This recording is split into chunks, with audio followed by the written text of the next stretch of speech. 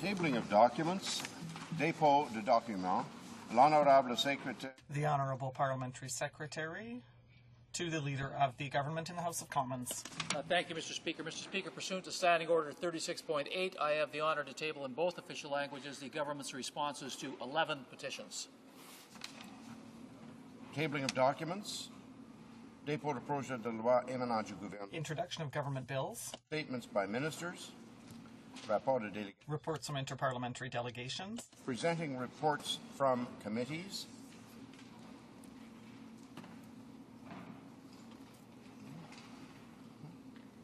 Presenting reports from committees. Oh, there she is. Sorry, the Honourable Member for London Fanshawe. Well, thank you, Mr. Speaker. I know that perhaps your line of sight might extend beyond the top of my head, but I am grateful to be recognized because I have the honor to present in both official languages the 6th report of the Standing Committee on the Status of Women in relation to building the pipeline, increasing the participation of women in non-traditional occupations. Presenting reports from committees.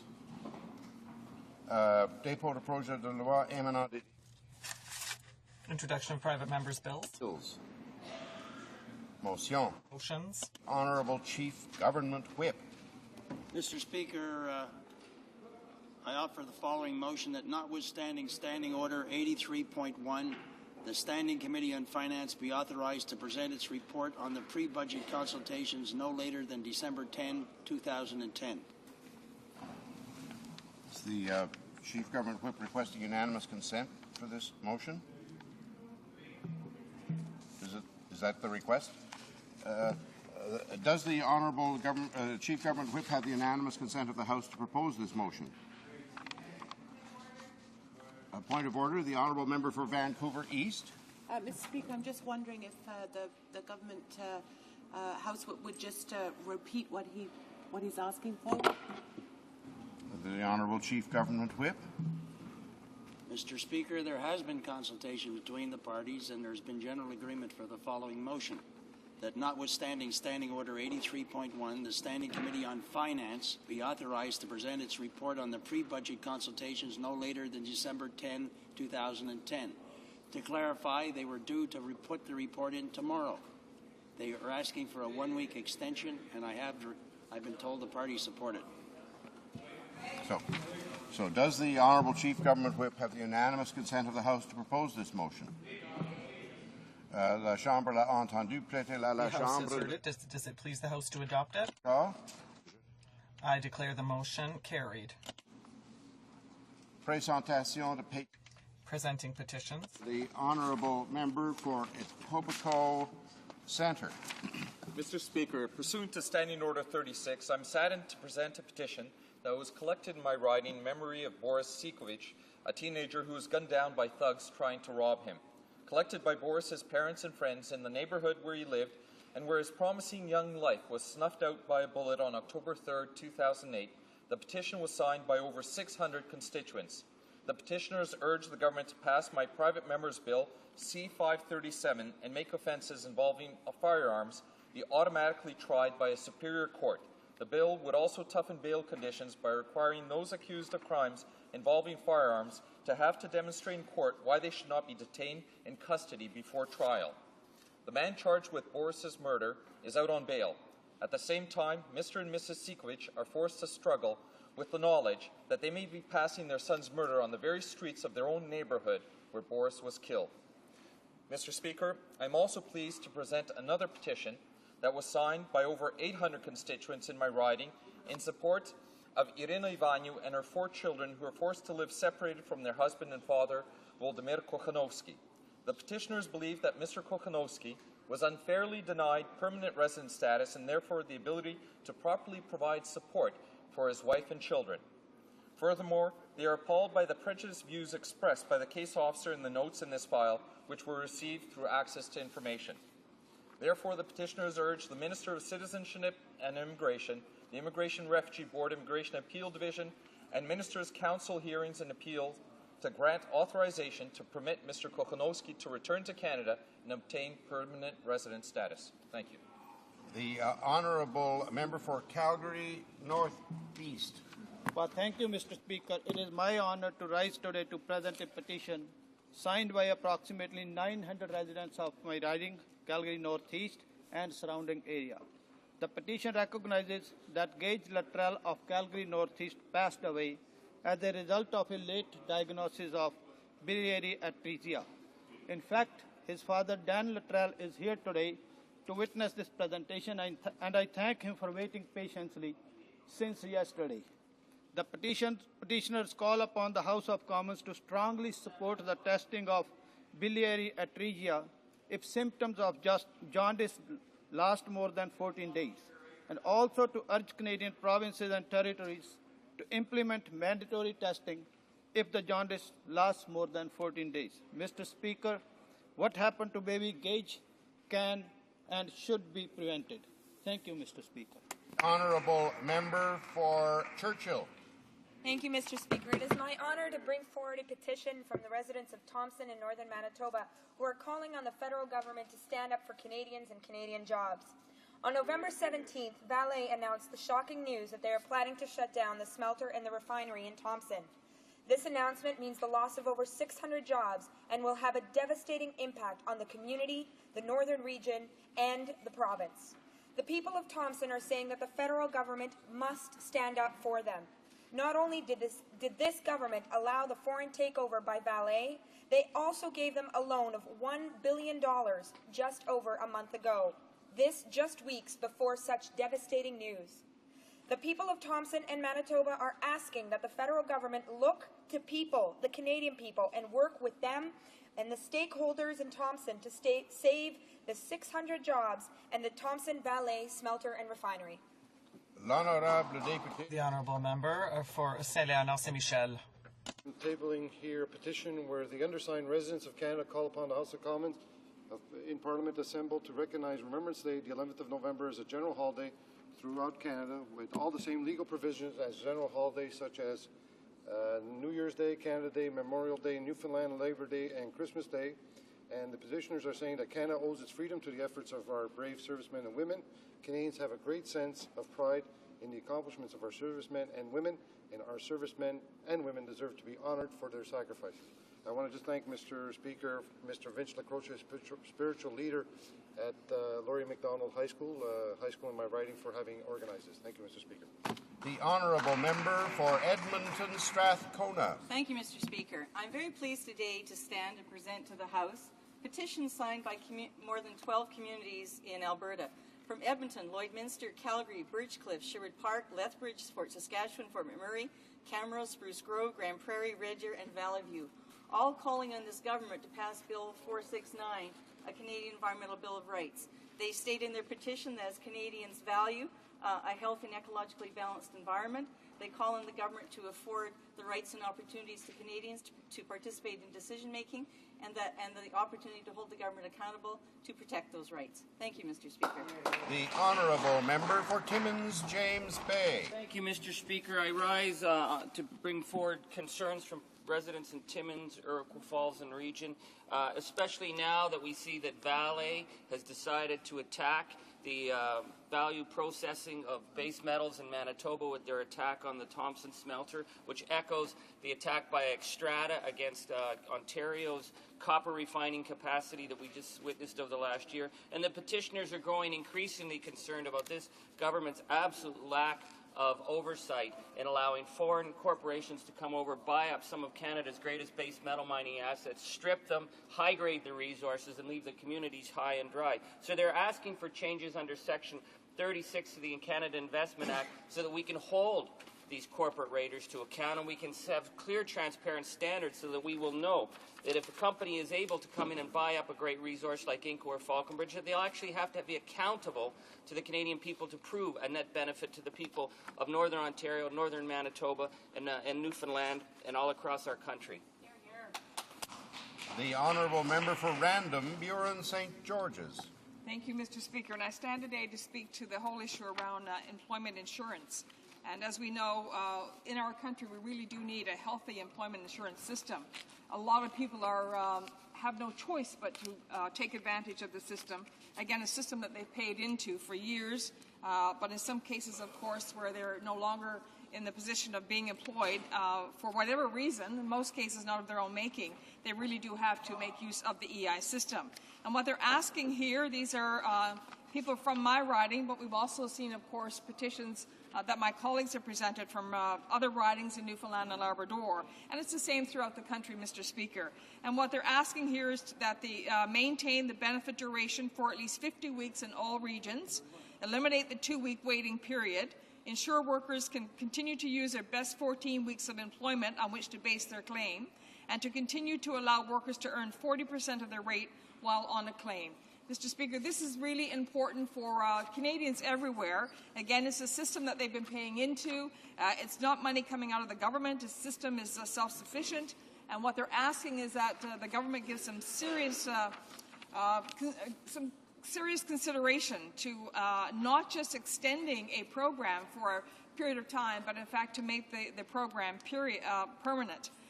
That will ensure then that people are not left in the lurch when these measures run out or when they no longer have a job that they can return to. So this is important, Mr. Speaker, again, on behalf of not just people in Newfoundland and Labrador, but Canadians who find themselves out of work through no fault of their own, but who need to avail of the EI system and to be able to live a life that is comfortable for them, again, based on their hours of work, the employment that they've had over the years, and the fact that they've paid into this system. The Honourable Member for Elmwood, Transcona. Mr. Speaker, dozens of Canadians have signed this petition calling on the government to end Canada's military involvement in Afghanistan. In May 2008, Parliament passed a resolution to withdraw Canadian forces by July 2011. The Prime Minister, with the agreement from the Liberal Party, broke his oft-repeated promise to honour the parliamentary motion, and furthermore refuses to put it to parliamentary vote in the House. Mr. Speaker, committing 1,000 soldiers to a training program still presents a danger to our troops and an unnecessary expense when our country is faced with a $56 billion deficit.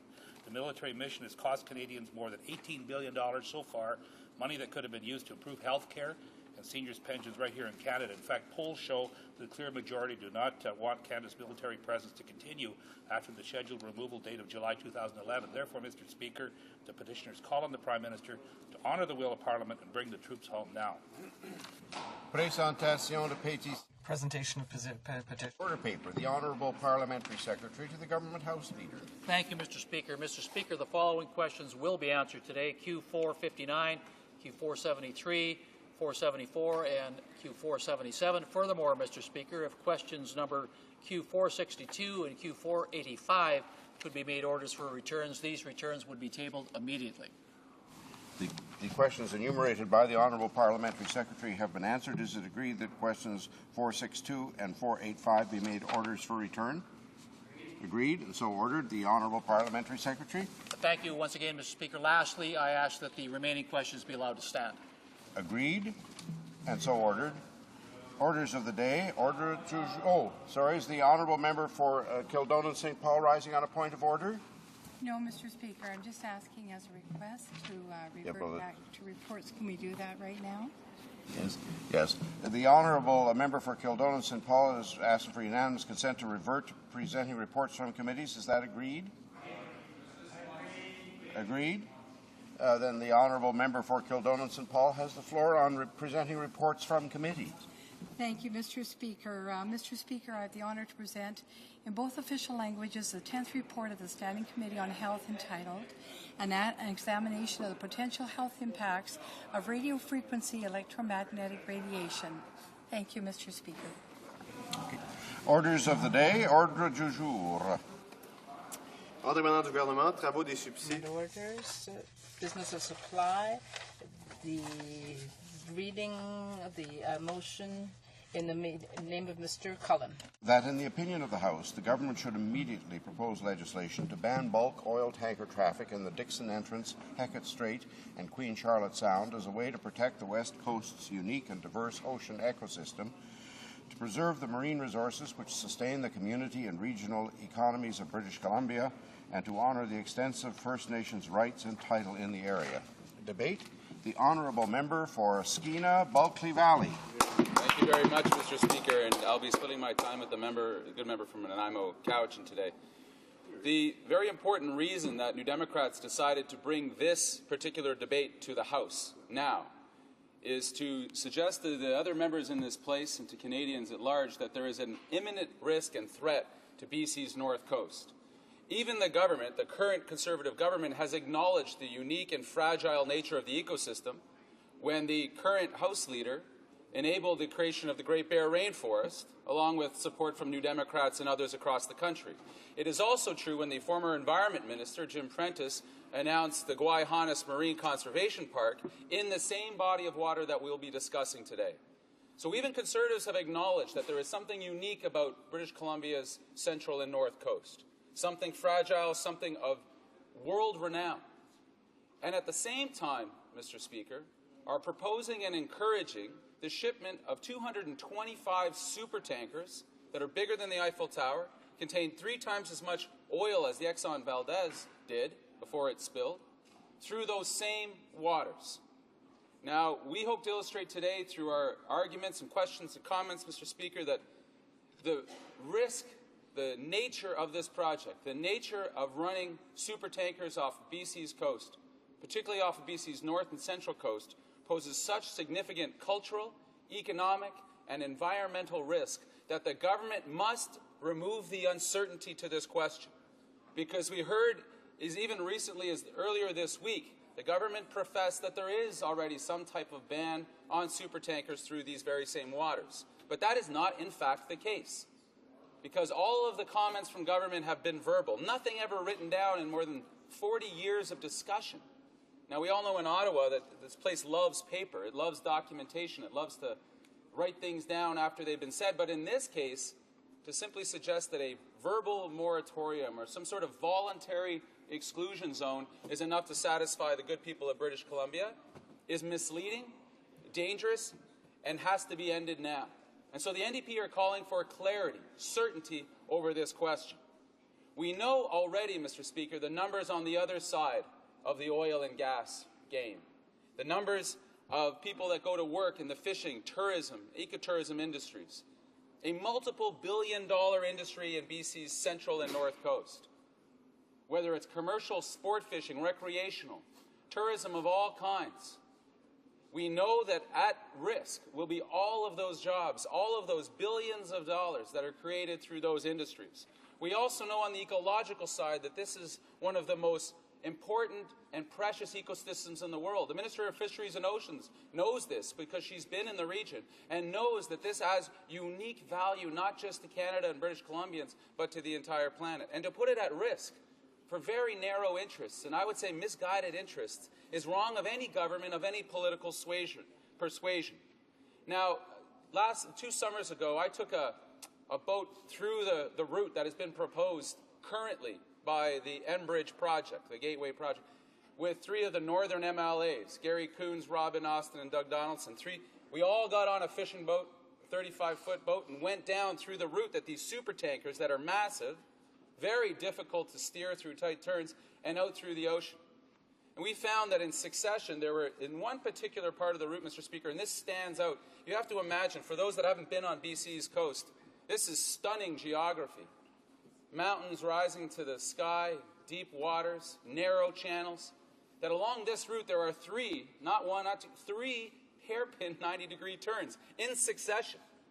And at one point I turned to the ship's captain that we had on our little boat and I said, well, this is the point where the supertankers would have tugs guiding them because it's so dangerous to actually maneuver through this. And he said, no, there's no tugs planned to guide the supertankers here. And I said, well, of course then they would have to slow down.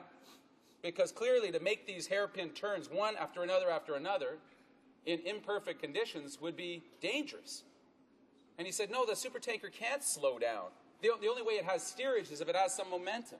So no, it has to take this at full and proper speed. That's the only way this thing happens. Now know this, that this is a part of the ocean that experiences some of the strongest waves, biggest winds, biggest storms in the world.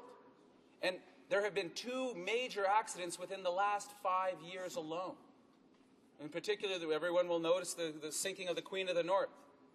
Now, industry will tell you that technology has improved, and we heard this in the case of the Exxon Valdez. Well, there was a mistake. The captain was drunk. Who knew? But we've improved so much since those dark days. Well, to remind everybody of that tragedy that happened just north of the area that we're talking about today, 3,500 square kilometers of ocean were polluted. 750 kilometers of the Alaskan coast were covered in oil. That is still there today, that you can still find in the shore, you can still find in the marine animals.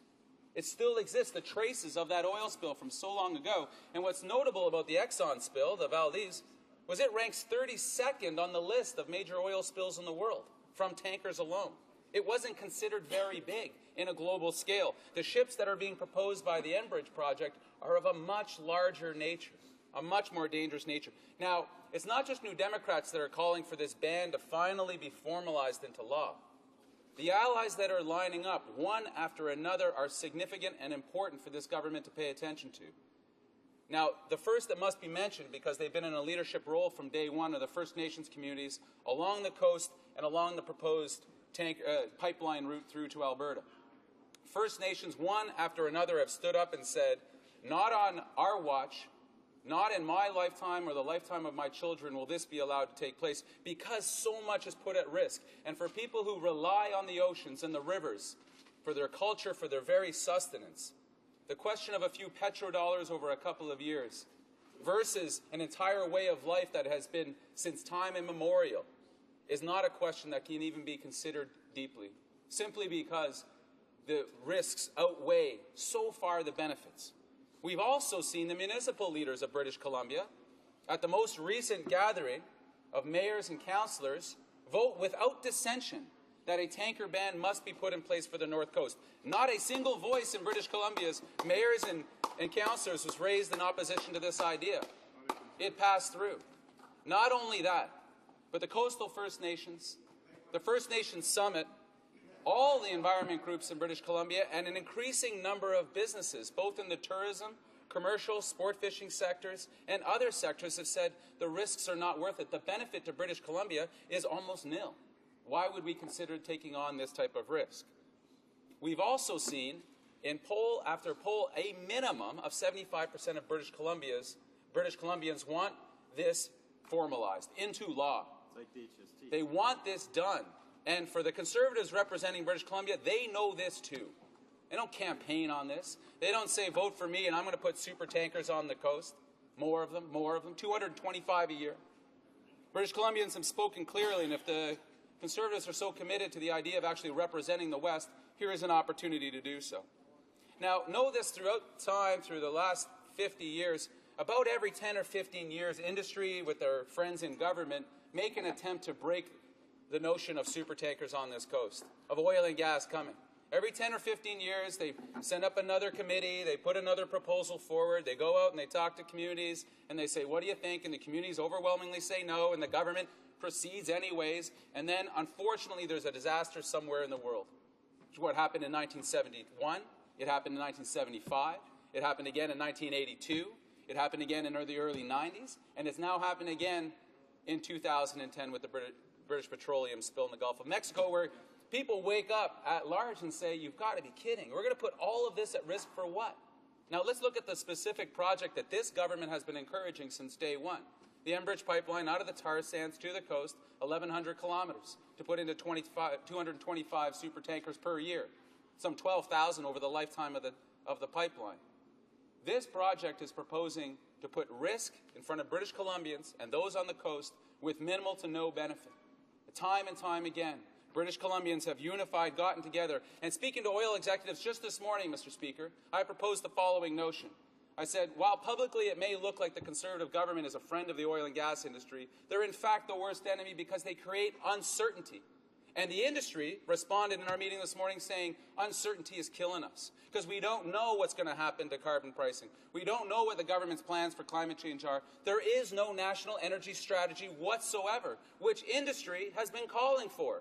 The heads of Suncor, Syncrude, Exxon Canada, Shell Canada have all said we need a national energy strategy, a security strategy, so that Canadians can rest assured that there's some kind of plan going on here. Because what's happening right now is all risk, no benefit. And British Columbians, West Coasters are saying enough's enough. Put this into law. Make this happen. Thank you very much, Mr. Speaker. Questions and comments? The Honourable Member for Esquimalt-Wanda-Fuga. Thank you very much, Mr. Speaker. And I'd like to ask my colleague two questions. One is, we know that the First Nations along the proposed pipeline's pathway have said no. But I wanted his opinion on actually twinning the pipe down to Vancouver and allowing the oil to be able to leave Canada through the port in Vancouver through a twinning process, whether he believes that's an option and whether or not he's discussed this with the companies involved. And my second question really revolves around marine protected areas, whether he believes and supports the notion that the government should significantly expand the number of marine protected areas we have. We're one of the world's laggards in this area, and I think it's absolutely crucial to protect our marine ecosystems in order for this to happen. Thank you. The Honourable Member for Skeena-Bulkley Valley. Thank you. I thank my colleague for his question and his time on the issue. The government recently stood up when announcing the Guayhanas Marine Protected Area and congratulated itself extensively, noting the unique nature of this part of the marine environment. And this is off the southern tip of Guayhanas, right, the very end of what was formerly known as the Queen Charlotte Islands. And Jim Prentice, then Environment Minister, and the current Environment Minister have both said how important it is to have this marine protected area for all sorts of reasons, both cultural, economic, and environmental, certainly, but are now proposing to overlay on top of that marine protected area supertanker traffic, oil tanker traffic, which then leads, as industry has told us, to offshore drilling in the same area. Now, this shouldn't surprise Canadians too much, and Canadians can be forgiven for becoming a little cynical of the government's plans around the marine environment, because earlier last year, the Prime Minister was up in the Arctic announcing a beluga sanctuary. What a lovely idea. Who could argue against that, except for the fact that he neglected to mention that surrounding this little postage stamp of a sanctuary, the government had issued oil and gas drilling leases completely around it, so the belugas would be ducking through oil and gas rigs on the way to their sanctuary. Oh, by the way, there's also oil and gas drilling permitted in the beluga sanctuary as well. This is what this government perceives as conservation. Clearly not. In terms of Vancouver, I can get into it a little later, but consultation is needed there as much as it's needed on the North Coast. Everybody impacted must be involved, and the First Nations will be speaking loudly and strongly to this. Questions and comments? The Honourable Member for Timmins James Bay.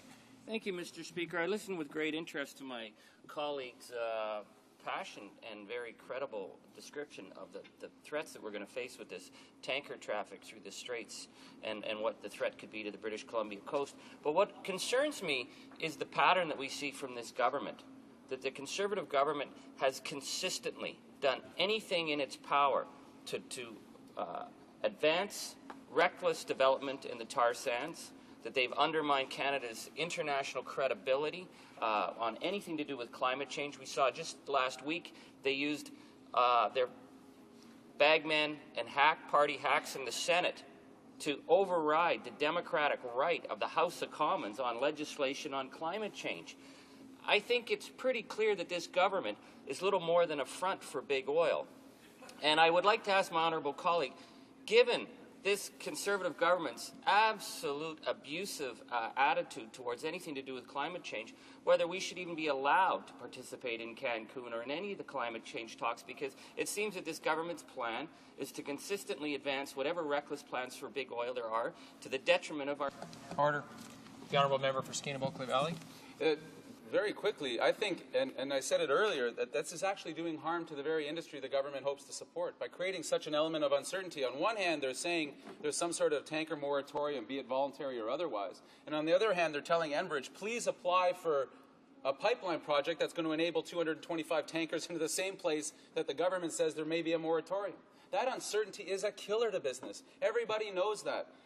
Another element of this project, which is important to my colleague from Timmins and anybody in this House who happens to represent a resource constituency, a place that draws from our natural environment, that this is all for raw export, raw bitumen to other places to do the upgrading. This is thousands of jobs. It also helps create what the finance minister will well know, is that the precarious nature of what's often called Dutch disease, where the Canadian dollar becomes, in fact, a petrodollar. So every time another tar sands operation gets developed, the dollar incrementally rises again, and manufacturing in places like Quebec, Ontario, even in Alberta itself, becomes harder and harder to do, harder and harder for us to compete. This is a known economic reality.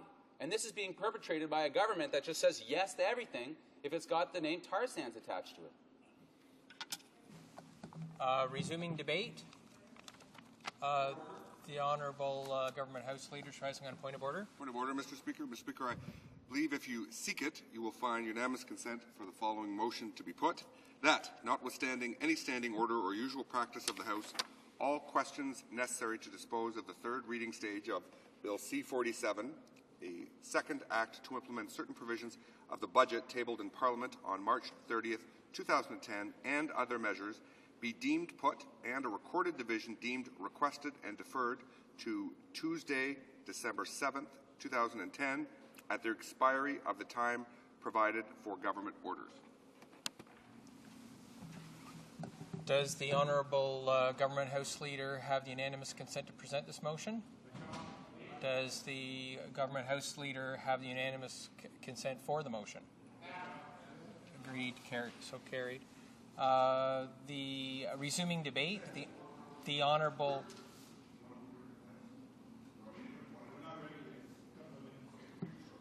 Resuming debate. The Honourable Member for Nanaimo Cowichan. Thank you, Mr. Speaker. And I want to begin by acknowledging the very good work that the member from Skeena-Bulkley Valley has done on this.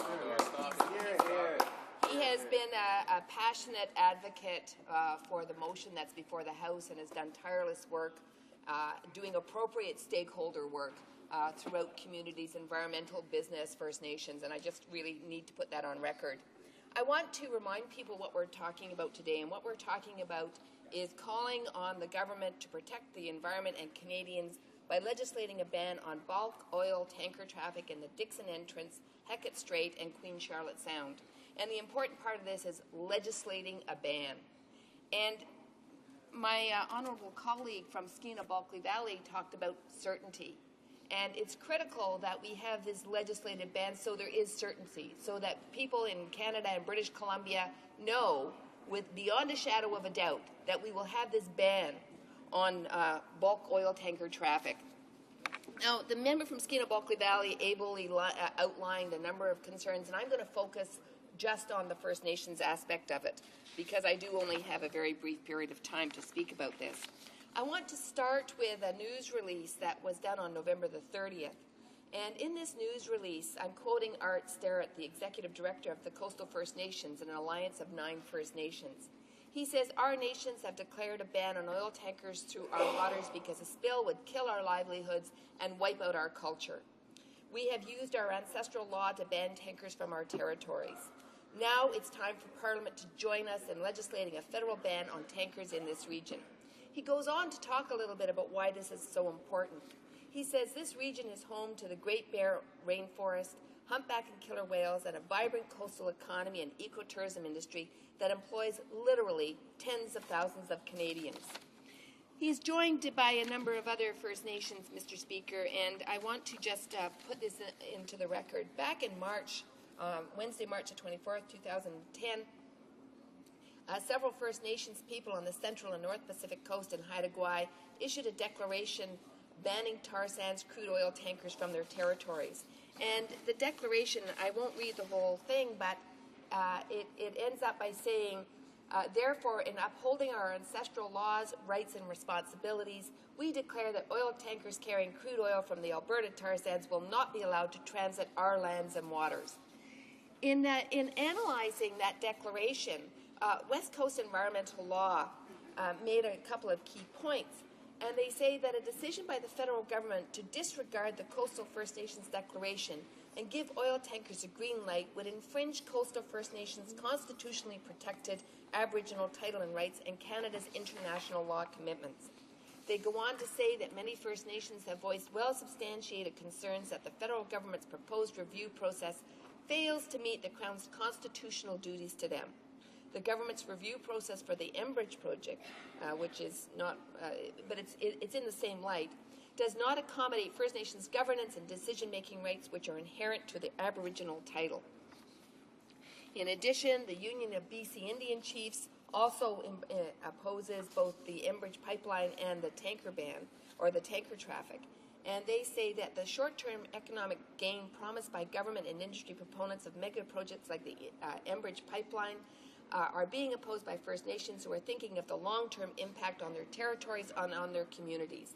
He goes on, Grand Chief Phillip goes on to say it's abundantly clear that BC First Nations will not put their territories and waters at risk caused by the proposed Enbridge Northern Gateway pipeline and the crude oil tanker traffic. As Indigenous people, we know firsthand when third-party interests are granted access to the resources of our territories, governments and the courts protect those industry interests at great cost to Aboriginal title and the rights and environmental values that many British Columbians share with First Nations. So, Mr. Speaker, and I could go on about the number of First Nations. It's unprecedented, the number of nations that have stood up and said, we oppose this bulk oil tanker traffic. We don't like what it's going to do to our environment. We don't like what it's going to do to our cultural rights. We don't like what it's going to do to our livelihood. So they too are calling on a legislated ban. Now, to put this into an international context, I want to briefly quote from the United Nations Declaration on the Rights of Indigenous People, Article 32, Section 2. It says that states shall consult and cooperate in good faith with the Indigenous peoples concerned through their own representative institutions in order to obtain their free and informed consent prior to the approval of any project affecting their lands or territories and other resources, particularly in connection with the development, utilization, or exploitation of mineral, water, or other resources. Now, Mr. Speaker, we recently have had the Conservative government saying that they now endorse the UN Declaration on the Rights of Indigenous Peoples. So in that light, I would say that nothing can happen around oil tanker traffic unless the First Nations are appropriately consulted. I want to touch on some case law here because this is the Canadian courts have enshrined in their decisions the fact that there is a constitutional obligation for the government to consult. And the Fraser Milner Casgrain did a paper, a focus on Aboriginal law back in 2004 that talks about an important decision, and it's the Haida decision. And speaking for, I'm just going to quote a little bit from this. It says, speaking for a unanimous court, Chief Justice McLaughlin held that the Crown's duty to consult with Aboriginal peoples is grounded in the principle of the honour of the Crown, which must be understood generously. In the Haida case, British Columbia had a knowledge of the potential existence of Aboriginal rights and title and made decisions that might adversely affect these rights. Therefore, the honour of the Crown mandated consultation prior to making a decision that might adversely affect the claimed Aboriginal titles and rights. The strength of the case for the Haida title and the Haida right to harvest trees suggests that the honour of the Crown may require significant accommodation to preserve the Haida interest pending resolution of their claim. And they go on to outline a number of key points. I don't have time to read them all, but I want to touch on a couple.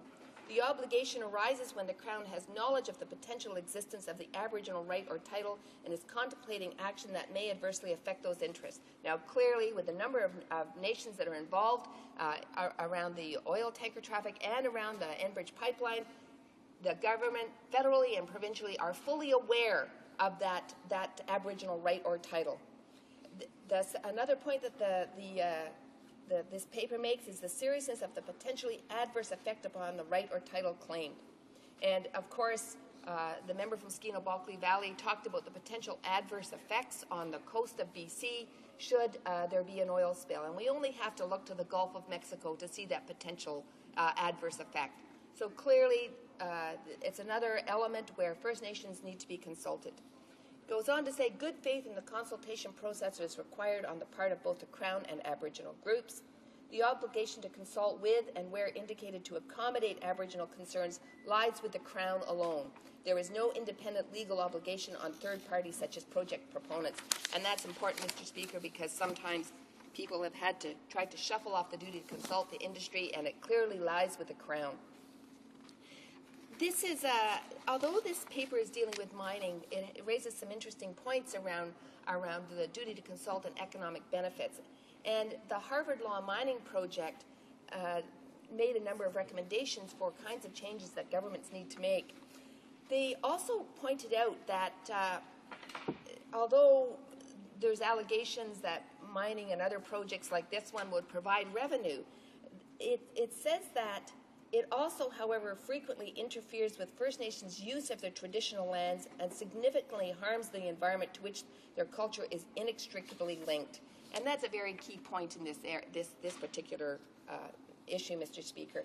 I can see you're telling me that I've got to wrap up. I of course, have much more material talking about case law and analysis around the government's duty to consult, to accommodate, around the issues around rights and title for First Nations, and of course around the whole issues of around employment. And we know in many First Nations territories in this country that projects have come in and the First Nations have not been the beneficiaries of the supposed economic spin-off. Often what happens is they are left with the devastation of their lands and territories after the company has packed up its bags and gone away or polluted the environment.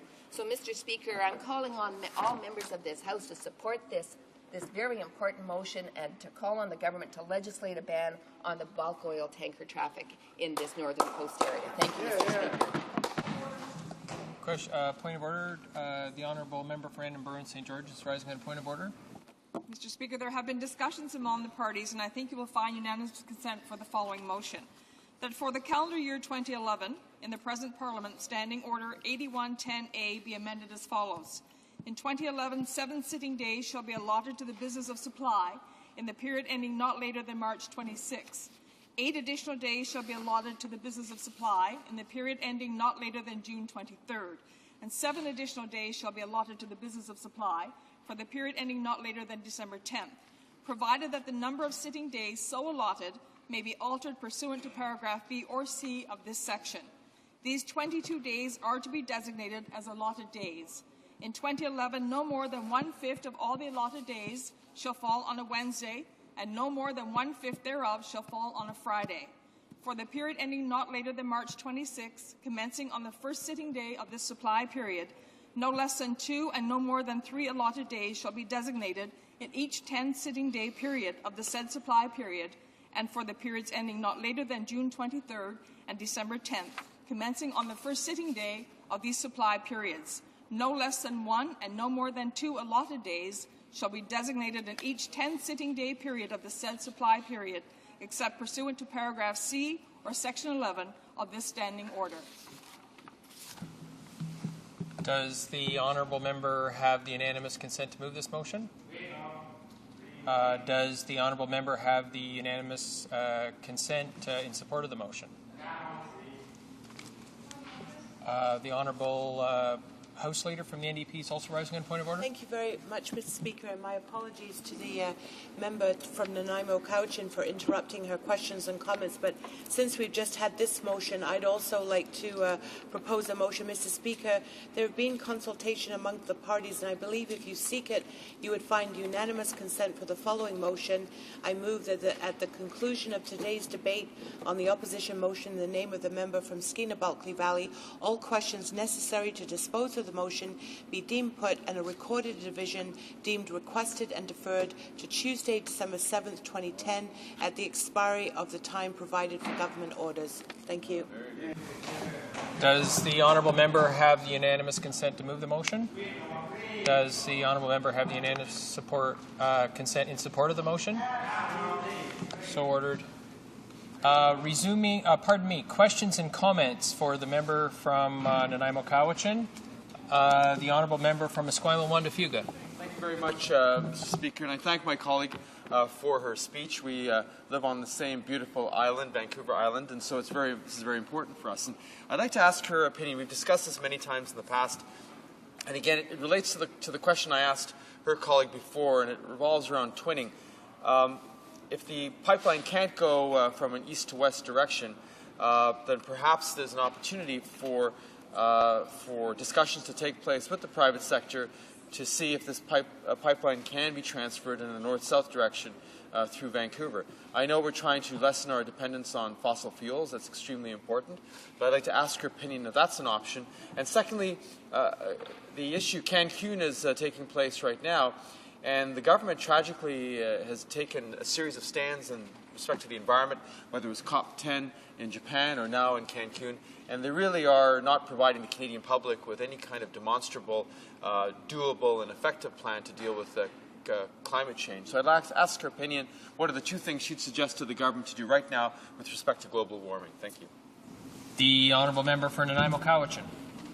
Thank you, Mr. Speaker. And I'm going to actually reverse the order of the questions, and I'm going to suggest that the two things that the government could do is immediately look at implementing Bill C-311, the Climate Change Accountability Act, and implement the Environmental Bill of Rights by the member from Edmonton Strathcona. That would be two very good steps that they could take to demonstrate Canada's position on climate change. With regards to the twinning of the pipeline, again, I'm going to come back to the First Nations perspective. I know we are talking about twinning here, but any additional construction is going to have an impact on territories. And I would say that before any consideration of expansion of even existing projects, First Nations must be at the table, must be appropriately consulted, must be included in any implementation of any decision. So I think that's the appropriate step to take on that particular project. Questions and comments? The honourable member for Burnaby, New Westminster. Thank you very much, Mr. Speaker. I enjoyed the member from Nanaimo Cowichan's speech, as I did the member from Skeena-Bulkley Valley before. Both members spoke very, very eloquently. I wanted to ask the member, is this part of a pattern of blatant disregard for British Columbians from this Conservative government? We certainly lived through the first strike Conservatives forced on BC, the softwood lumber sellout, which cost us thousands upon thousands of jobs. We've had the HST that was imposed as well on British Columbia, and now the Conservatives seem intent on imposing monster tankers going up and down the coast with the incredible risk that poses to the BC economy and to our environment and to our quality of life. So I wanted to ask the member from Nanaimo Cowichan, is this like the third strike of Conservatives' blatant disregard for British Columbians, for BC interests, and for BC's quality of life? The honourable member for Nanaimo Cowichan. Well, that's a very good question, Mr. Speaker. I remember a couple of budget or throne speeches ago where the Minister of Finance actually said that this budget was good for Canadians from the east coast of the Rockies. And those of us on the other side of the Rockies went, wait a minute, we're part of Canada. At least the last time we checked, we're still part of Canada. So, Mr. Speaker, I think that the interest of people in British Columbia have sadly been left out by the Conservative government. We've, as a member from Burnaby, New Westminster, rightly pointed out, you know, the HST has had devastating effects on, for example, the restaurant industry. I mean, they've taken a huge hit over this last couple of months. And when we look at things like oil tanker traffic, and we look at the impact that the Exxon Valdez had up in Alaska, we look at what's happening in the Gulf, why won't this government listen to British Columbians? The majority of British Columbians say they do not want these giant oil tankers in these waters. They don't want to have to deal with the aftermath of a potential oil spill. And we know industry itself has often said, we cannot guarantee that there will not be an oil spill. Why would we do it? We've often talked about the precautionary principle. Why would we not use the precautionary principle when we're talking about these oil tankers? The impact is unimaginable. People who have not visited this part of the country have no idea of the geography and the weather patterns. It would be a catastrophe if we had an oil spill in the middle of winter when we can have 90-foot waves. Thank you, Mr. Speaker. Resuming debate, the Honourable Parliamentary Secretary to the Minister of Transport. Thank you, Mr. Speaker, and I thank you for the opportunity today to get up and speak about this topic, which is very, very important to Canadians. I will be sharing my time with the member from Abbotsford. Now, Mr. Speaker, I was actually born in British Columbia. I spent a lot of time on the water, do have a full understanding of what this entails, and I have to say, Mr. Speaker, listening to the NDP, you'd think the Chicken Little was running around and the sky was going to fall. The reality is, Mr. Speaker, oil tankers have been trading safely and regularly off British Columbia's coast for many, many years. In fact, Mr. Speaker, for more time than I've been alive, they've been trading safely, and I don't believe there's been one oil tanker incident at sea since that period of time. Measures actually exist, Mr. Speaker, to prevent this kind of thing and to ensure the safe transportation of petroleum products, not only to prevent possible ship source spills, Mr. Speaker, but also to ensure preparedness and appropriate response in the unlikely event of a spill. So actually a dual way to deal with if it does happen, Mr. Speaker. And as I say, there hasn't been one in sea since before I was born, so the likelihood is very, very remote indeed. Especially, Mr. Speaker, we've had additional things happen, double hull of tankers and things like that. And, of course, we have our pilots, Mr. Speaker, that make sure that our ships get where they're supposed to go safely in places where it might pose a danger. Transport Canada's marine mandate is related actually to navigation, Mr. Speaker, and navigation, of course, is very, very important. Shipping and protection of the environment are also included, and that includes, of course, response and enforcement from ship pollution. As I mentioned, Mr. Speaker, we have a lot of different ways in which we can make sure that this doesn't happen, and to not only avoid it, but to take care of it if it does indeed happen. Now, Transport Canada's goal in this, as the lead federal department responsible for Canada's national ship source oil spill preparedness and response regime, is to ensure a national response capability, Mr. Speaker, and to be ready to respond in the event of an incident wherever it is in our nation. And, Mr. Speaker, that's where we are today. And notwithstanding what the NDP claim, we all know that they would like to shut all our borders. They would like to shut down Canada. That's not the position of this government, Mr. Speaker. It's about jobs. It's about creating jobs for Canadians, and at the same time making sure that future generations, my grandchildren, your grandchildren, great-grandchildren, have a safe and great environment to live in, Mr. Speaker. And that's what this government is going to do and is doing, actually. Operators of oil handling facilities, in fact, must maintain a minimum level of preparedness and have oil pollution prevention and emergency plans in place. So this government has a strong regulatory legislative regime that encourages and demands that people that handle this type of fuel, Mr. Speaker, are ready to take action if necessary, and that they avoid it in all possible cases through better equipment and through investments by them.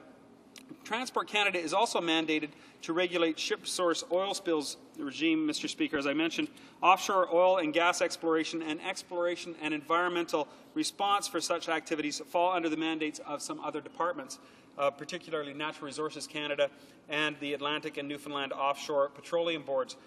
The National Ship Source Oil Spill Preparedness and Response Regime was established actually in 1995, following increased public attention on high-profile oil spills in North American waters. And the regime is built on a partnership between government and industry with the respective responsibilities of each party set out in the Canada Shipping Act.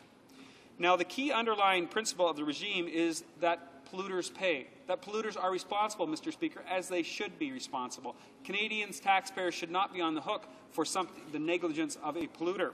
And in this particular case, this is the situation with this government and our strong response in relation to industry.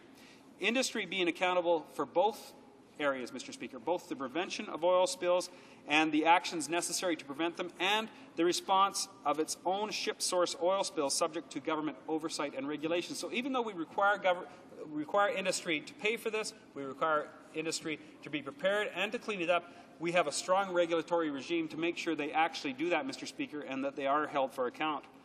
The private sector funds delivers the operational elements of the regime, which ensures that industry has the capability to respond to individual ship source oil spills of up to 10,000 tons in Canadian waters south of the 60 degrees north latitude.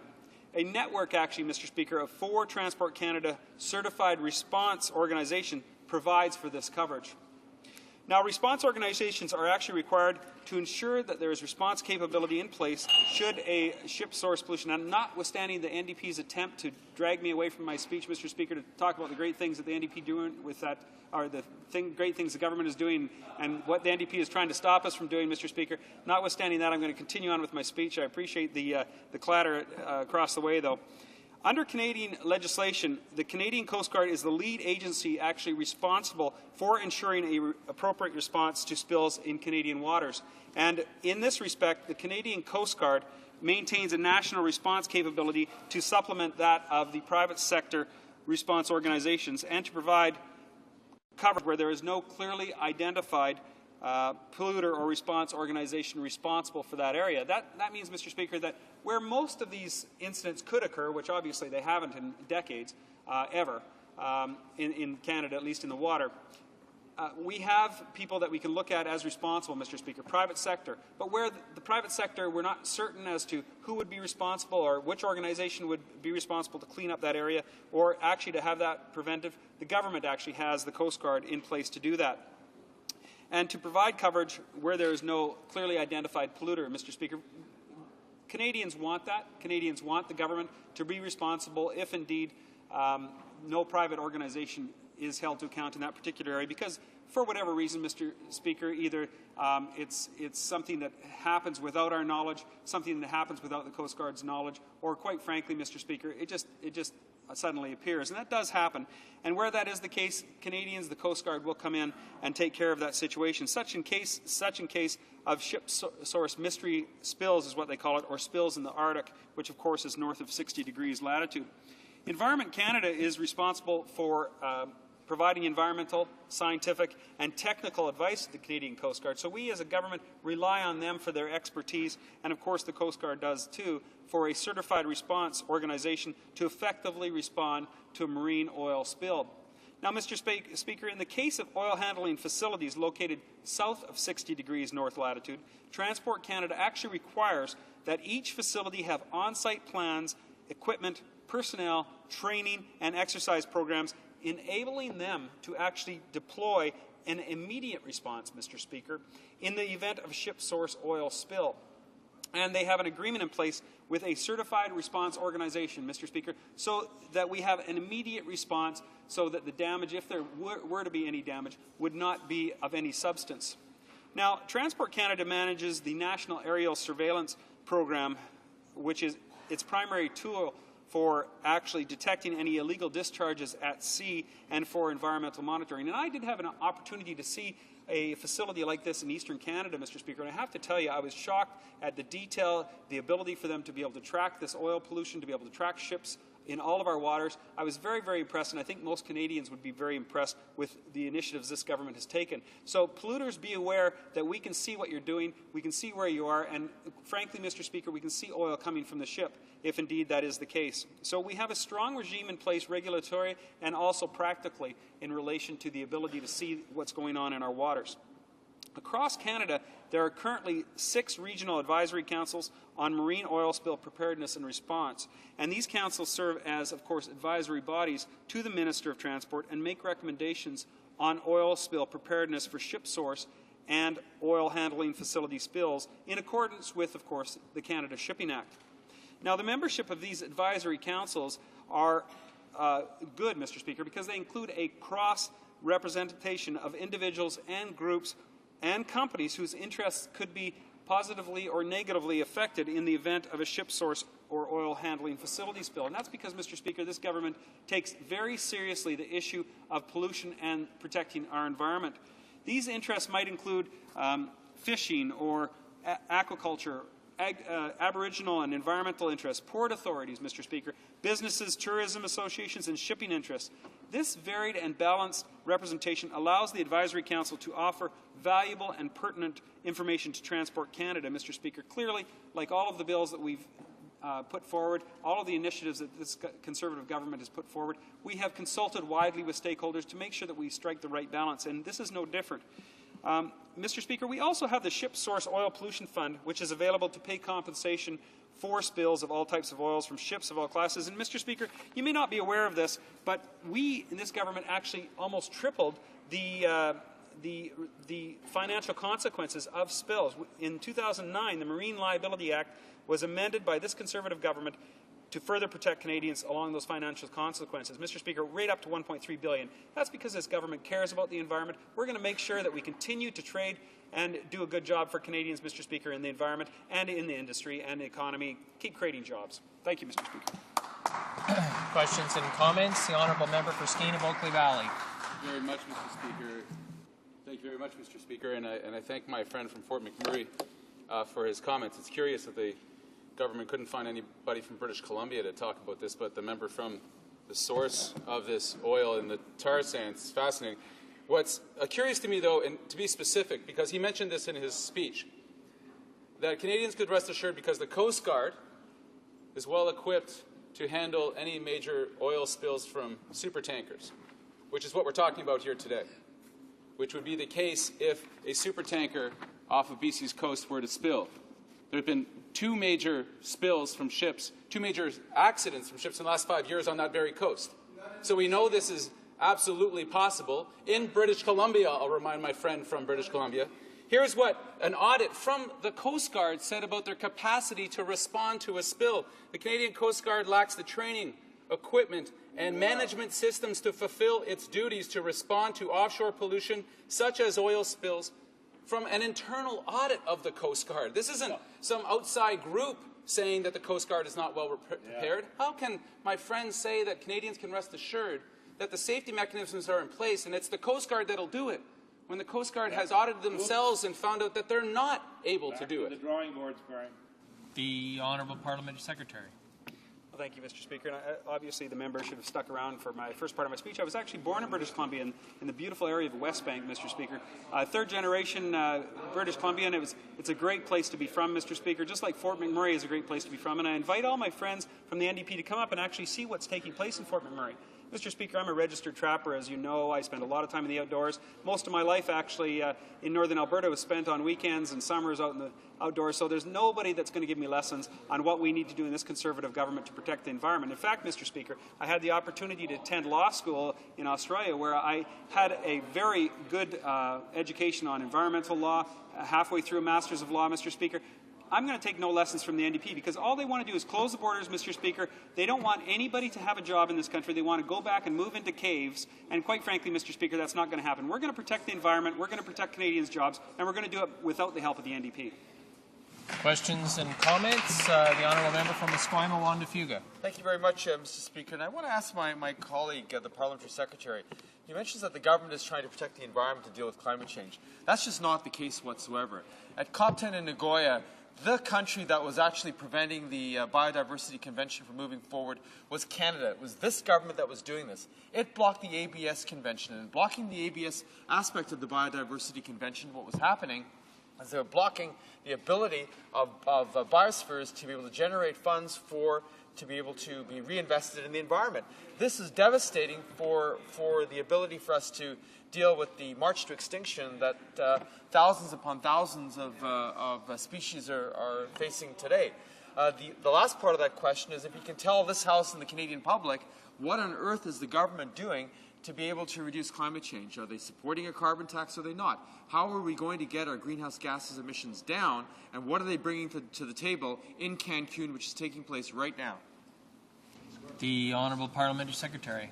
I appreciate the member's question. I wish it would have come from somebody else so I could actually answer it substantively because, Mr. Speaker, I clearly have problems answering a question from this member. He was a member of the government for, I think, 10 years approximately, or a good number of years anyways, when they were in control. The Liberals were in control. And, Mr. Speaker, greenhouse gases went sky high up, and under this government, greenhouse gases are not only under control, Mr. Speaker, they're actually going down. So when he was a member of the Liberal government, they had an opportunity to do something. They had an opportunity to help the environment. They had an opportunity to actually combat climate change. And, Mr. Speaker, I understand, and I'm going to miss this member because he's quite rational on most things. I understand why he's quitting politics, Mr. Speaker, because he's ashamed of the record of the Liberal Party, and he knows they will not be able to recover from that record.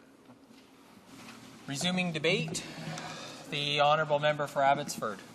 Well, thank you, Mr. Speaker. And as a proud British Columbian, having lived there all my life, I want to put the lie to some of the scaremongering that we hear from the NDP benches.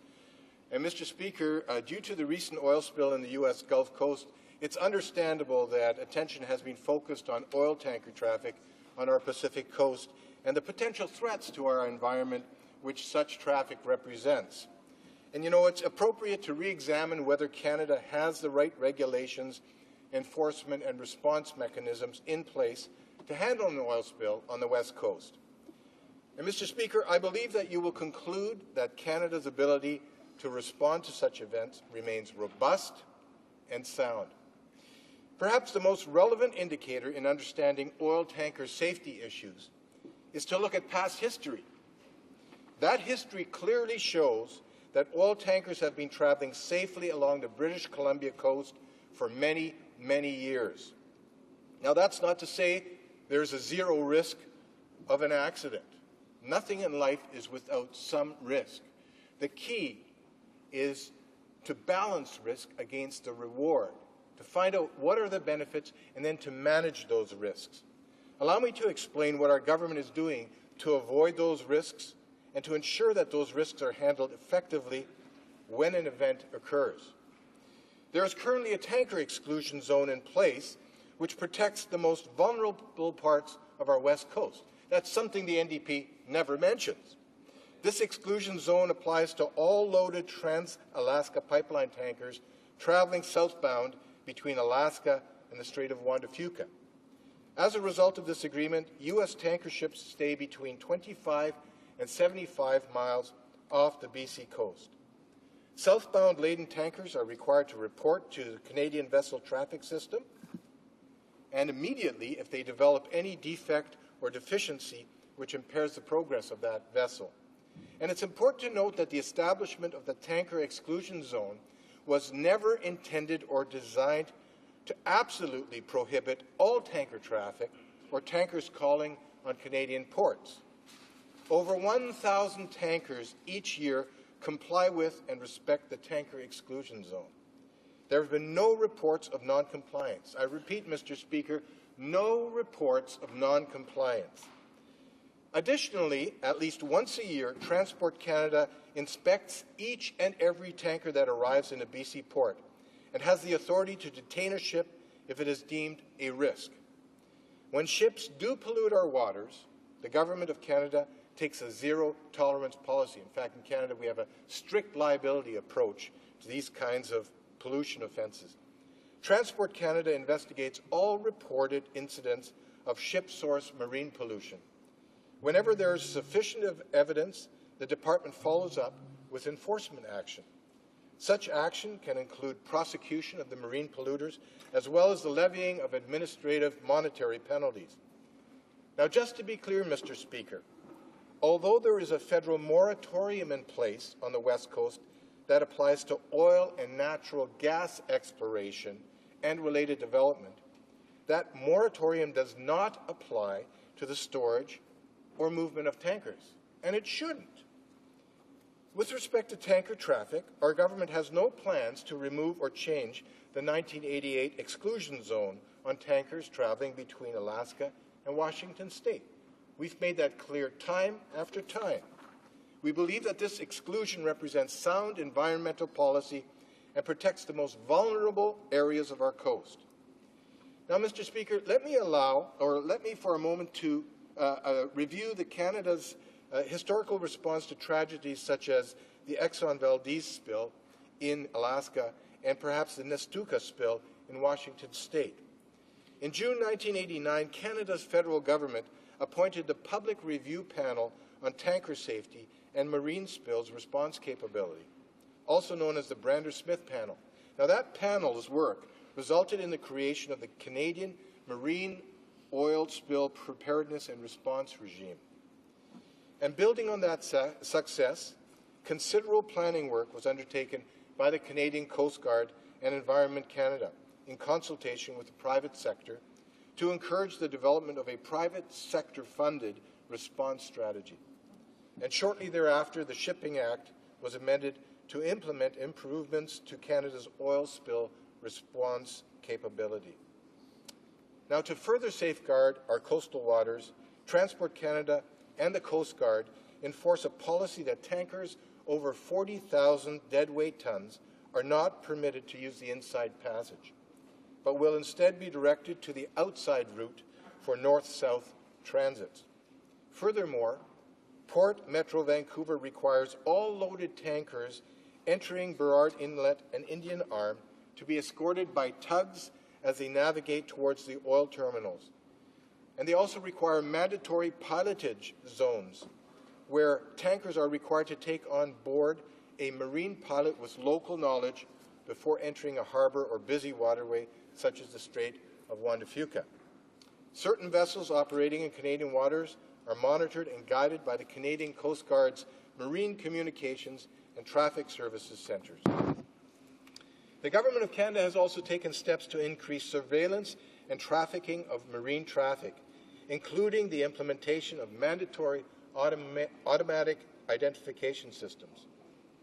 Mr. Speaker, let's put all of this into perspective. The demand for oil is growing around the world, especially from countries such as China. Oil refining activity takes place on BC's coast for both domestic and international consumption. The movement of oil occurs primarily through the ports of Vancouver, Prince Rupert, and Kitimat. In the last 5 years, over 1,300 tankers have arrived in Port Metro Vancouver, and 187 have arrived in the ports of Kitimat and Prince Rupert. And interestingly enough, Mr. Speaker, since 2003, there have been about 475,000 vessel movements per year on the West Coast, yet tankers counted only 0.3% of this traffic in the 2008-2009 fiscal year. Tankers have been involved in only 5 shipping incidents on the West Coast since 2003, and not one, I repeat, not one of which resulted in pollution to our coast. Indeed, the only significant oil spill on the West Coast didn't come from a tanker at all, but from the BC ferry, Queen of the North, when it sank in 2006. Mr. Speaker, in conclusion, Transport Canada remains confident that the Canada Shipping Act and its regulations and their regional policies and procedures have demonstrated their effectiveness on the West Coast. Despite an extensive coastline, BC has enjoyed an enviable safety and environmental record. The long and short of it is this, Mr. Speaker. The world's demand for oil and gas continues to grow. Canada happens to be one of the world's energy superpowers, and the world is beating a path to our doorstep in order to acquire our resources. Much of our future prosperity depends on Canada's ability to grow its markets and to safely and efficiently get those resources to its customers. What has made Canada's West Coast and Pacific Gateway even more important to our national prosperity is the dramatic growth of economic opportunities in places such as China and India. Tankers are an indispensable way of getting our resources out to those markets. So the question remains, can tankers safely use our West Coast shipping lanes? History and experience shows that, in Canada at least, the answer is yes. And the answer is yes, provided that we continue to focus on a number of key priorities. It's that balance I spoke to you about earlier in my speech. Those priorities are, first of all, exclusion zones for the most vulnerable areas of our coast. Secondly, a robust monitoring and enforcement scheme. Third, tough laws and regulations relating to tanker traffic along our coast. And finally, a high degree of cooperation and collaboration amongst the various stakeholders in maintaining a high level of emergency preparedness. I believe those priorities are being met and that it is possible to secure the future prosperity of our country by ensuring the safe passage of tanker traffic through Canadian waters. Thank you, Mr. Speaker.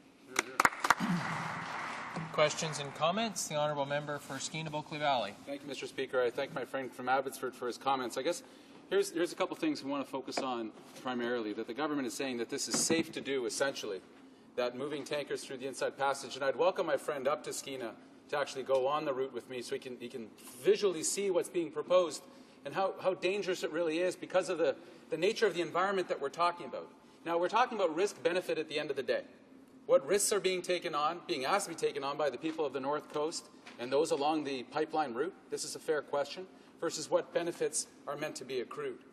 Now, it's interesting that the government, this same government, blocked an LNG proposal in Maine through waters on the East Coast, saying, and it was then the Veterans Affairs Minister, that we've made it perfectly clear why we've taken the position to block the tankers, to protect the environment, our citizens and our economy in terms of the fishery. There is too much at stake.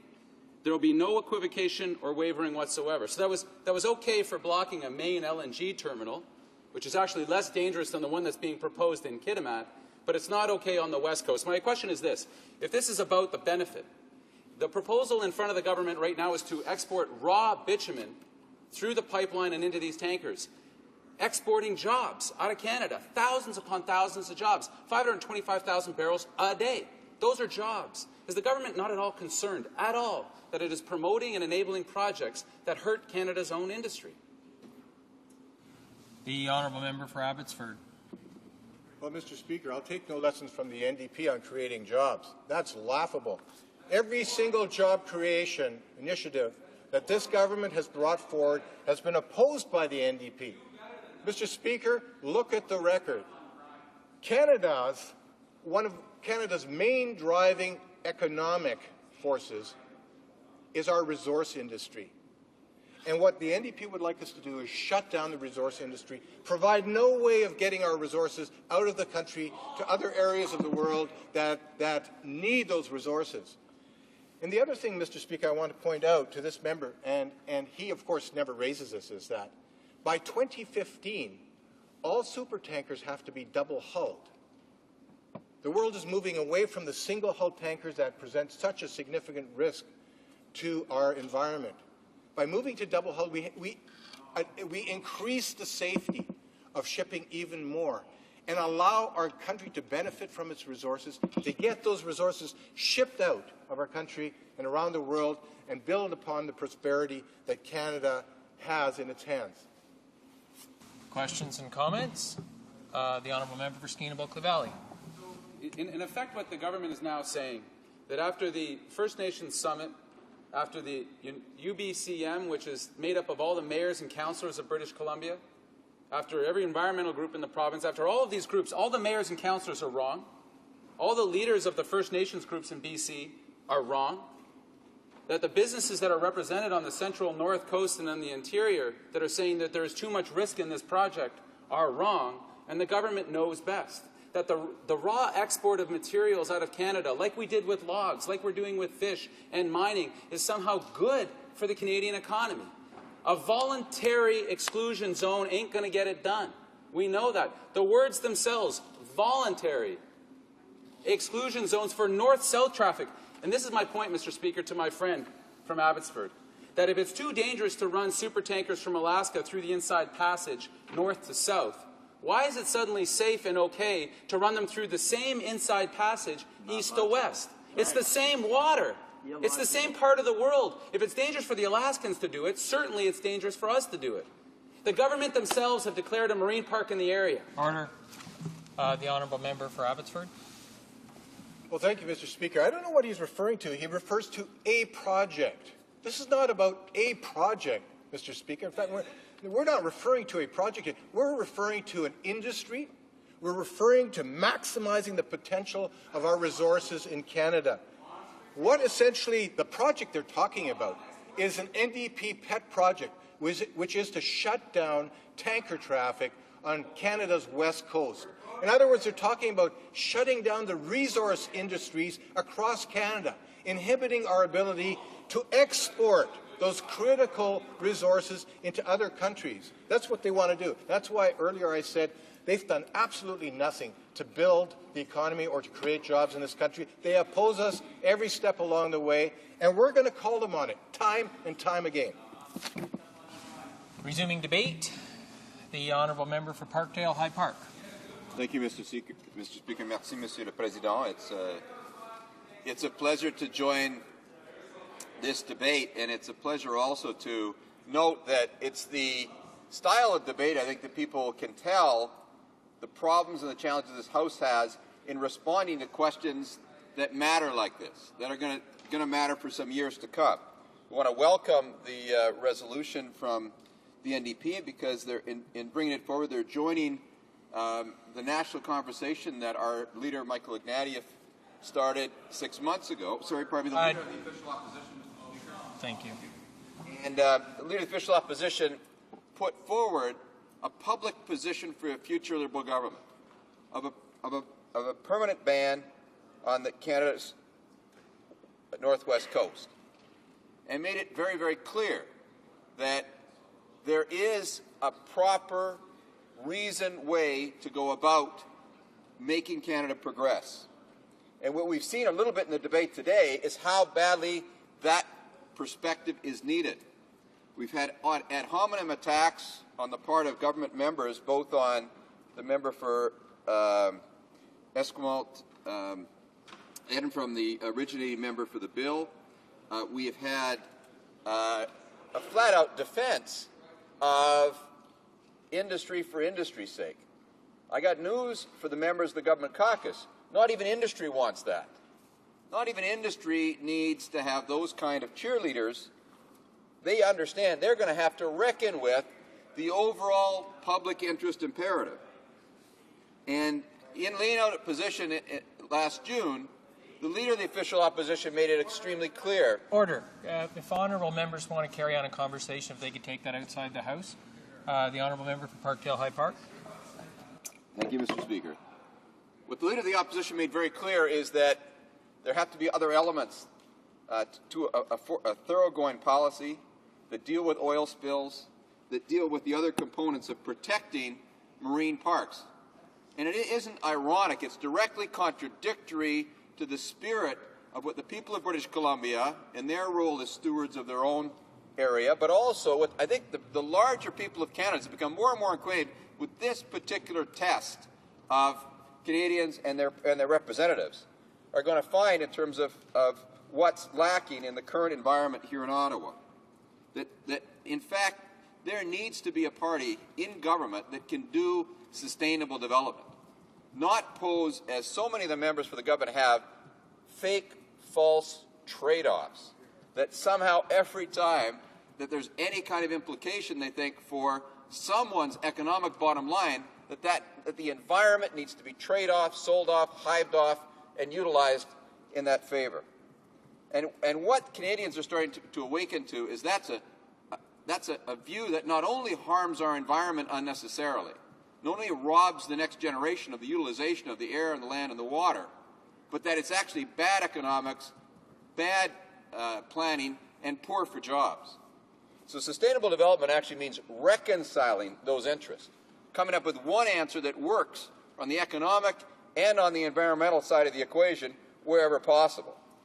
And when you look at the circumstance of the coast, you look at the Great Spirit rainforest that so many people have worked to have as a protected area being right there and affected. You look at the very first baby steps that have happened in terms of marine protection right in that nearby area in terms of Canada's first marine park, and you realize that the trade-offs here being proposed by the kind of just wide open acceptance and defense being made of acceptance of tanker traffic by the people opposite just simply doesn't meet the test of any form of reasonableness.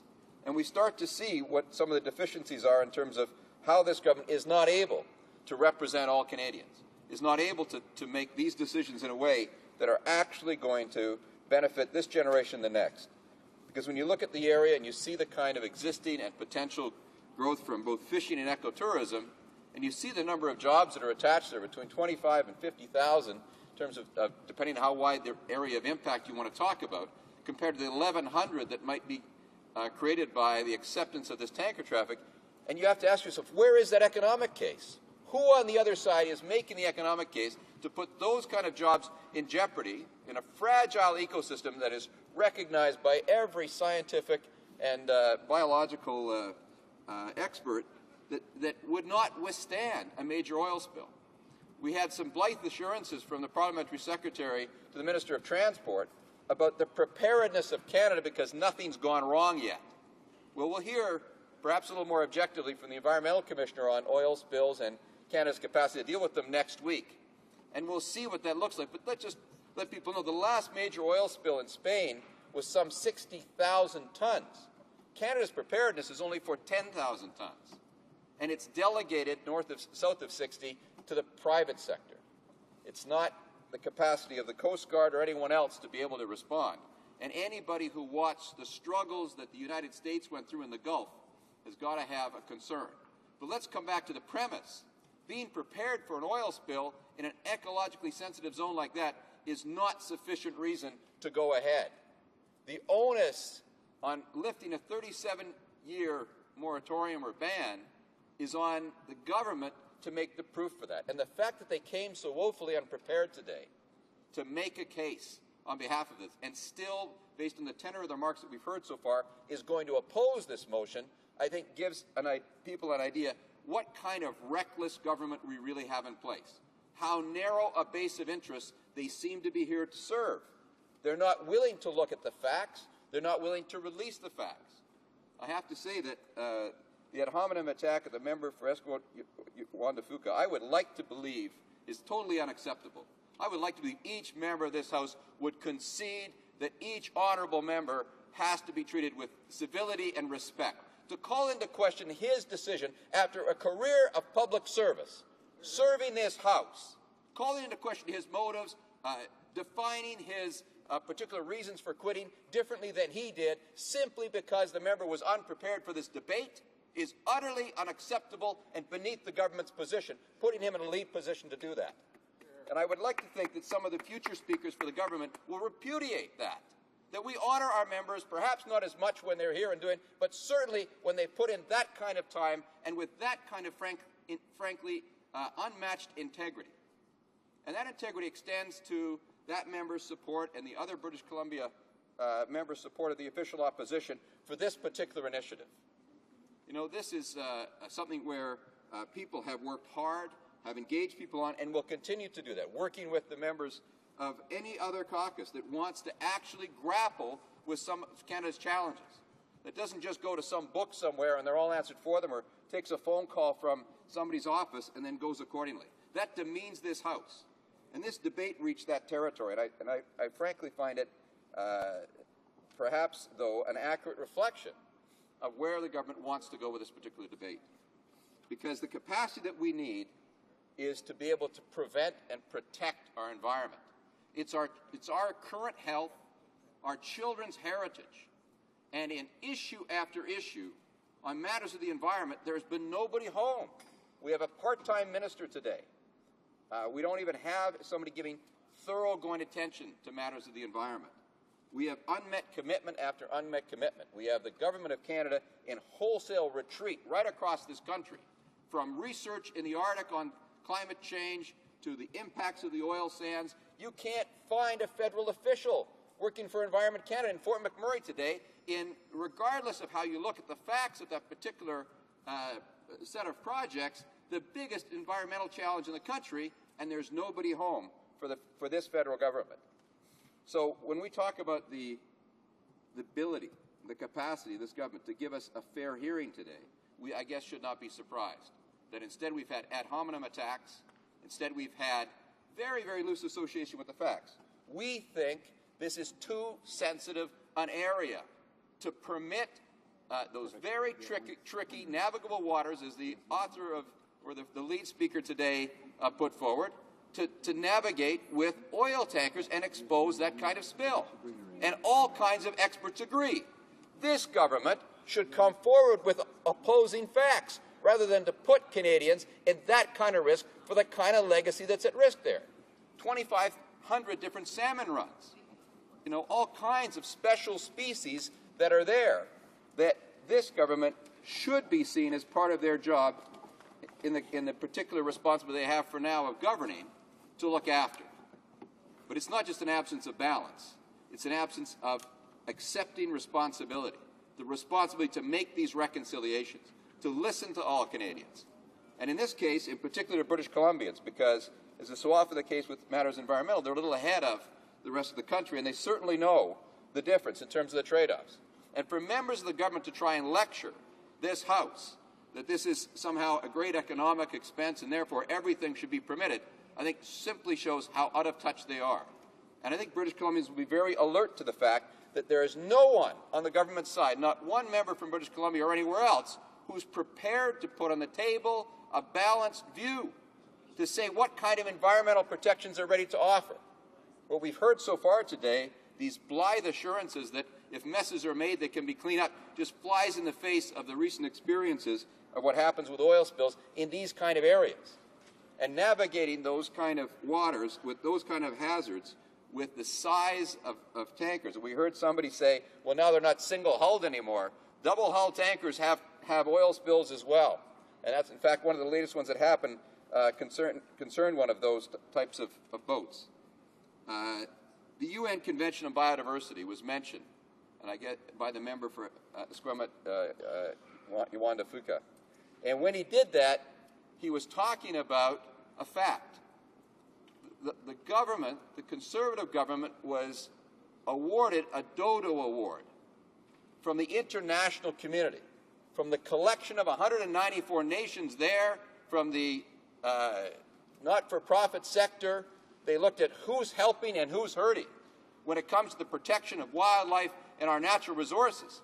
And they decided that Canada was doing the worst job, that it actually stood in the way of an agreement, that it was preventing reference to the UN recognition of the rights of Aboriginal people being in a sharing of resources for First Nations. It is ironic or perhaps appropriate in that perverse kind of way that this government's representatives have stood up and tried to attack the person who called them on this particular part of their track record. That in fact, a government that said in its throne speech it would recognize those rights stood in the way and helped to water down language. And today we're talking about the First Nations as much as we are about our overall stewardship, with the vast number of coastal bands already having come out against this, First Nations all the way of the route of the proposed pipeline saying this is something they don't want to do. And the member for Fort McMurray, who spoke earlier, did not reference the utter failure of benefit sharing for First Nations and Aboriginal people. And anyone who wishes, and I have spent time in Fort McMurray, can find that do-it-yourself environmentalism and that do-it-yourself Aboriginal rights that this government has left in the footprint of one of the biggest economic undertakings this country has ever seen. It's shameful, it's embarrassing, and no rightful government should show up in this place without making commitments to fix it. So to propose some other kind of project without some due regard for what Aboriginal rights should mean for every single Canadian that sits at home and wonders what combination of things can it take to offer and extend just the same citizenship rights to every First Nation and Aboriginal person in this country, surely access to the economic benefits on their terms in their own backyard should be part of it. And for people to simply say that they're going to impose yet another project on top of that against their will is simply untenable. There's been reference before to the Exxon Valdez and the things that we should have learned. This is the exact same territory, some of the same coastline, not very far away that would be affected. And again, we'll find out next week when the Environmental Commissioner reports where Canada actually sits. But I can tell you, just from the standpoint of some of the people who've looked at it, that there are aspects of what we're doing that are severely outdated, that aren't in touch with modern needs. And it's under that regime that some of this stuff would be proposed to go forward.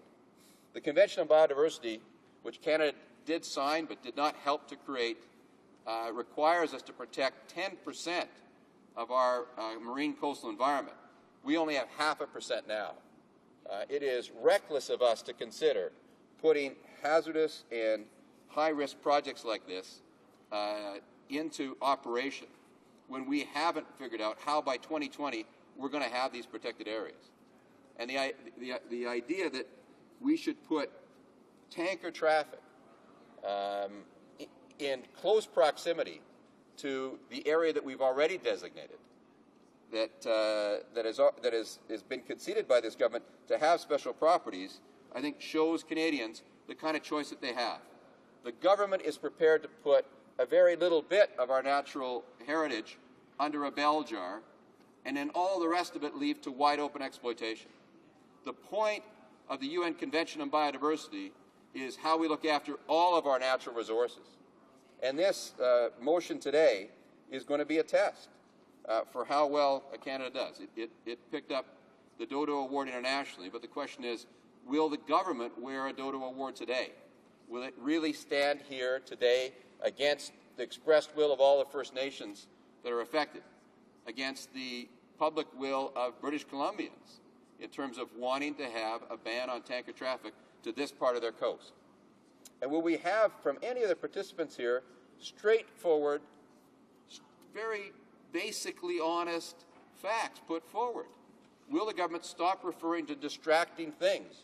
They talk about, a tanker exclusion zone that all it has to do with is tanker traffic going up to Alaska. It has nothing to do with the northwest coast zone that we're talking about. They talk about 5, 6, 7, 8 times and letters to the editor and so on. They talk about drilling moratoriums. What they won't talk about is whether they'll ban tankers in a highly sensitive ecological zone of Canada. That's what this motion's about. All the rest of it is obfuscation that it should be beneath this House. We're seeing the government revert to these kind of ways in committee and in this House. If they can get in the way of debate, if they can get in the way of public understanding, that seems to suffice. The very arrogance of that towards Canadians and British Columbians in this case is breathtaking. That this government really feels it has the capacity to manipulate, to sidestep, to not bear the burden and the responsibility of actually governing by coming forward with their position on the facts and their ability to show Canadians where they're coming from when it comes to meeting the challenges of sustainable development.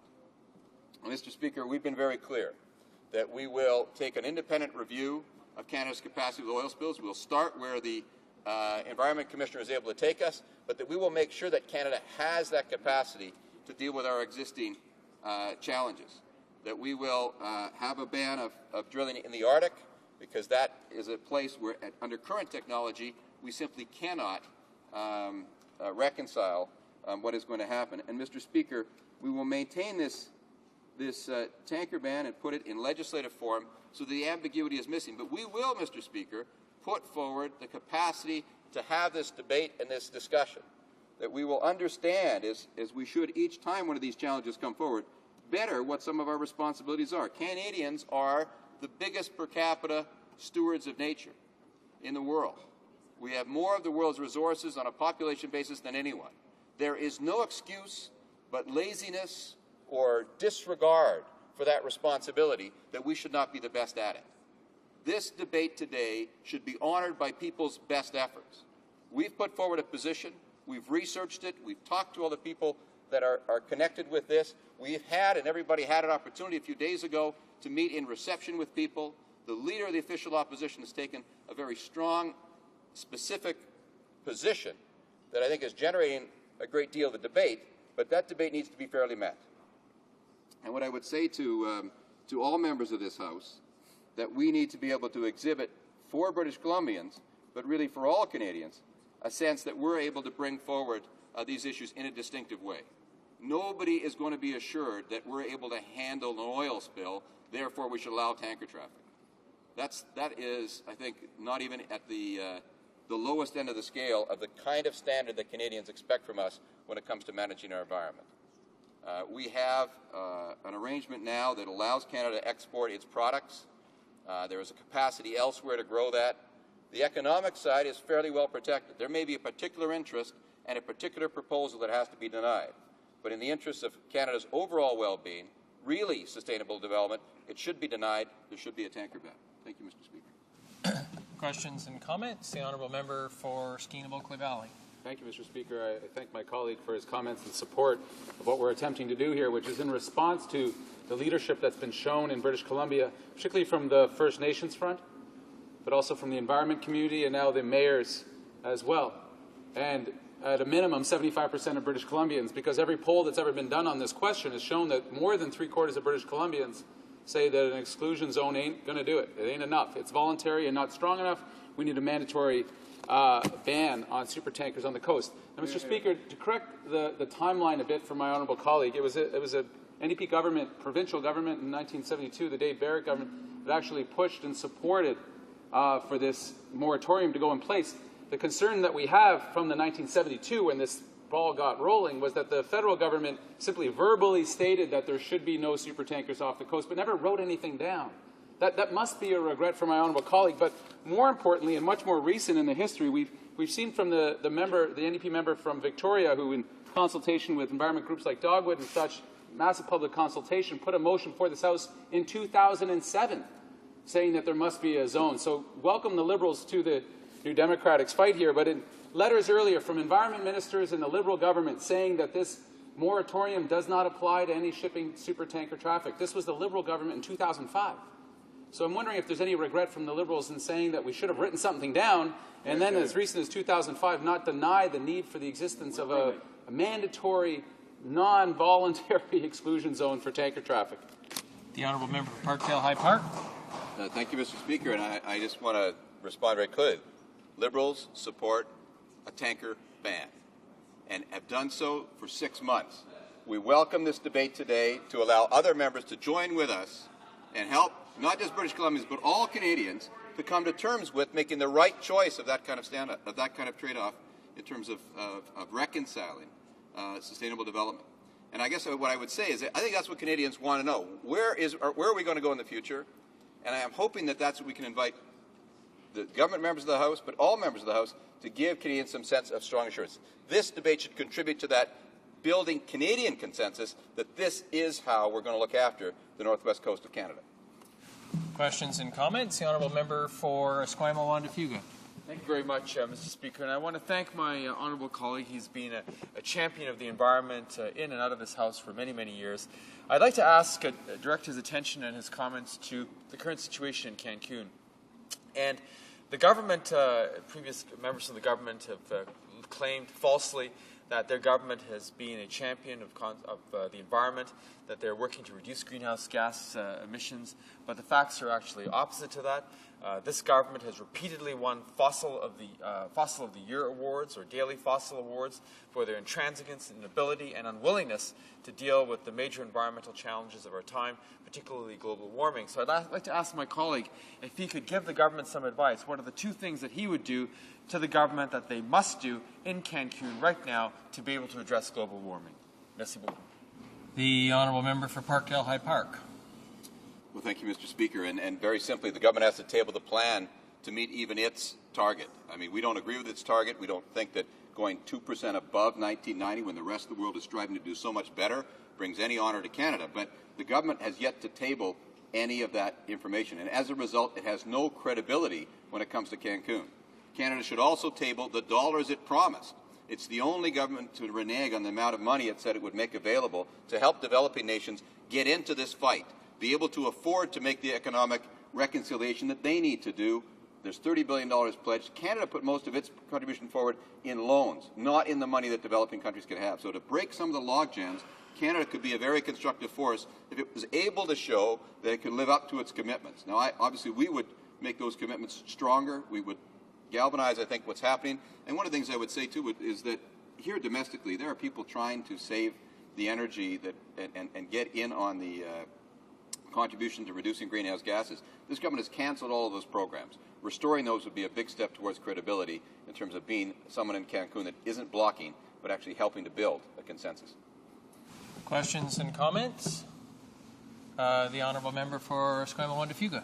Thank you, Mr. Speaker. And I'd like to just draw attention today, the International Conservation Forum, and all of those who are watching today, please Google the IC Forum, International Conservation Forum. A new online conservation magazine will be shown today called The Horn, and it'll detail conservation and environmental challenges. So I'd like to ask my colleague, one thing that the government could do is next year is the year of forests. Does he not think that the government should champion the REDD system? And took a look at some of the work that Dr. Tom Lovejoy has done in the United States with respect to addressing the intersection between human security and environmental security, and using debt for biosphere swaps that can be very useful at preserving critical habitats. Thank you. Just want to remind all honourable members that we ought to be questions and comments ought to be at least generally directed at the motion that is before the House today. The honourable member for Parkdale High Park. Thank you. I'm very happy to include this. The motion today is about the ocean. The ocean is an enormous contributor to our dealing with greenhouse gases. And so whether it's RED, which is looking at forests, and the contribution, in other words, for very little dollars, for relatively cheap price, Canadians can help those other countries meet their needs. The current government's position is we're going to sit with our arms crossed and wait. We're going to hope for the U.S. Congress to look after Canadians. We're going to wait and hope things get better, that this climate change problem will go away. Well, we could mobilize countries at a very low price in terms of the kind of dollars that it takes. And there can be carbon sinks created. They're available in the ocean. In fact, one of the reasons to prevent oil spills is to make sure that we have that function of the ocean, which is really important to keeping our air clean and to dealing with a lot of the impacts of carbon. But so, too, there is a defined process right now that Canada could help bring to a successful conclusion next week in Mexico, and that's simply by making sure that it comes to the table with the dollars it promised and the commitment to help make the developing countries create some of these bio sinks for carbon in their forests and in their other natural habitats. Questions and comments? The Honourable Member for Esquimalt-Ontario on the opposition motion. On the opposition motion, thank you very much, Mr. Speaker. And I want to draw, this is a constructive comment, if I may say, to the government and to the question to my colleague concerning the motion and concerning the oceans, because the tanker traffic fuel spill there would be devastating to that area, to be sure. But in the United States, a climate action partnership developed, and it was a partnership between the private sector and other NGOs and elements in the government to deal with climate change in a progressive way. Members of the GOP, many of them are climate deniers, unfortunately. So the private sector got involved to develop this climate partnership, and including groups like General Electric, Alcoa, and others. And I want to ask my colleague, one of the things to deal with this challenge is to work with the private sector to be able to ensure that we have the fair, reasonable, and environmentally sound way of moving oil within our country. I'd like to ask my colleague, does he not think that the private sector must be brought in to be able to negotiate and develop a resolution to this challenge, given the fact that the pipeline moving east-west is probably not going to occur because of opposition from First Nations and, of course, other groups and many of us in British Columbia? Thank you. The Honourable Member for Parkdale High Park. Thank you, Mr. Speaker.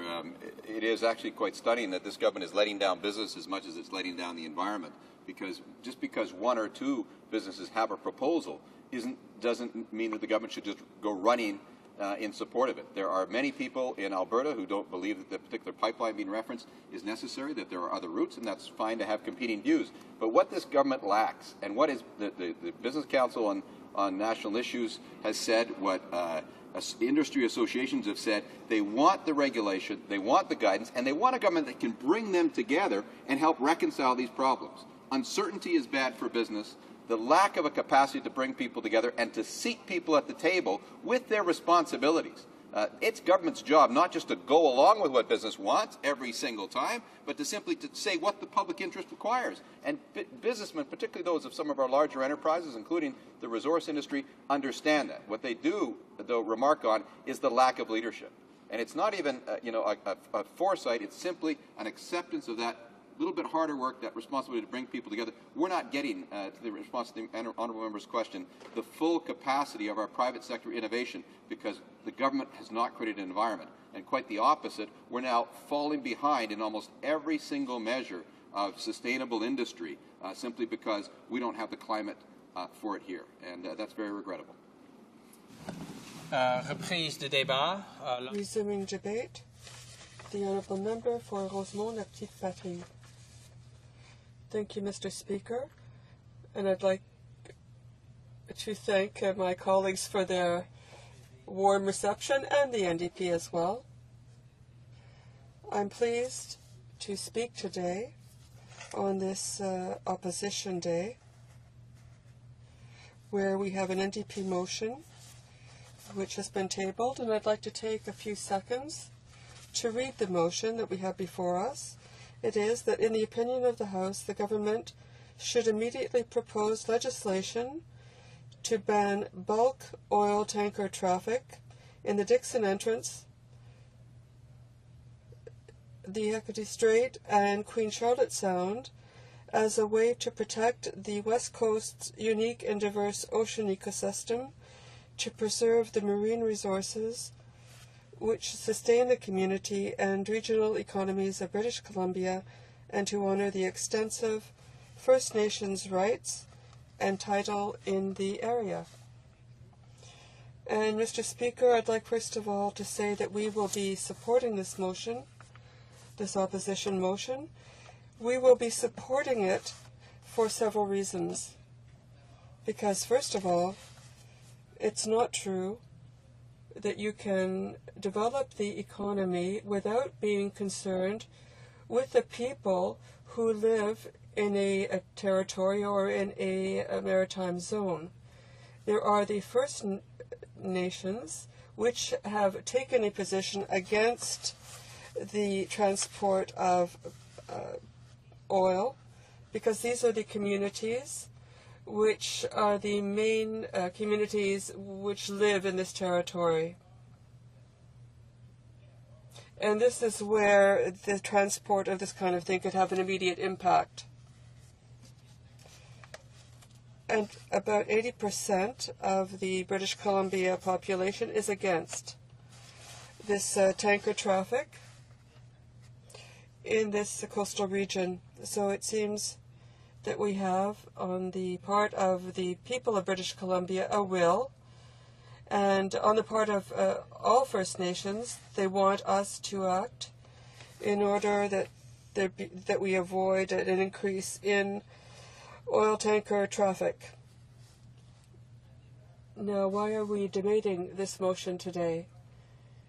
Because there is a big multinational corporation called Enbridge, which wants to construct 2 oil pipelines to transport oil to Alberta, to an oil terminal in Alberta, from a port in British Columbia. It would be approximately 1,170 kilometers. So there would be a port terminal in Kitimat in British Columbia. What this means, Mr. Speaker, in fact, is that in Alberta, which is produced in Alberta, it will be transported by pipeline to a port in British Columbia, and then it will be exported. Now, what will the repercussions be? It means 225 oil tankers a year. So these are ships containing oil, which will probably be headed to Asian ports. But we have to look further than this. We have to be aware of the fact that the Pacific coast and this whole maritime region is a very fragile one. And, Mr. Speaker, it's not for nothing that this government has created what we call national maritime reserves. These are regions which are very biodiverse. Well, they're supposed to be protected. But now we're having a very hard time understanding this government, which seems to be doing one thing and its opposite with respect to this moratorium on oil tanker traffic. It's hard to understand because it was the Environment Minister himself who told us a few months ago that this was a fragile zone, that it was very biodiverse and it had to be protected.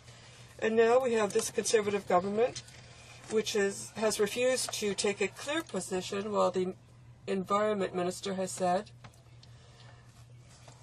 that these protected regions are a major step forward in terms of biodiversity. But on the other hand, the government also wants to ensure that the oil from its tar sands has access to markets from north to south and from east to west. But we are not going to agree to have the interests of the oil patch take precedence, because this is necessary for the protection of the ecosystem. Already in British Columbia, Mr. Speaker, in the Port of Vancouver, we have seen that there has been an increase in past years of tanker traffic, especially in Vancouver, as I said. I'm going to give you a few statistics. In 2008 and 2009 alone, there was an increase of 48% in oil tanker traffic. That represents an increase of 77% of the volume of crude oil shipped. So already for the 2008-2009 period, we have seen that this traffic has gone up 48% and that the volume of crude being shipped has gone up by 77%.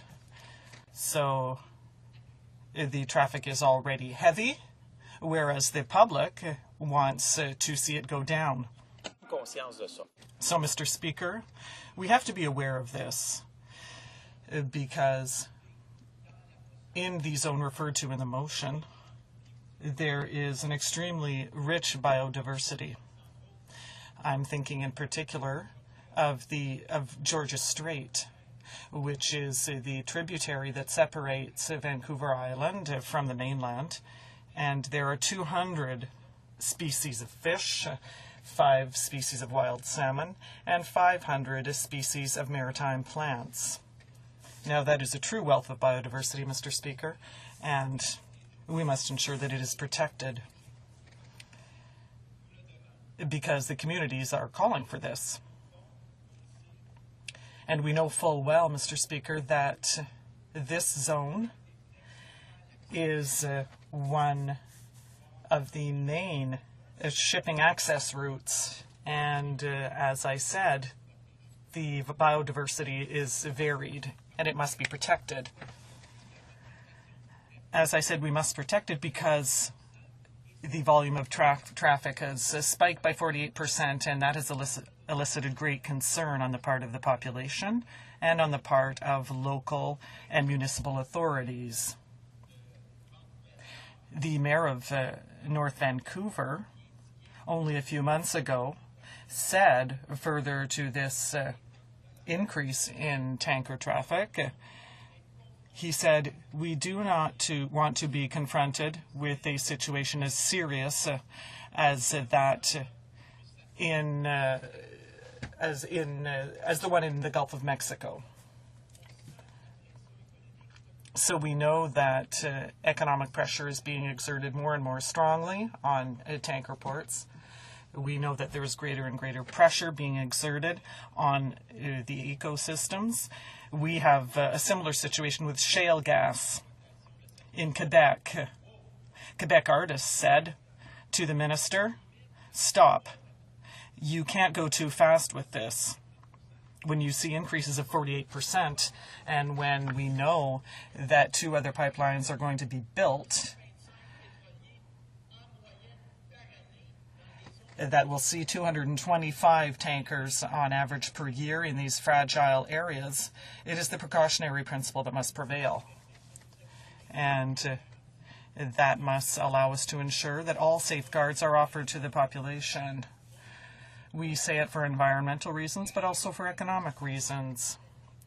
The reality of British Columbia with regard to this tanker traffic and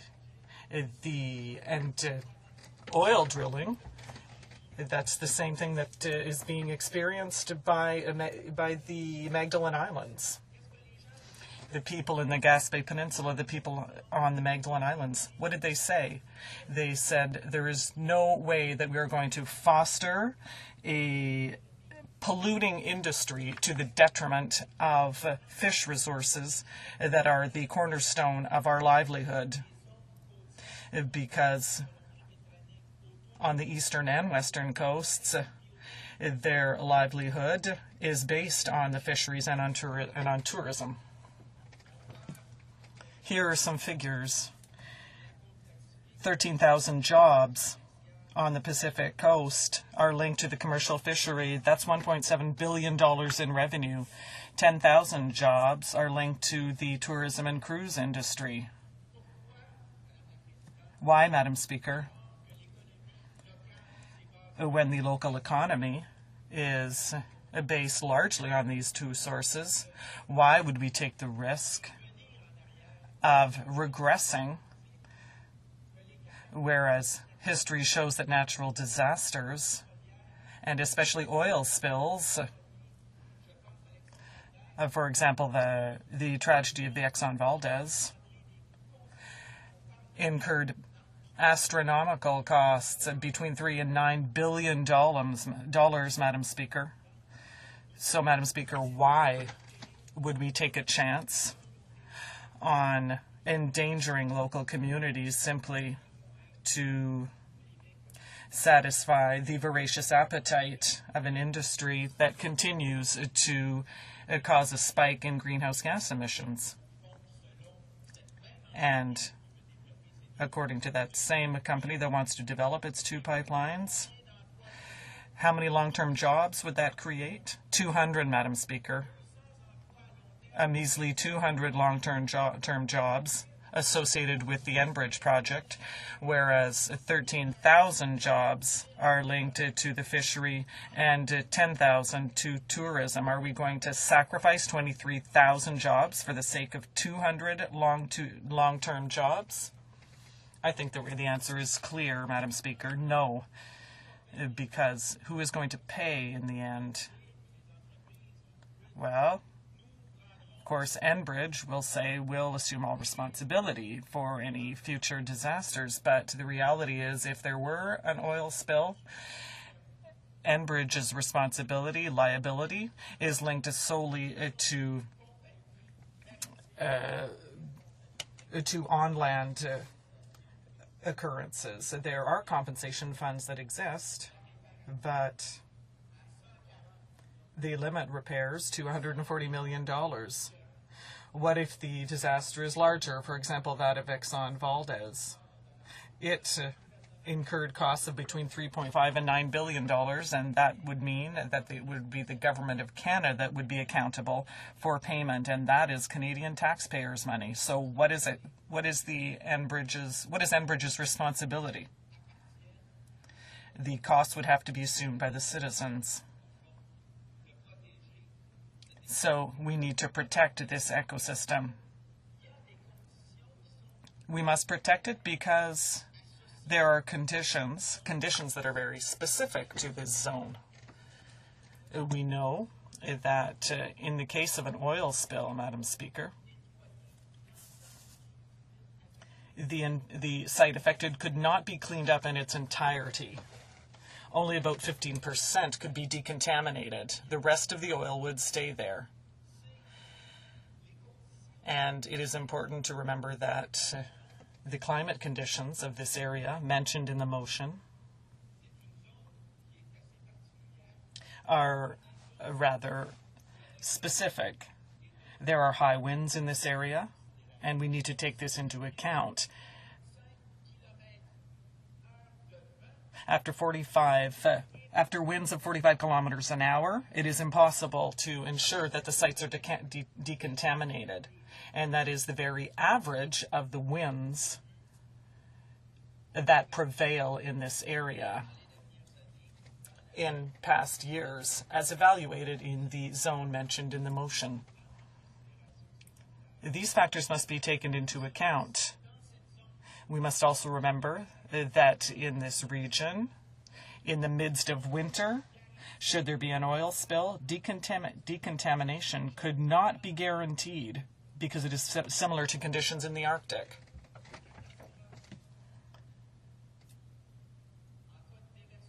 In the case of a natural disaster, in the case of an oil spill, we could not guarantee proper cleanup during the winter season, and that is something else that needs to be taken into account when making decisions. The speed of the winds, winter conditions, the fragility of the ecosystems, the endangerment of certain economic sectors such as fisheries, tourism, and why? What for, Madam Speaker? Because the oil that is being developed from these tar sands that is directly associated with this pipeline represents 6.5 megatons of greenhouse gas emissions that will be produced following the construction of this pipeline. Do you know how much that represents, Madam Speaker? That is the equivalent of 1.6 million vehicles on our roads. So it jeopardizes local economies, it imperils biodiversity, it contributes to the increase in greenhouse gases, it enriches people who are already wealthy, it consolidates a a stance on energy that we do not support in economic terms. It is our taxpayers' money that is going towards capital cost allowances for the companies in question, because we know, Madam Speaker, we don't have a green taxation system in Canada. We have some 50 programs that are intended to aid the oil patch, whereas our government committed under the G8 and G20 to ending this irresponsible oil development, but they continue to go ahead with pipeline and infrastructure development projects. So what we must remember, Madam Speaker, is that there is a will on the part of local populations, and I will close thereon. There is a will on the part of local populations to preserve and protect biodiversity. These citizens want to consolidate their local economies, and I think that we need to respect the wishes of the population. We need to respect the wishes of the First Nations to ensure that we can continue to hand down to future generations resources that they will be able to develop responsibly with a view to sustainable development. So it is under these conditions that we will be voting in favor of this motion. Thank you very much. Questions and comments? The Honourable Member for Skeena-Bulkley Valley. Thank you, Madam Speaker. I would also like to thank my colleague from the Bloc. I think there is a majority of people here enough to support our motion. But the question today, and this is a question I have for my colleague, is first, what will be the effects on the climate if the pipeline project goes ahead? And this is something else that is very important for the people of Quebec. What will be the effect on the value of the Canadian dollar?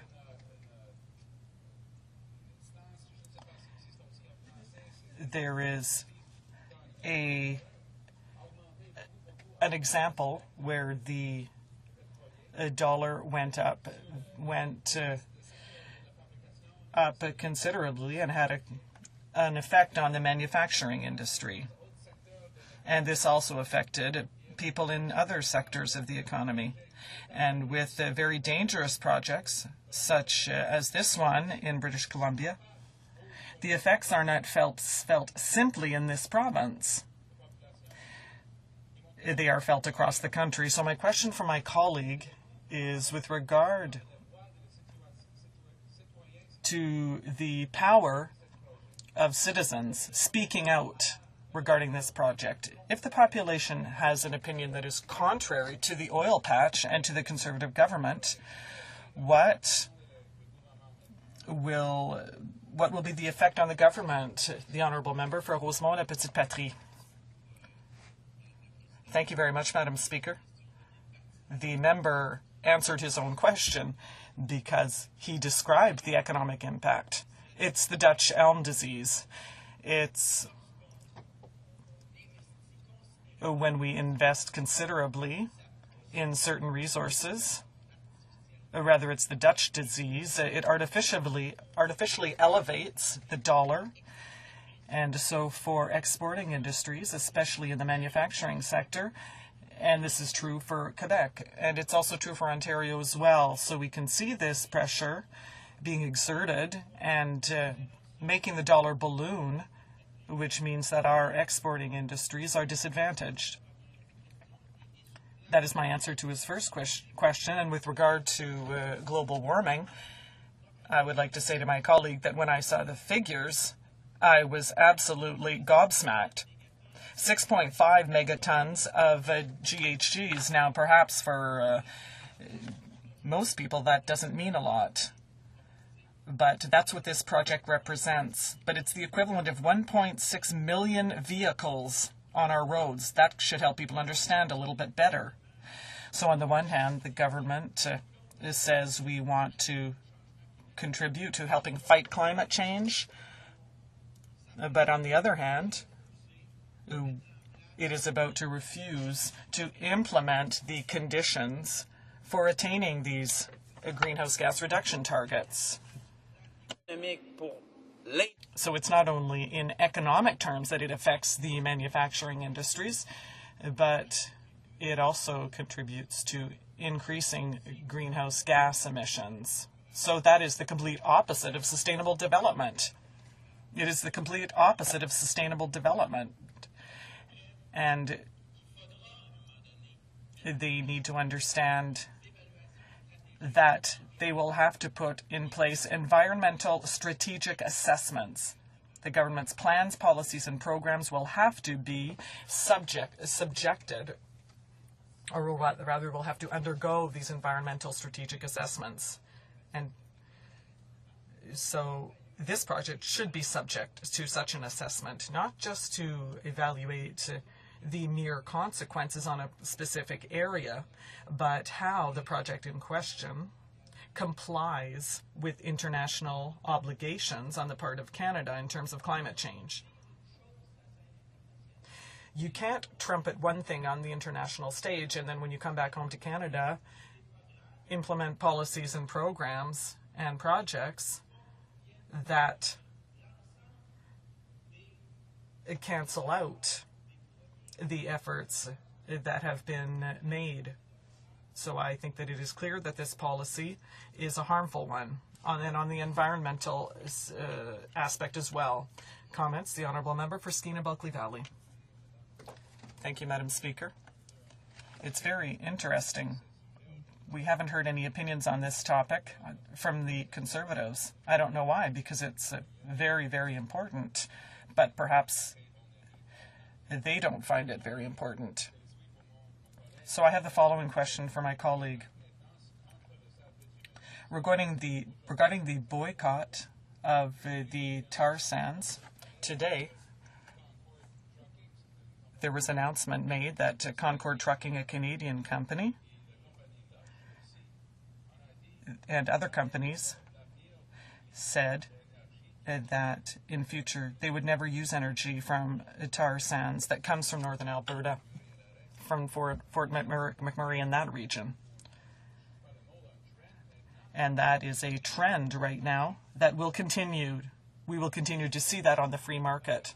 That is, companies will not want to be associated with something that is which is very harmful for the environment. So my question is with regard to Canada's reputation, because it used to be, we used to have a good reputation with regard to the environment, but now, year after year, the Conservative government and the Liberals before them have done things to tarnish our reputation. And it's a disaster when American companies and Canadian companies say that they will continue to support oil or tar sands companies, rather. Enbridge and other companies, those kind of companies. So what does my colleague think about the future of such project, the future of our reputation and our economy if they continue with this trend? The Honourable Member for Rosemont, La Petite Patrie. Madam Speaker, as parliamentarians, we regularly have the opportunity to dialogue with European parliamentarians. For example, we met with with European parliamentarians lately, and I can tell you that in Europe there's a great deal of concern about how our government is treating the environment, and that harms our reputation on the world stage. But what is even more serious is to see our government stand up on the world stage and act as lobbyists for the oil patch to try to convince foreign countries that the path they are following is the right one. That is absolutely unbelievable, Madam Speaker, and I agree with my colleague. Companies want to have more sustainable perspectives. We have turned the page since the time when respecting the environment was a constraint. It's the opposite. Protecting the environment stimulates innovation and development. I think that if Canada doesn't understand this, then inevitably the whole Canadian economy will be just jeopardized down the line, perhaps not right away, but in the medium and longer term, the economy will be threatened. We have economic development plans that don't take into account the short-term needs. Other countries, though, have decided to invest in sustainable development and have great job development. China, for example, is working hard to becoming a champion of renewable energy technologies, and yet we are staying in the Stone Age of economic development because we are still taking public money and investing it in outmoded energy forms. Perhaps in the short term, Canada is proud to say that it is creating jobs, but future generations will be jeopardized by this inaction. We need to have confidence in new technologies, new sectors that will create employment. This will be a problem for Canada's international reputation, but also for its economic well-being if we don't change direction, in particular through new tax means. Resuming debate, the Honourable Member for Outremont. Thank you, Madam Speaker. I want to say at the outset that I will be sharing my time with the member for Burnaby New Westminster.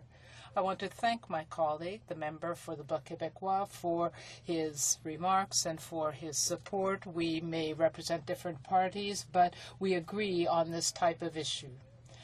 The best point for me to start my remarks would be to read the opposition motion introduced by my colleague, that in the opinion of the House, the government should immediately propose legislation to ban bulk oil tanker traffic in various areas of the West Coast as a way to protect the West Coast's unique and diverse ocean ecosystem and preserve our resources and economies. When the commission that was chaired by Madame Gros-Brundtland called The Future for Everyone, there was an obligation created on governments to consider what the impact of our actions would be on future generations. This created a problem in the sense that we need to look at what governments are doing, but also the impacts in the social area and in the environmental area in particular. This obligation to look at those aspects, the social, economic, and environmental aspects, were undertaken for and seriously for a number of years. When the Liberals were in office, they signed the Kyoto Protocol. After that, during their 13 years in office, they were responsible, however, for the highest increase in greenhouse gas emissions of all the signatory countries. When the Liberals, therefore, say that they recognize the merit of this proposal, and I can tell you that in 1972, the NDP government in British Columbia, it was Premier Barrett who was the leader, had imposed a moratorium on tanker traffic. The Liberals agreed. They didn't do anything to implement that. It existed and it lasted for a few years, but when the Conservatives arrived in office and wanted to remove it, there was nothing in writing. But when the Exxon Valdez incident happened, then steps were taken to make sure that there would not be tankers. I remember that when Eddie Goldenberg, who was the chief of staff for Jacques Chrétien, gave a press conference in 2008 in Northern Ontario. He said that the Liberals signed the Kyoto Protocol only as a public relations exercise to galvanize public opinion. No one could be more cynical. So the Liberals signed Kyoto as a public relations gesture for themselves, and they didn't follow it up. They didn't implement it. Like the former leader of the Liberals said to his predecessor, "You didn't get the job done." That's what he said, Madam Speaker. It is true that we can't trust the Liberals on the environment because they will always signal they're going left, but they go right. They always position themselves as the guardians of the environment. They have fine rhetoric, but when it comes to actual concrete efforts, they don't do anything. We will have a number of colleagues, including the person who will be following me, the member for Burnaby New Westminster, and yourself, Madam Speaker, and the sponsor of this motion are all from British Columbia. You know the geography and the extremely fragile nature of the ecosystems there. Will understand what I have to say.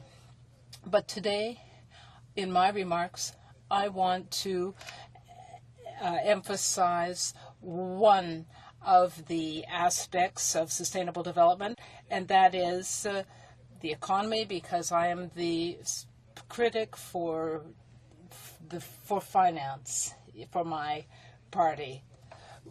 It is interesting to note, and I want to talk about the new book by Andrew Nikiforuk on the oil sands, which has now been translated into French. I want to concentrate, therefore, on the economic aspect. This book goes very clearly into the environmental and social aspects, and it does deal in part as well with the economic aspects, but I want to really emphasize that because we often see people trying to contrast the economic and environmental interests, like the Conservatives who say, well, we can't do this because to help the economy, the environment, because it will hurt the economy, and others say the opposite. And I say that that is a false argument. As my colleague, the member for Bulkley Valley, said earlier, then we have to realize that that we had the issue in Michigan, and before we allow people to play around with those ecosystems, we have to look at history.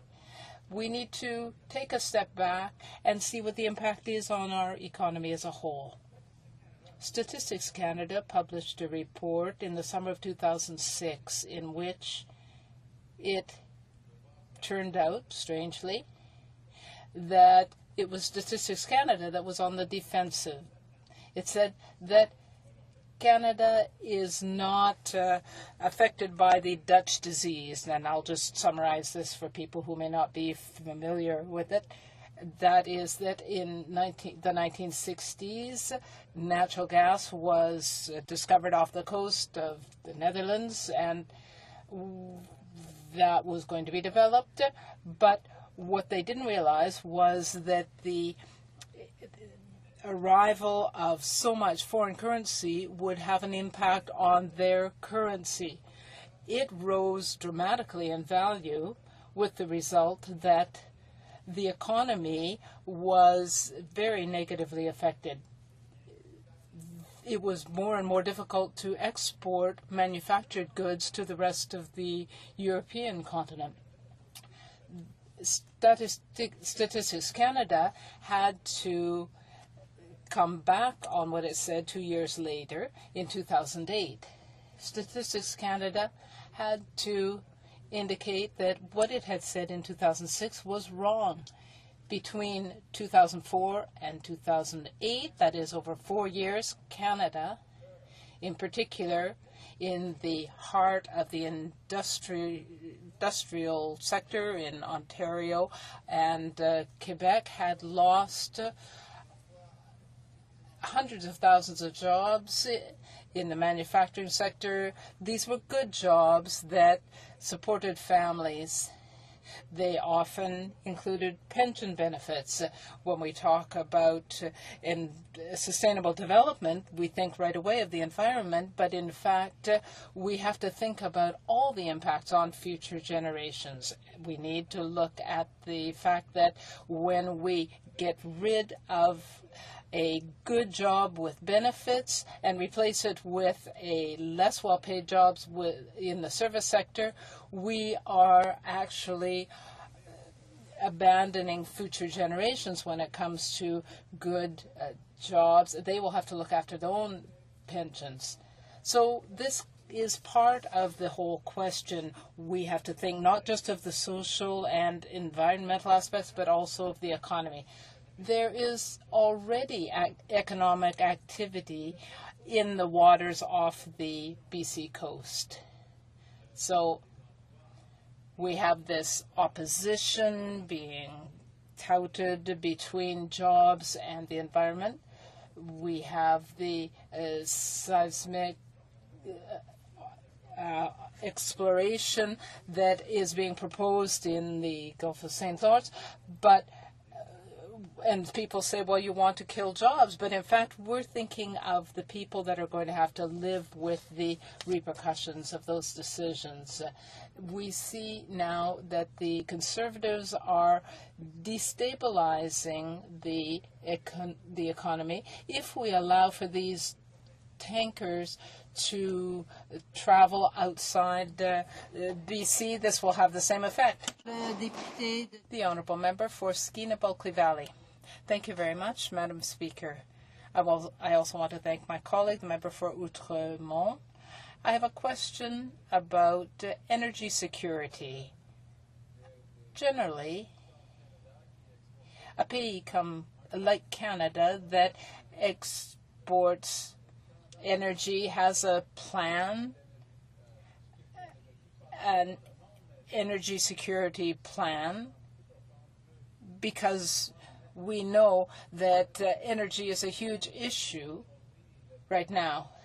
Given the Enbridge proposal and the shale gas exploration that we're talking about in Quebec and so on, we need to think about the important issues for Canadians. And so my question for my colleague is, given that this government has no such plan, what kind of economic problems will we have if we have no energy security plan for the future? And what kind of economic problems will we have? The Honourable Member for Outremont. My colleague for Skeena-Bulkley Valley is quite right. We have to look at the long-term repercussions. We are offloading the problems on to future generations when it comes to the lack of clean development in the all oil sands. We've got Alberta Clipper, Keystone, the Southern Lights, and so on.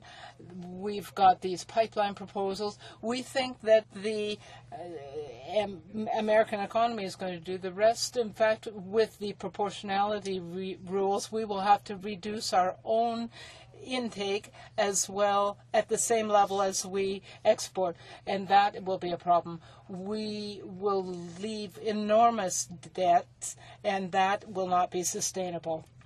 If we were building for clean energies, new energies, with the same economic benefits, then that would be helpful, because it is crazy to develop shale gas if we are going to jeopardize our aquatic resources. The Honourable Member for Timmins, James Bay. Thank you, Madam Speaker. Last week we saw the Conservatives use the unelected Senate to kill climate change bill. They have done everything in their powers to undermine international climate change action, domestic climate change action. They're turning Canada into an international pariah because they're acting as a front for the tar sands. I'd like to ask my honourable colleague how he feels Canada's reputation is at this stage, given this government's continual refusal to make even the most modest advances in dealing with the serious issues of climate change in our country. Good question. The Honourable Member for Outremont. The greatest danger hanging over us is in the international sphere on a number of points is that Canada lost its credibility even before the Conservatives arrived in power. And we had credibility that we built since World War II. We built this up over decades and generations, and people said if Canada signs something, it is to be taken seriously because Canada has its credibility and upholds international obligations. But since the Conservatives have been in office, we have seen this is not true. For example, when Canada wanted to be on the Security Council and was rejected roundly, then this came home to roost. This is part of a whole. It is tragic, and it is reversible. And when we are in power, we will reverse that. Resuming debate, the Honourable Member for Burnaby, New Westminster.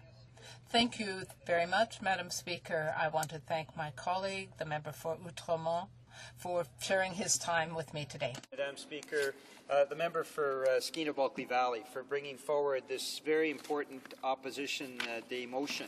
Now, Madam Speaker, this has certainly been an issue with the NDP for 40 years, and we were very happy to hear that though they're Johnny-come-latelys, the Liberals and the Bloc are now willing to join with us on something that the NDP has been fighting for 40 years. Because it's important to note, Madam Speaker, it was the Dave Barrett NDP government back in 1972, freshly elected as the first NDP government in British Columbia, that pushed for this moratorium and was able to succeed in pushing the federal government at the time to announce it.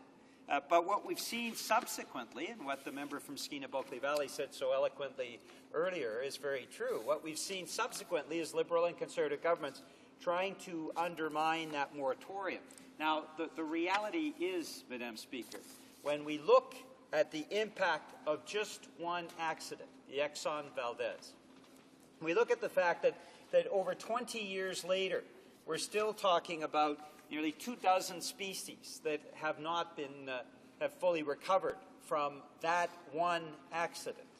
And when we talk about the fact that the environment continues to be impacted a generation after that accident, you then have to wonder, Madam Speaker, what the Conservatives are thinking about trying to bring ships that are monster tankers, twice as large as the Exxon Valdez, and wanting to bring hundreds of them to the BC coast. It's absolutely absurd, Madam Speaker, that anyone would contemplate something that could be so destructive to the BC economy, whether we're talking about tourism or the fisheries or other industries within our natural resources, to contemplate that a government would seriously consider bringing monster tankers to the coast is something that defies reason, Madam Speaker. But what we've heard so far from Conservative speakers in this House is that they're very clearly contemplating this incredibly risky, imprudent action. And that's why it's so important that the member from Skeena-Bulkley Valley has brought this forward today. And of course, NDP members in this House will all be standing together to vote for this motion and to push the government to introduce legislation. In a very real sense, Madam Speaker, when we talk about BC's alienation from the Conservatives, which is so manifest to the Conservatives themselves that they're refusing to call a by-election in Prince George Peace River, doing a great disrespect for people in northern British Columbia. Even though the other by-elections have been held, they've been holding off on Prince George Peace River for the simple reason that they know that there's going to be a backlash for a whole number of reasons that I'll get into in a moment, Madam Speaker. And so they've held off holding the by-election. We've been saying all along, hold that by-election. They're refusing to do so. And, Madam Speaker, why would that be? Well, part of it is the broken promises. British Columbians remember, of course, when the Conservatives were running for election, they said that they would actually provide supports on leaky condos, Madam Speaker. And that's a promise to British Columbians that they promptly betrayed after forming government.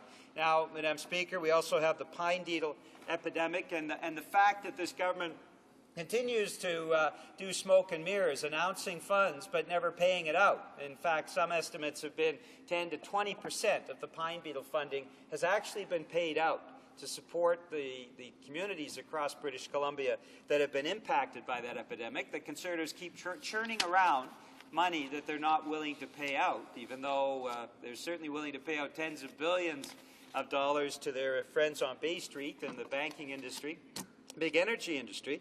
And then, of course, we've seen their lack of action with the collapse of the salmon fishery. Now, we do have the fourth year of the cycle that took place this year that had continues to maintain a healthy fisheries return with sockeye salmon. But, Madam Speaker, we have not seen any substantial increase in resources allocated to rebuild the fisheries in British Columbia. So those are broken promises, Madam Speaker. But I think it's more important to talk about the pending third strike against Conservatives in BC. Now, of course, the first strike, Madam Speaker, was the softwood lumber sellout. Now, we knew in this corner of the House, and the NDP was the only party who actually read the agreement, who spoke out about the agreement, knew that it would cost thousands upon thousands of BC jobs, and yet Conservatives from BC helped to push something through that was enormously destructive to our softwood lumber industry, Madam Speaker. Now, it's well documented. If you go back in Hansard, you'll see New Democrats speaking up against that. The Liberals and the Bloc, sadly, supported this Conservative initiative. And what happened is exactly what we predicted, Madam Speaker. The loss of thousands of jobs, tens of thousands of jobs in British Columbia, and a permanent restructuring that has led to massive law log exports. So British Columbia logs are now fueling jobs in the United States, thanks to the Conservatives. Now, the second strike, Madam Speaker, was even more reprehensible, and that was forcing the HST on British Columbians. And that's why, as I mentioned earlier, Madam Speaker, the Conservatives are so scared to call the by-election in Prince George Peace River.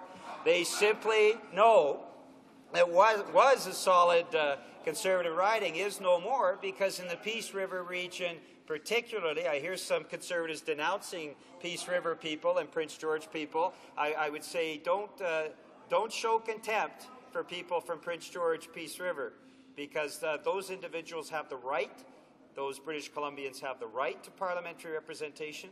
They have the right to call for the by-election, as many residents of that area have, and it is simply disrespectful to British Columbians in northern BC that this government refuses to hold the by-election there, even though they wanted to hold by-elections in Ontario and in Manitoba. Now, Madam Speaker, of course, the HST is I regret to interrupt the honourable member. On a point of order, the honourable parliamentary secretary to official languages. Thank you, Madam Speaker. Just a point of order on the substance of this debate. I thought, having sat here for the last hour or so, we were talking about some important discussion around oil tankers along the BC coast. This is amounting to nothing more than third time in 5 minutes. He's apparently taunting this government about holding a by-election. He ought to know that there's technical elements to this, and it's not part of the debate, and I would encourage you to advise him as such. I thank the honourable member for his comments, and I'm sure the honourable member from Burnaby, New Westminster, will bring back his comments to the point of the debate. Madam Speaker, and as you know, the point is respect to British Columbians. And for him to say that, for the parliamentary secretary to say that people in Prince George Peace River, for a by-election that could have been called yesterday or last week, and could be called tomorrow, that the government is showing some kind of respect by trying to play around with that by-election is, to say the least, disingenuous. Now, Madam Speaker, the Conservatives want to interrupt this question about British Columbia. They're showing I regret to interrupt. On a point of order, the honourable. On a point of order, the honourable parliamentary secretary to official language. Well, thank you, Madam Speaker. That may have been his best attempt at a rebuttal, and he used the word disingenuous. It doesn't fit into this debate. There are technical elements to this process, and quite frankly, I would ask the member to move on and make substantive contributions to an important discussion that has nothing to do with the by-election.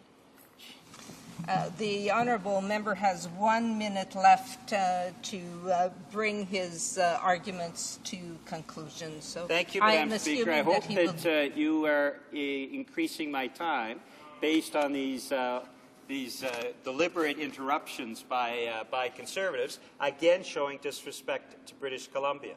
So the second strike was the HST, and as Conservatives know, they are responsible for inflicting that on British Columbians. Now we have a third possible strike, Madam Speaker, and that is these monster tankers that Conservatives want to bring to British Columbia. So those monster tankers that these Conservatives are trying to inflict on British Columbia will have an enormous negative impact on our environment, on our economy, on our way of life. And, Madam Speaker, we've not heard a single British Columbia Conservative MP stand up in this House and say this is wrong, that what we've had for 40 years is a moratorium that was pushed by the NDP and supported by 80% of British Columbians against these monster tankers, and this proposal that the Conservatives seemingly support, because not a single one of them has stood up in this House and said we oppose it, is to bring in a couple of hundred monster tankers, twice as large as the Exxon Valdez, twice as much impact, and when we talk about the Exxon Valdez, a generation later, we're still feeling the impacts. And yet Conservatives are not standing up. They're not saying we oppose this project, and they're not saying we want to protect. I regret to interrupt the honourable member. He may be able to continue in questions and comments. Questions and comments? The honourable member for Timmins James Bay. Thank you, Madam Speaker. I think what's becoming very clear here is this government is choosing certain winners and losers in Canada's economy. So when serious issues about the use of supertankers through the Dixon entrance and along the Queen Charlotte's is brought forward, we don't see the government standing up with members of British Columbia to talk about the effects it's going to have in British Columbia. They have the member for Fort McMurray stand up, because this government is there to defend at whatever risk to the rest of the Canadian economy, the absolute pillaging of the tar sands. Meanwhile, serious questions are being raised in this debate from the opposition parties about the effect of this reckless development, and particularly on the BC coast. And I'd like to ask him that his view on. We have a letter from February 15, 2007 from then Canadian Ambassador Michael Wilson, hardly a socialist in anybody's worldview, who said that allowing these tankers would pose an unacceptable environmental risk.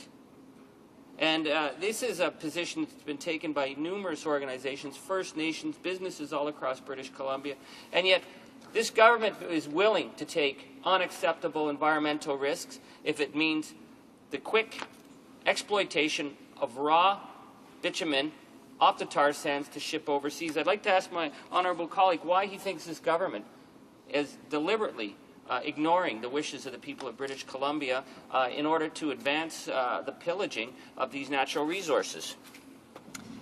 The honourable member for Burnaby, New Westminster. Well, thank you very much, Madam Speaker. I thank the member for Timmins James Bay for his question. I mean, we've seen a huge indication of the lack of respect for British Columbia here today. Conservative members interrupting BC members who are rising to speak. BC Conservatives not speaking out on this issue. And when you look at the overall economic impacts, over 50,000 jobs in British Columbia are threatened by these monster tankers. Over 50,000. And the best economic impacts of this in terms of long-term jobs for the project is maybe a couple hundred. I mean, we can do the math. New Democrats always do the math in this corner of the House.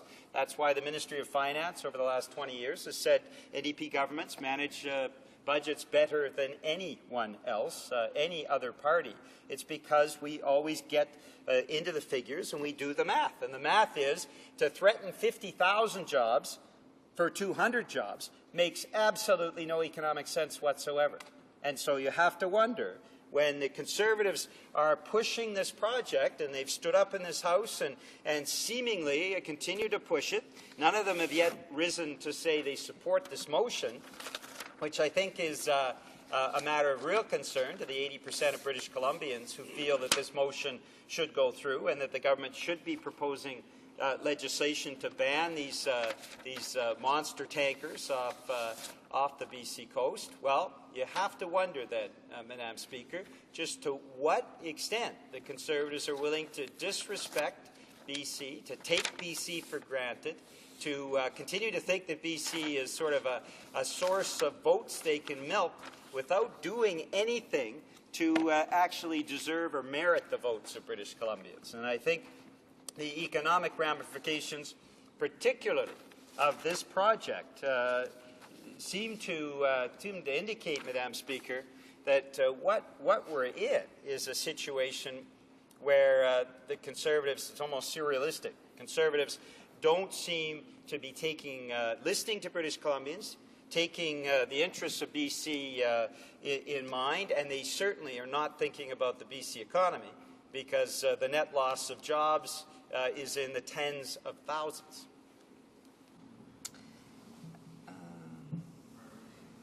A 30-second question. The honourable member from Nickel Belt. I hope both will take into account there's less than a minute left. Thank you, Madam Speaker. And since I've only got a few seconds, I'd like the honourable member from British Columbia to explain to me why wouldn't this government, or why wouldn't the oil companies refine the oil right here in Canada, so we wouldn't have to ship it in tankers to other foreign countries.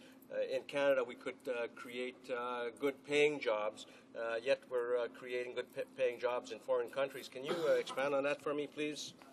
The honourable member for Burnaby, New Westminster, 30 seconds. That's a great question from the member from Nickel Belt, who's been a very strong advocate in this House for Canadian jobs. What we have is a Conservative government that has overseen the greatest loss of our manufacturing capacity and manufacturing jobs in the nation's history. 500,000 manufacturing jobs lost. And this government just seems completely incapable of putting in place an industrial policy that allows Canadian resources to fuel Canadian jobs. So what we have now through the softwood lumber sellout is exports of raw logs, exports of raw bitumen, exports of our raw resources, loss of Canadian jobs, unprecedented, and that's how irresponsible this. Resuming debate, the honourable member for Okanagan-Shuswap. Thank you, Madam Speaker. I'll be sharing my time with the member from Cypress Hills Grasslands. Madam Speaker, Okanagan-Shuswap happens to be in British Columbia. I'd like the members to know that. The member from Skeena-Bulkley Valley would lead this House to believe that there is no safety regulations or oversight of marine traffic on the BC coast. My presentation will dispel this false perception. Madam Speaker, Transport Canada is the lead federal department responsible for ship source pollution. The department uses a number of measures to prevent ship source spills, including regulations, enforcement of regulations, through its inspection regime and surveillance, just to name a few. While oil tankers have been transiting safely along the British Columbia's coast for many years, Transport Canada ensures operators comply with the latest in vessel construction standards, such as double hulling requirements for tankers. The International Safety Management Code, mandatory port state control inspections, if visiting a Canada port, carry onboard shipboard oil production emergency plans and maintains an arrangement with a certified responsible organization in Canada in the event of a pollution incident or threat of a pollution incident. The 2001 Canada Shipping Act and its associated regulations and standards demand that the vessel owners operate well-constructed and maintained vessels, crew those vessels with professional certified seafarers, have a safety management system on board, and maintain appropriate level of preparedness at all times. Transport Canada recognizes that because of the international nature of shipping, action to improve safety and pollution prevention in marine operations is most effectively carried out at an international level through the IMO. Global standards established at the IMO are prescribed in regulations under the Canada 2001 Shipping Act and apply to all vessels operating in waters under Canadian jurisdiction. In certain cases, stricter environmental controls may be required than the global standards and implemented in our domestic regulations. The provisions in Annex 1 of the International Convention for the Prevention of Pollution from Ships, also known as MARPOL, have been incorporated into Canadian legislation through the regulations for the prevention of pollution from ships and for dangerous chemicals under the Canada Shipping Act 2001. Transport Canada establishes regulations under this Act and also under the Arctic Waters Pollution Protection Act. Canadian ships must be built, maintained, and operated according to regulations that help to prevent accidents and oil spills at sea. It is Transport Canada's ship inspections Transport Canada's ship inspections are also an important means to prevent spills from ships. The Department's marine safety inspectors board and inspect foreign ships at Canadian ports regularly. Those that do not meet safety standards are detained until their deficiencies have been corrected. As per an International Maritime Organization agreement, Transport Canada has established regulations and standards requiring tankers to have double hulls following international focus on mitigating the risk of oil pollution in the event of a tanker running aground. These requirements are based on tanker tonnage, the year built, and a phase-in schedule as of 1st of January 2010. All tankers, except those less than 5,000 deadweight tons built before July 1993, must be double-hulled construction. In addition to the double-hull requirements, under Canada's Port State Control Program, Transport Canada inspects foreign ships, which include tankers in Canadian ports. The International Port State Control Agreement requires Transport Canada to inspect 25% of all foreign vessels visiting Canadian ports by way of Port State Control inspection. Transport Canada also has a national policy which requires each region to inspect 100% of all tankers coming into ports on their first visit and at least once a year thereafter. In the past 5 years, Transport Canada inspected 390 tankers and 1,600 other vessels in the ports of Vancouver, Prince Rupert, and Kitimat.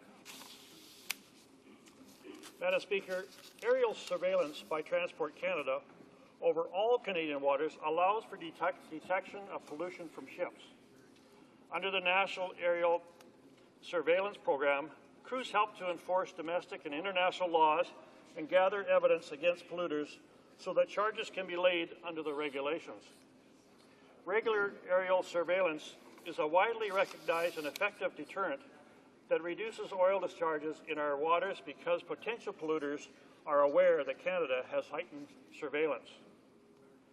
During the last 2 years, crews observed some 11,000 vessels and over 100 pollution sightings. Approximately 20 were from ships, and just over 8,000 liters of oil on the ocean surface, a significant decrease compared to the 2 previous years.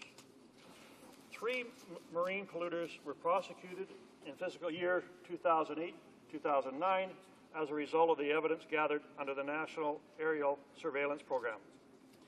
This demonstrates, Madam Speaker, that Transport Canada's commitment to the prevention of ship-source pollution.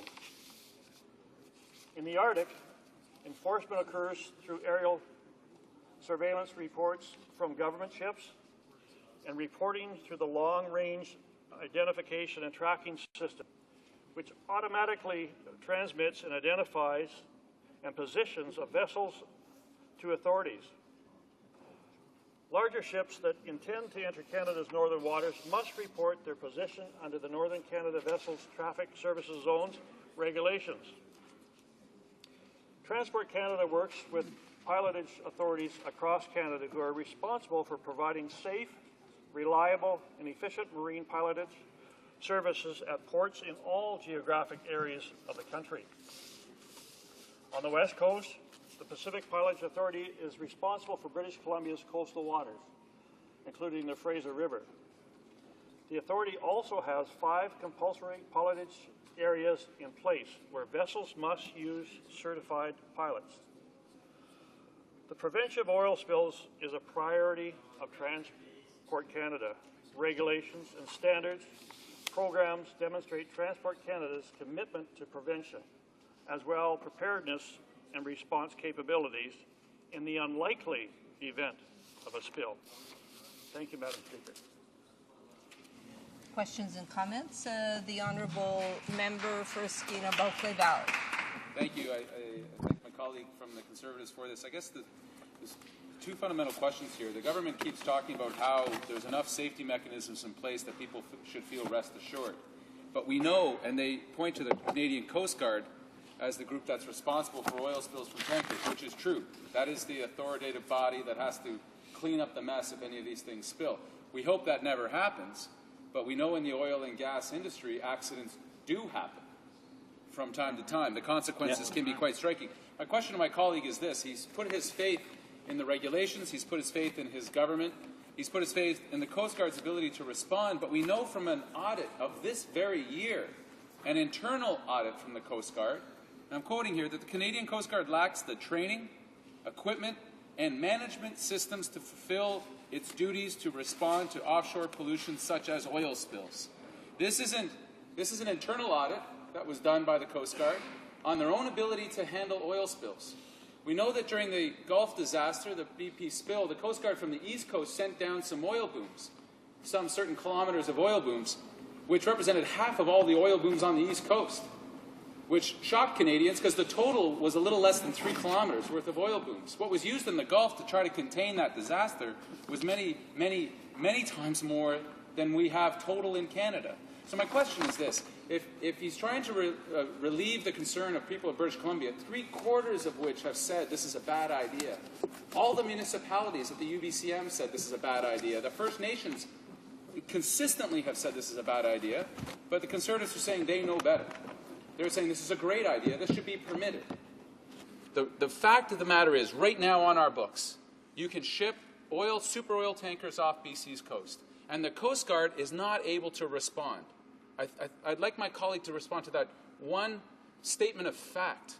And where then does he put his faith in an oil spill happening from one of these super tankers that are 3 times the size of the Exxon Valdez? Where does his faith lie? The Honourable Member for Okanagan-Shuswap. Thank you, Madam Speaker.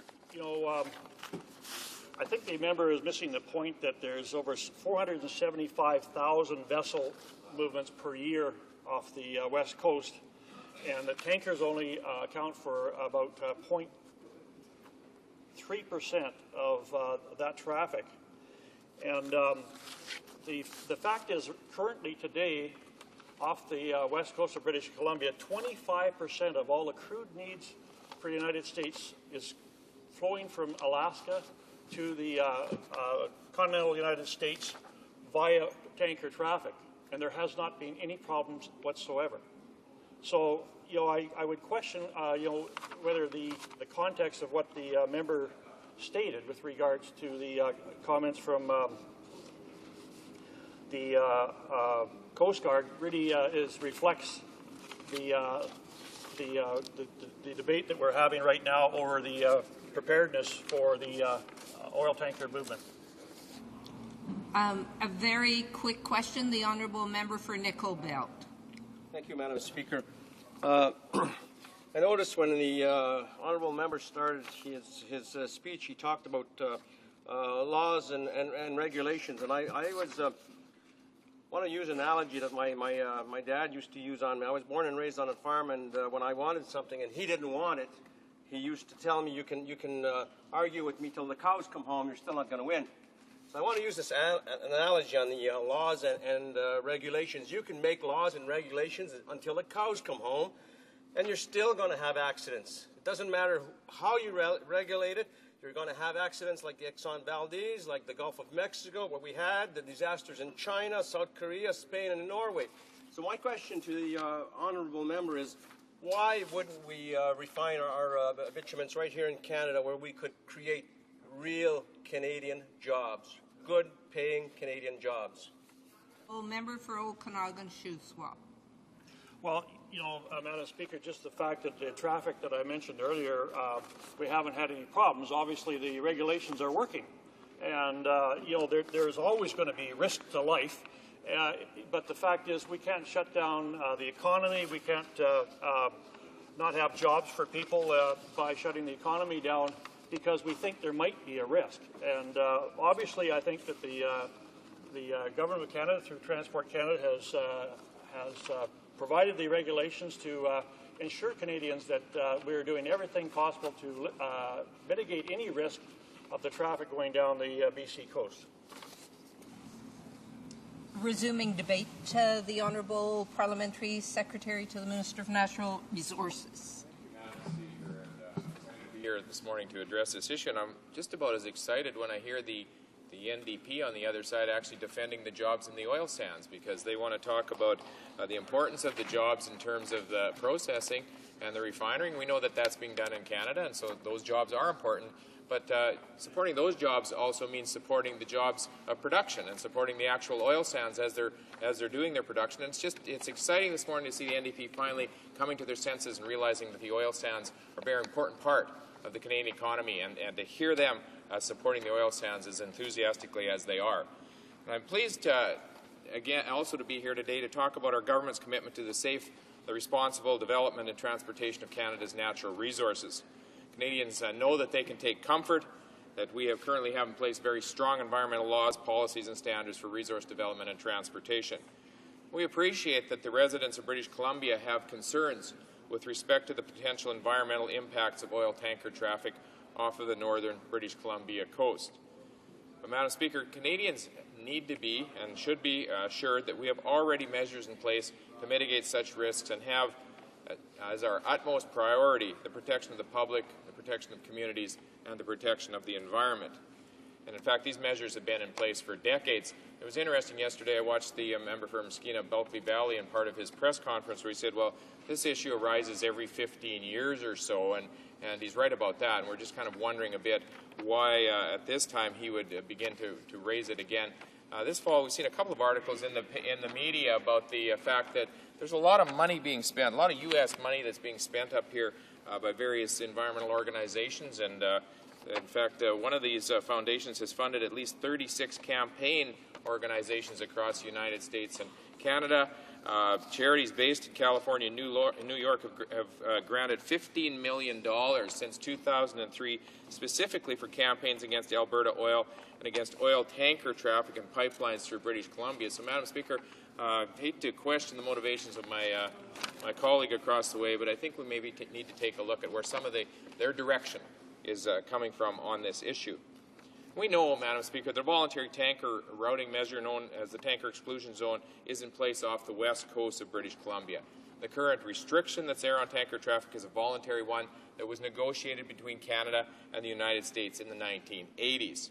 Under this agreement, tankers carrying crude oil southbound from Alaska voluntarily agree to travel to ports on the U.S. West Coast by taking a route on the Pacific Ocean side of the Haida Gwaii Islands and Vancouver Island, thereby maintaining a safe distance, a minimum of 25 miles from the coast. However, under federal and provincial laws, tankers have always been free to travel to and from ports in British Columbia. Nevertheless, this voluntary approach has been effective in keeping tankers bearing Alaskan crude oil off the British Columbia coast and we intend to keep it that way. I noted in the media this weekend that some Liberal members of Parliament are now advocating for a ban on tanker traffic. Last weekend, the Calgary Sun mentioned that the members for Vancouver South and Vancouver Centre were, and the quote was, joining the call for an oil tanker ban that would prevent the vessels from traveling through BC's coastal waters to the ports of Kitimat and Prince Rupert. I guess they've changed their mind, Madam Speaker, because, as I mentioned, this voluntary exclusion zone has been in place since the 1980s, and both of those members were part of the previous government. So in all the years that they were here and that they were in government, they never brought forward this policy as one that they wanted to change. But I can tell you that why the previous government did not change this policy, and that's because it served Canadians and it served British Columbians well. I guess the question then would be to ask, why do those Liberal members oppose it right now? Could it be that they're playing some sort of political games with British Columbians? As members know and Canadians need to realize, currently petroleum tankers routinely and safely import and export crude oil and petroleum products through British Columbia ports. For example, the Port of Vancouver, and I didn't know this, Madam Speaker, until I got this information, handles more than 5 million tons of crude oil and petroleum products annually. And all types of ships use the Douglas Channel to reach Kitimat, including tankers. The only restriction we have in the BC offshore is the offshore moratorium on oil and exploration, gas exploration development. That moratorium has been in place since the 1970s, since Pierre Trudeau was Prime Minister, and it applies to offshore oil and gas activity, but does not apply to tanker traffic. Seeing as how the voluntary exclusion on tanker traffic and the moratorium on offshore oil and gas activity have been effective in ensuring the safety of the public, the communities, and the environment, our government is not considering changes at this time. Again, I have to ask the Liberals why they are now opposing some of Pierre Trudeau's policies. Mr. Speaker, it's important, or Madam Speaker, it's important for Canadians to understand that while this motion does not directly mention the proposed Enbridge Northern Gateway Pipelines project, the ban on bulk tankers would effectively shut down this project before any public hearings or independent reviews could take place. Maybe we need to ask the question, is that the real reason for today's discussion in the House? The motion could also have some unintended consequences that haven't been examined. I'm not sure that the authors understand them. Could impact existing tanker traffic, the crucial supply of fuel to northern remote communities, and to prohibit future projects that would benefit local economies. We on this side of the House do not think the motion is the responsible approach to resource development and transportation issues. When it comes to federal energy transportation matters, decisions must be made with the greatest care and only after a thorough examination of all factors. For example, to ensure pipeline safety, all aspects of federal oil and gas pipelines, including safety and security, are regulated by the National Energy Board. This regulation covers the full life cycle of oil and gas pipelines from approval and operations to abandonment. Proposals for projects to develop pipelines are subject to extensive environmental and regulatory review, and permits are only granted once the environmental issues and First Nations issues are considered. Since May 27th of this year, the proposed Enbridge Northern Gateway Pipeline project has been the subject of an application to the National Energy Board. It's been referred by the government to a joint review panel. The way this works, Madam Speaker, is that the joint review panel, which is independent of government, is charged with reviewing the project pursuant to the environmental assessment and regulatory review requirements that are found in the Canadian Environmental Assessment Act and the National Energy Board Act. This is the highest level of environmental assessment scrutiny. All issues, including the marine shipping issues, will be examined. The panel has received the Enbridge Gateway application and is already engaging the public on these questions. When the public determines that an application is ready for public hearings, it will start an open and transparent public review process where any citizen can participate. Participants' funding will be available to facilitate a complete analysis. Approval is not automatic, and the outcome should not be taken for granted by anyone. If the government concludes that the project will cause adverse environmental effects that cannot be justified, the project will not be allowed to proceed. We've made such decisions in the past, but only after a fair hearing has taken place. That is why we are committed to letting this review process go forward. Madam Speaker, it's simply a reality that we must responsibly and realistically look at options to ensure we have a sustainable and secure supply of energy now and into the future. The International Energy Agency estimates that 20 years from now, Even under the most optimistic scenario for the adoption of alternative fuel sources, fossil fuels will still provide almost 70% of the world's energy demand. While there's no such thing as zero risk, the safest and most efficient way to deliver these resources is by pipeline. That's why when there are proposals for new pipelines or extension of pipelines, all issues and viewpoints are considered.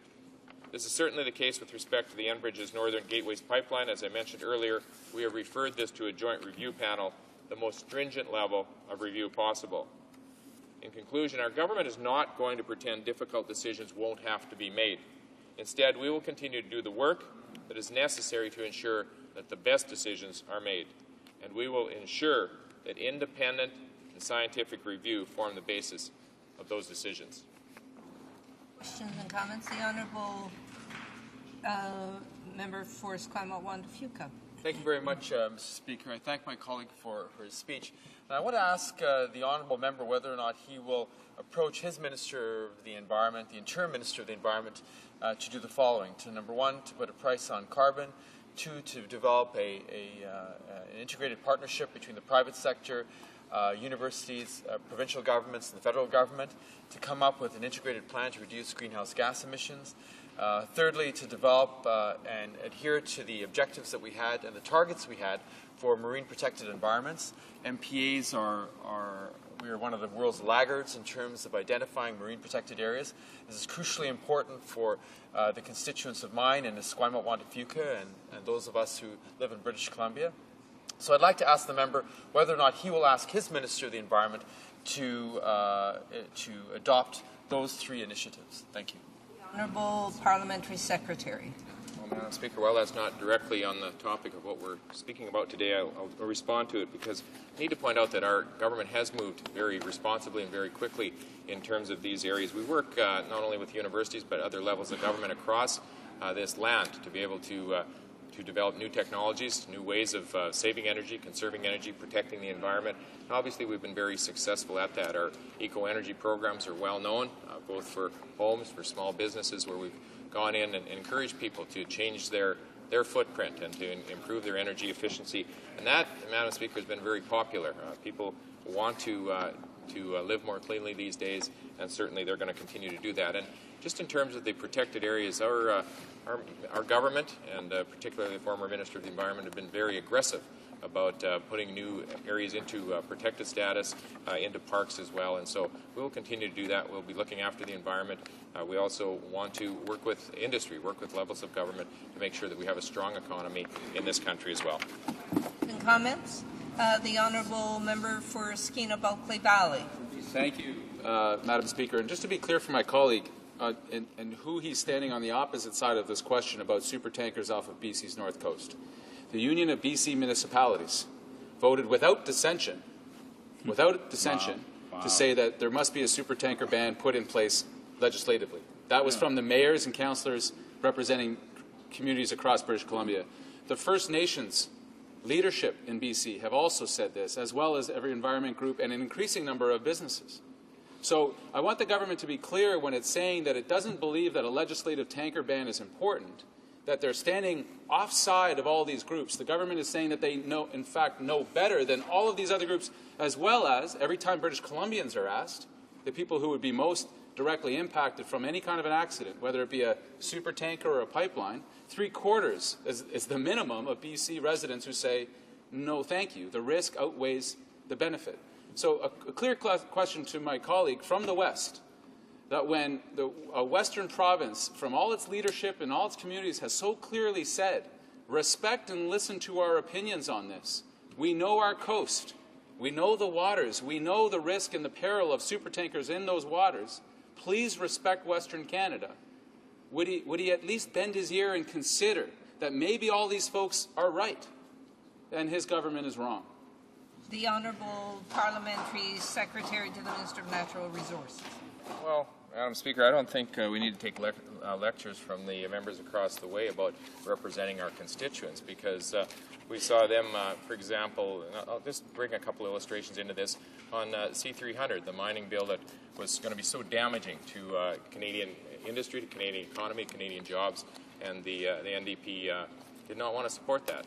They fought against that. We saw free trade agreements, particularly one with Colombia, that our Western Canadian farmers desperately needed for their special crops, and the NDP fought and fought and fought as long as they could in order to see that stopped. Long gun registry would be another example. I don't think I've seen anything ever since coming here that was handled as cynically as the NDP handled the long gun registry, allowing a few of their members to vote with us so that the others could oppose it and make sure that the bill was defeated. And so, Madam Speaker, another example would be Economic Action Plan. And we hear the NDP yesterday, actually their leader, coming into the House here and begging us to increase and improve and expand and continue our economic stimulus plan after he had opposed it at every turn. And so, Madam Speaker, when it comes to listening to Canadians, we're not going to take any lessons from the New Democratic Party. And that's actually why we have the environmental assessment process that we have in place for these projects, so that everyone gets a chance to participate, government can make the best decision. Resuming debate, the honourable member for Vancouver East. Thank you very much, Madam Speaker. And just to let you know, I'll be sharing my time with the member from Burnaby Douglas. Well, I guess, Madam Speaker, just listening to the Conservative member who spoke, where he says he's not going to take any lessons from the NDP, well, that's fine. We sort of expect that. But at the heart of this debate today is whether or not the Conservative government is going to take any lessons from the people of BC, whether or not they're going to actually listen to the people of BC. And the first thing I'd like to do is to thank the member for Skeena Bulkley Valley for bringing forward this excellent motion that would ensure that there is legislation to ban bulk oil tanker traffic in the Dixon entrance. This is something that the member, along with other members of our caucus, has worked on diligently, passionately, has been part of the broad public discourse in our province over this issue, and I'd like to thank him and congratulate him for the fine work that he's done. I'd also like to give recognition to Catherine Bell, who was a member of this House for Vancouver Island North, who was the first member, and yes, she will be again a member of this House, but in 2008 it was Catherine Bell who brought forward Bill C-571 and introduced legislation to ban tanker traffic in this same area back in 2008, and we're very appreciative of the work that Catherine Bell did on this issue. She's still working on this issue. It's of key interest to people in Vancouver Island North, and we know that she'll be back here to represent those folks very soon. Madam Speaker, you know, to me this motion is very straightforward. When you look at what's at risk here in terms of one of the most pristine, beautiful parts of our planet, of our country, and certainly in British Columbia, the thought of these massive super tankers carrying this oil from the Enbridge pipeline, from the tar sands, carrying it out on these super tankers through this very sensitive, ecologically sensitive, historically sensitive, beautiful area is something that nobody in British Columbia can contemplate. The risks are so high that there's obviously nothing more to be said that we need to have a legislative ban to make it abundantly clear that this is not acceptable in terms of the risk to our environment and to our local communities. And so, Madam Speaker, you know, this motion today does prevent a very clear choice. And when one begins to look at the people who've weighed in on this issue, I mean, poll after poll has consistently supported a ban on tanker traffic, as recently as 80%. We know that the pipeline, the proposed pipeline by Enbridge, crosses the territory of more than 50 First Nations. That is massive. We know that coastal First Nations made a very important declaration on banning tanker traffic on their traditional territory in March 23rd, 2010. The Union of BC Municipalities, the UBCM, representing the many communities, large and small, at their convention also passed a resolution in October, so that's very recent. The First Nations Summit Chiefs Council passed a resolution also in October, and the list goes on and on. So, Madam Speaker, I do believe today that part of this debate is whether or not the Conservative government is listening to the people of BC. This is the government that elected itself on saying it was going to be accountable to British Columbians, that we wouldn't experience Western alienation, that the people of BC counted. Well, what have they done time after time? Well, just think of issues like the HST. I don't remember one Conservative member standing up and saying anything in defence of their constituents and how they felt about the HST. They all ran for cover. They tried to pass it off onto Gordon Campbell's Liberals, and we saw what happened to him. So, Mr. Speaker, that was one example of where the Conservative members of Parliament from British Columbia refused to listen to their constituents in BC. Look at Insight in my community, where there's been a groundswell of support for life-saving measures for people who are facing addiction and overdoses. We have the Board of Trade, we have the local police, we have the City Council, we have the Premier of BC, all who supported Insight, the local community, and most importantly, the people who use the facility. What did this government do? They're taking it all the way to the Supreme Court of Canada. They're fighting it every step of the way. You look at the de-staffing of lighthouses in BC, Madam Speaker, where coastal communities, small communities who are dependent on this very important service and the staffing of lighthouses are now facing another uphill battle in terms of the future of those lighthouses and the staffing that's been there. So issue after issue that we could name, we've seen this Conservative government abandon the people of British Columbia. And I'll tell you, on this issue, to do with these super tankers going through this very sensitive area, this is probably the most significant thing that's happened to date. And I've got to say that Conservative members should be ashamed of themselves for basically ignoring all of the opinion that's out there, the strong feeling about what this motion means.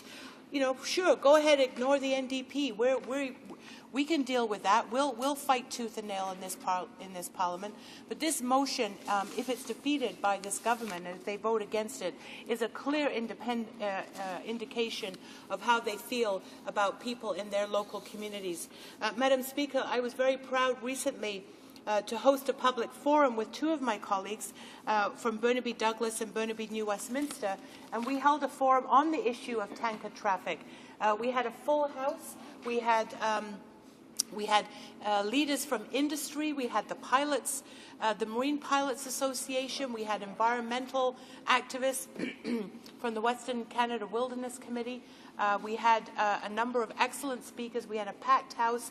And I can tell you, and I know all of us heard the concern from folks in Burnaby and in East Vancouver about how strongly they feel about these issues. And it's more than the super tankers. As we know, this is very much linked to the growth in the tar sands. And I think it's well known that if this pipeline goes ahead and these tankers allowed to operate, it will lead to a massive growth of the tar sands by at least 30%.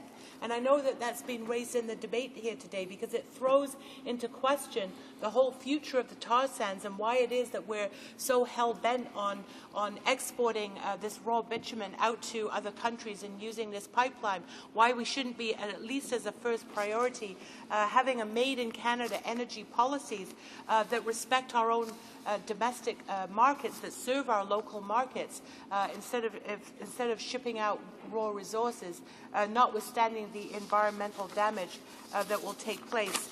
So, Madam Speaker, I want to strongly support this motion today. I think it will be an environmental travesty if we allow these proposals to go ahead, and if we don't, as legislatures, take a clear stand and a clear position and say that there should be a ban on these super tankers through this area of northern BC. That's what we're here to do. We're here to represent our constituents. We're here to make decisions that respect the future of our environment. I can't think of a more important thing than we have to do, And I feel that if we're not willing to take this on and recognize that there's a public interest that's at stake here, that we are really abdicating our responsibility. If we only listen to the captains of industry, if we only listen to their statements about what they see as future profits and export markets, then we're not getting the full picture. And I believe that people in our communities, our constituents, are demanding that as legislatures we do bring a balanced and fair view to the decisions we make.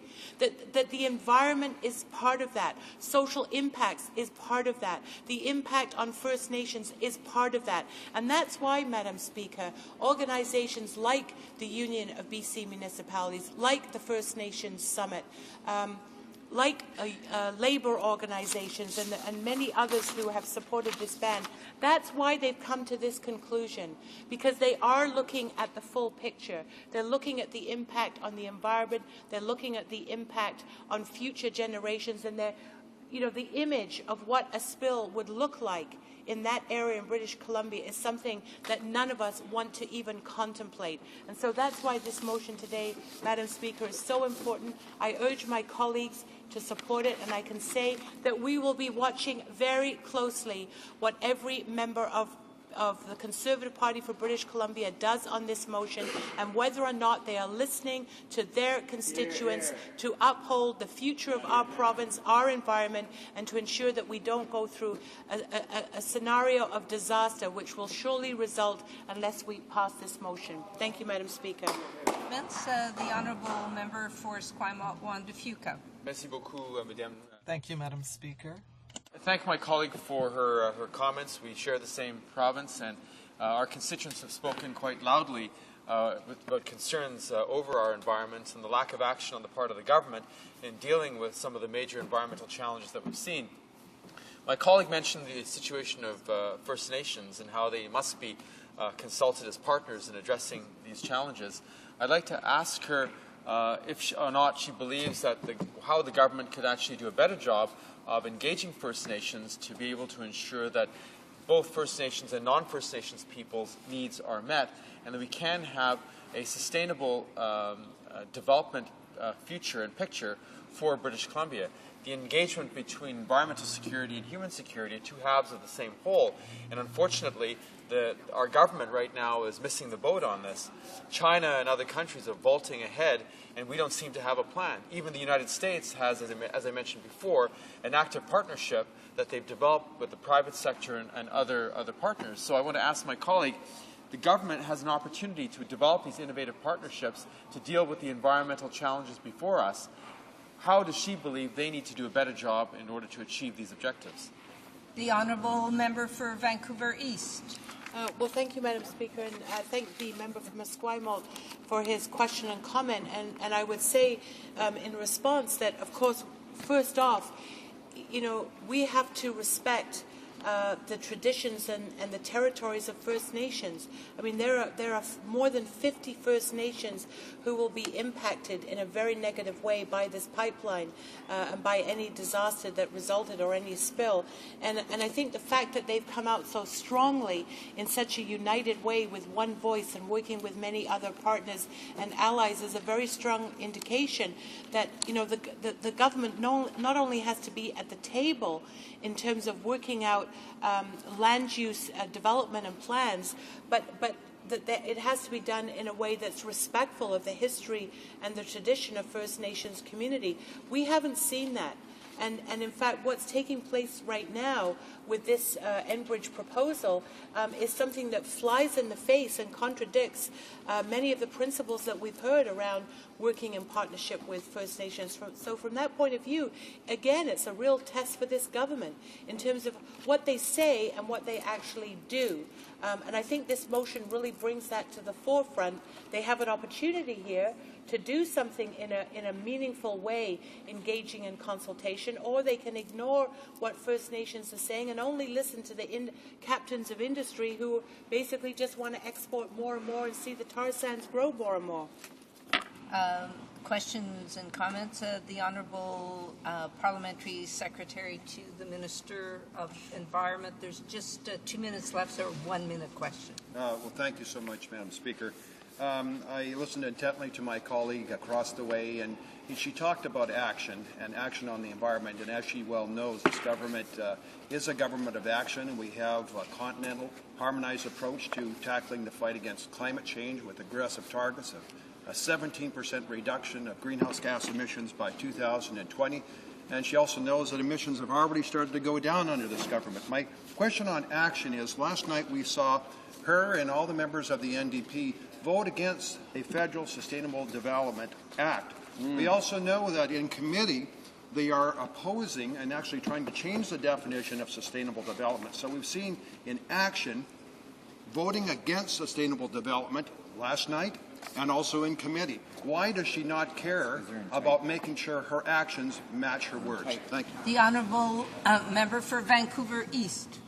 Well, Madam Speaker, I would note that the parliamentary member neglected to mention one other action that they've taken, which is, of course, killing the great climate change bill that was in the Senate, using an unelected, undemocratic body to kill a very progressive, forward-looking bill. It's a bit sad that he would neglect to mention that action. The fact is that the NDP has a superb record on bringing forward concrete proposals around climate change. We have been the strongest opponents in this House in terms of challenging the government on their lack of accountability on climate change, and the fact that the bill that had not passed not once but twice through the House of Commons and then was killed in the Senate. I mean, need I say more in terms of where this government is at? They're heading into Cancun, into the next round of negotiations. There's no plan from the Canadian government, and the one thing that we had as a ray of hope in this country, they killed it off. Resuming debate, the Honourable Member for Burnaby Douglas. Thank you, Madam Speaker. I'm very pleased to have this opportunity to participate in this debate on an NDP motion today that the government should immediately propose legislation to ban bulk oil tanker traffic in the Dixon Entrance, Hecate Strait, and Queen Charlotte Sound as a way to protect the West Coast's unique and diverse ocean ecosystem, to preserve the marine resources which sustain the community and regional economies of British Columbia, and to honor the extensive First Nations rights and title in the area.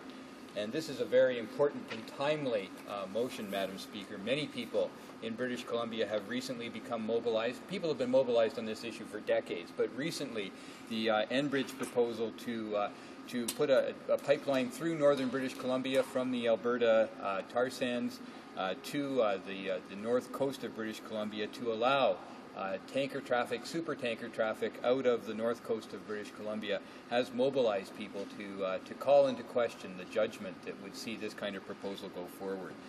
People are hot to trot on this issue, to put it mildly, Madam Speaker, and it's something that is incredibly concerning, and a huge support for ending, for continuing the ban on tanker, for ensuring a ban on tanker traffic on the north coast of British Columbia. I think polls have shown that over 80% of British Columbians support a ban on tanker traffic on the north coast of British Columbia. We know that there are very significant features of the North Coast that are significant in terms of the ecology of this planet. The Great Bear Rainforest, for one, is the largest intact coastal temperate rainforest in the world, and this government and others have worked to preserve that area. Unfortunately, all it would take is one tanker accident to undo that work and to damage, perhaps irreparably, that rainforest. And so this is one area that the tanker ban, a legislative tanker ban, would continue to protect. We also know that the ecotourism industry is growing in British Columbia and certainly in the North Coast, and we know that it's a $2.6 billion industry at this point, and there's lots of potential for expansion of that industry. We also we know too that the kind of support that's been exhibited in British Columbia is extensive. The Union of BC Municipalities in October, without dissent, passed a motion calling for a ban on tanker traffic on the North Coast. And we also know that BC First Nations have been very involved in this, that their territories are directly impacted by this proposal and would be directly impacted by any kind of tanker accident on the North Coast. So they've been incredibly outspoken and united in their opposition to tanker traffic on the North Coast. The Coastal First Nations made a statement in March 2010. The Union of BC Indian Chiefs, the First Nations Summit, have spoken out clearly on this issue. And just minutes ago, the Fraser First Nations, who represent, I think it's 61 Indigenous communities along the Fraser River, just signed on to their Fraser Declaration opposing the Enbridge pipeline and the tanker traffic on the North Coast. So there is absolute unanimity among First Nations in British Columbia on this issue, Mr. Speaker, and growing daily, as we've, Madam Speaker, as we've seen today. There are many concerns about what the North Coast, an accident on the North Coast would mean. We've seen that on the west coast of North America before. The Exxon Valdez is, the worst possible, maybe not the worst possible, but a terrible example of what could happen. 11 million gallons of crude oil spilling in Alaskan waters. We know that it killed 2,800 sea otters, 250,000 birds, 22 orcas, 300 harbor seals, 250 bald eagles, 1.9 salmon, and 12.9 billion herring. So it was a significant accident and caused incredible long-range damage to the west coast. We know we keep hearing that there is an Alaska tanker exclusion zone, that tankers can't come within 150 miles of the coast of Haida Gwaii. And yes, there are in place north-south restrictions, but what we're talking about now is opening the door to east-west transport in and out of ports on the north coast of British Columbia. And this is a completely different proposition. So responding to questions about a north coast tanker ban by saying that there is this exclusion zone really completely miss the point and don't deal with the need for a legislative ban on tanker traffic on the north coast of British Columbia.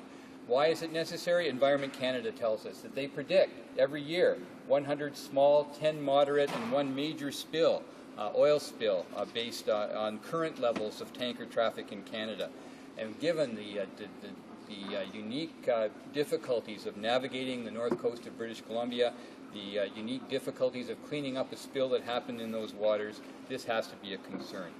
Now, Madam Speaker, in my own constituency, people are concerned as well, and I think the issues on the south coast are somewhat different because there already is an existing tanker traffic on the south coast, and a lot of that is based in my constituency, or based from my constituency of Burnaby Douglas. And because of the concerns that folks on the south coast and in Burnaby have about this, I hosted with my colleagues from Burnaby New Westminster and Vancouver East a forum on oil and water transportation issues back on November the 10th. We invited a range of people to speak to this issue. Kinder Morgan, who represent the existing pipeline from Alberta to the coast, which has its terminus in my riding. They didn't participate in our panel, but they did send representatives to be at the meeting. Port Metro Vancouver as well sent representatives to attend the meeting and be available should there be questions. The panel included folks from the Dogwood Initiative. Andrea McDonald was the representative of the Dogwood Initiative. We had Ben West from the Wilderness Committee, Terry Engler from the International Longshore and Warehouse Union, Local 400. We had the Pacific Pilotage Authority with and Captain Kevin Obermeyer, their president and CEO was their representative, and Captain Stephen Roy Brown, the president of the Chamber of Shipping, was also on our panel. And those folks all presented about the key issues that are related to the transportation of oil on the south coast and out of the port of Metro Vancouver, out of Burnaby Douglas, in fact. Burrard Inlet forms the northern boundary of Burnaby Douglas, of my riding. It's, as I said, the terminus of the existing pipeline from Alberta's oil fields to the west coast. Kinder Morgan owns and operates that, and that facility is located in the riding. Burnaby Douglas is also home to the Chevron refinery, the only refinery on Canada's west coast. Burnaby Douglas used to be the home of a Shell refinery and a Gulf refinery as well. Those have since wound down, but Shell and Petro-Canada still have distribution facilities in Burnaby Douglas, and this oil and gas industry is a significant industry in my constituency. And it would be wrong for me to ignore the fact that people are concerned about their jobs in this industry in my riding, and they do recognize that this industry does provide good family-supporting union jobs, and that they produce and distribute products that we all still use.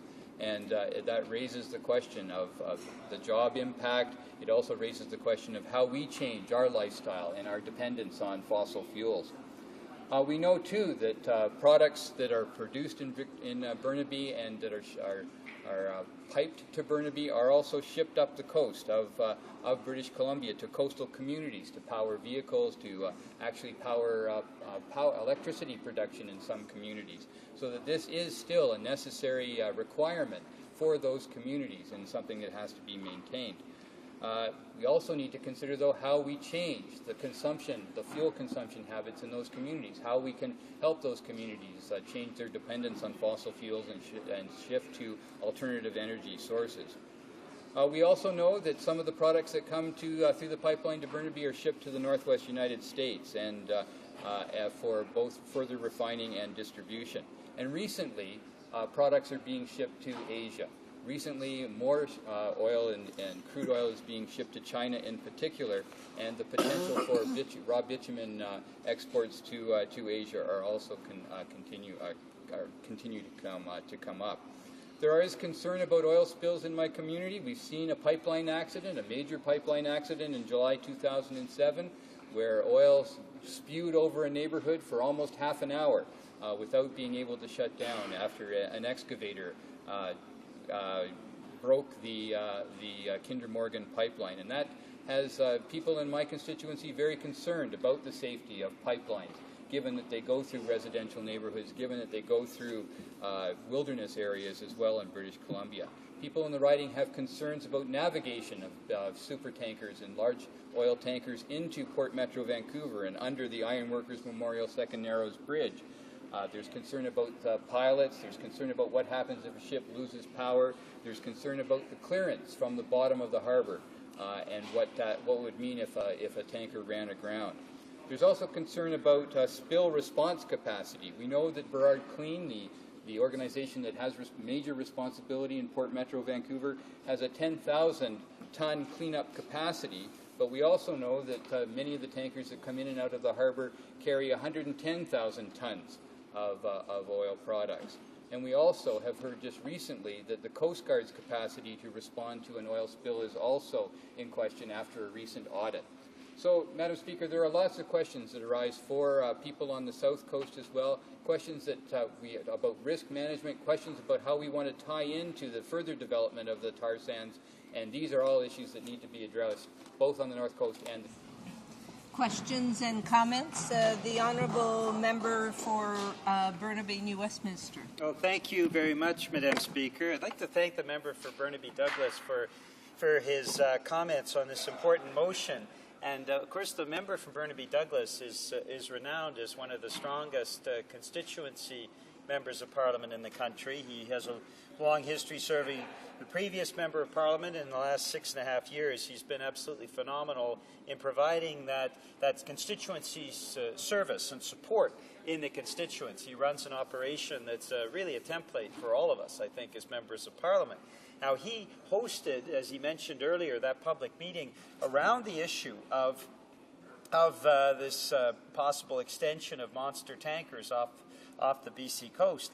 And I'd like him to speak very specifically about what kind of feedback he got from the residents of Burnaby Douglas at that meeting, how people feel in his riding.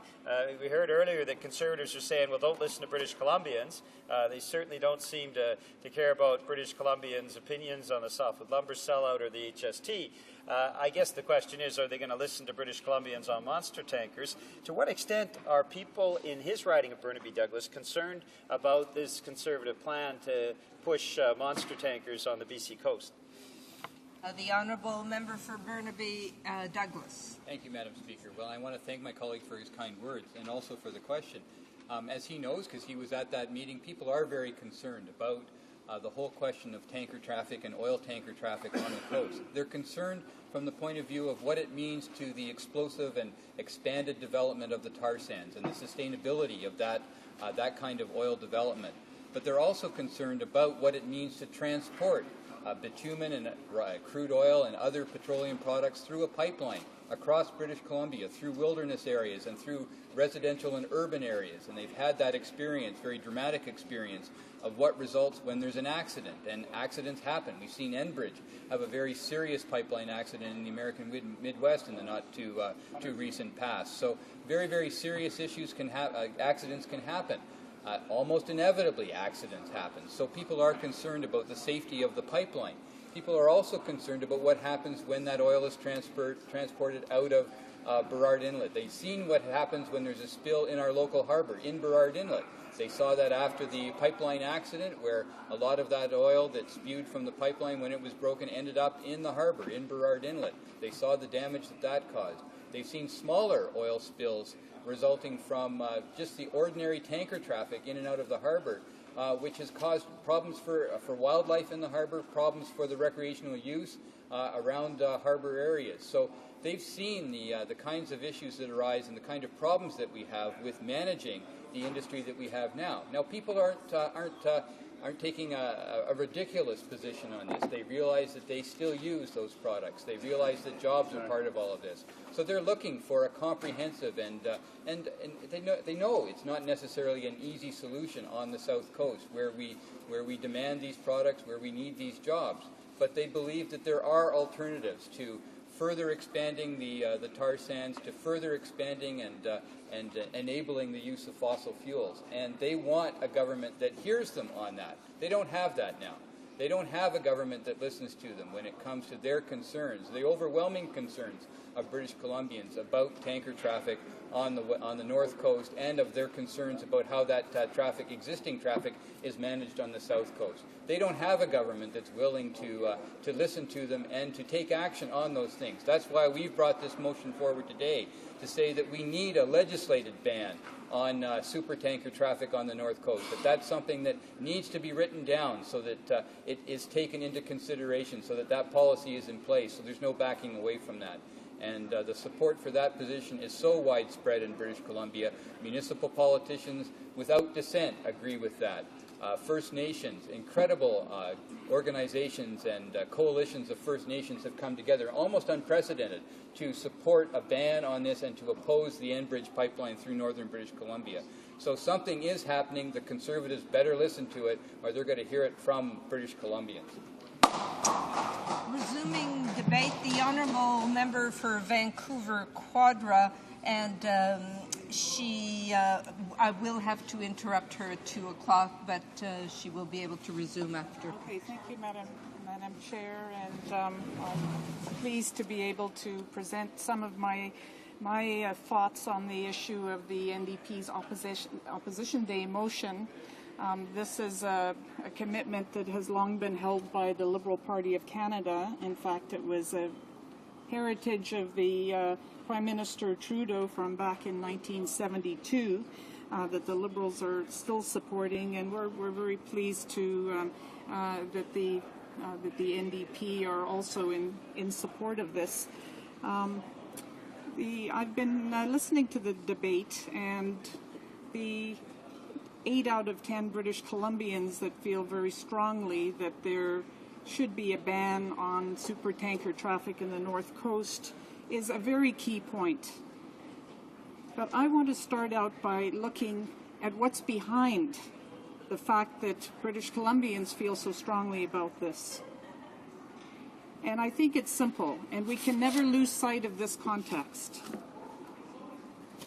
And that's that if something goes wrong, if we have 200 plus supertankers in this area, if something goes wrong, and it seems that something always will, you can't undo it. You can never reverse it. There is no turning back. The government can spend billions, but we can never go back to the way it was. Nor can you ever reverse the public anger and the public sense of betrayal should there be an accident. So that's really the key point.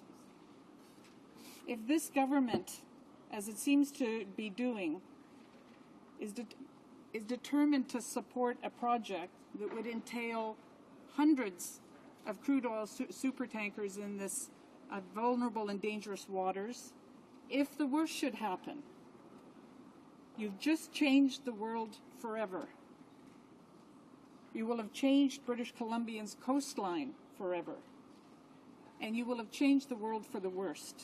So that is the key issue here. That's the crux of why so many British Columbians are clear that it is not worth that risk. When we talk about 8 out of 10 British Columbians, there was a poll by an independent polling agency that asked the question, since 1972, the Canadian federal government has banned oil tankers from transporting crude oil through BC's Inside Passage to protect the coast from oil spills. Now Ottawa is considering allowing oil tankers to transport crude oil through the coastal waters. In your opinion, should we ban or allow oil tanker traffic in BC's inside coastal waters? And over 80% of respondents said ban, and just 15% said allow. So that's very clear indication of the will of British Columbians. And as previous speakers have pointed out, this is across the spectrum. This is communities right across British Columbia that support a ban. It's First Nations, and in fact, 61 Indigenous communities that have claimed territory in the Fraser Basin, which actually represents about 2/3 of the landmass of British Columbia, have just signed a declaration. They are concerned about the impact of tanker traffic and potential spills on the salmon's ocean migration routes, and rightly so, because there is no going back should there be a major spill.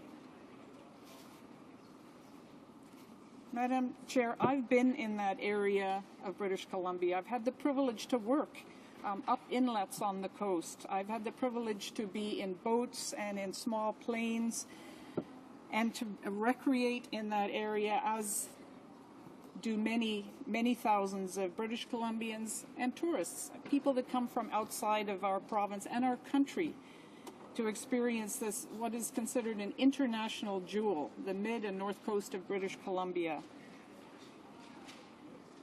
I've walked on the beach of the estuary of the Kutsumatine Grizzly Bear Sanctuary amid the grasses and the estuarial waters where grizzly bears come to feed on the returning salmon. To picture that area covered with black tarry goo is unimaginable. And modeling of a spill from a tanker in the inland North Pacific coastal waters suggests that the spill could affect the ecology, the coastline, and the plants and animals depending on it from the tip of Vancouver Island to well north of Prince Rupert, depending on the time of year and weather conditions. Do we want to risk that? Does this government want to risk that? Well, clearly they are speaking in favor of that. And clearly the people of British Columbia and First Nations are against that. So this government will have a choice to listen or not to listen to the people of British Columbia, and to risk or not risk changing the coastline of BC forever. These are tankers that are far larger than the Exxon Valdez. Over 20 years ago, that oil hasn't gone away. The numbers of wildlife that were impacted, those impacts are still ongoing. Some species have never recovered, and that's what we risk in British Columbia should this government continue to push forward. Now, the Conservative government has not unusually adopted the tactic of sowing confusion through deceit in its response to questions that I have put forward since visiting the Gulf of Mexico last May. We have had an entire array of responses to my question as to whether this government will continue to respect the ban on tanker traffic in the inland North Coast waters, as governments have since 1972. The Conservative government's responses have been designed to confuse this protection with protection on the exterior coast of Haida Gwaii and with drilling moratoria. No, this was a separate moratorium, and because this government is has a tactic of attempting to deceive and confuse. That is exactly why the Liberals have taken a stand, and it is why the opposition leader of the Liberals in June stood up and said the Liberals will put a permanent ban in place to ensure the continued protection of this precious area. We'll have 12 minutes left for her comments after question period. Order, please. Order.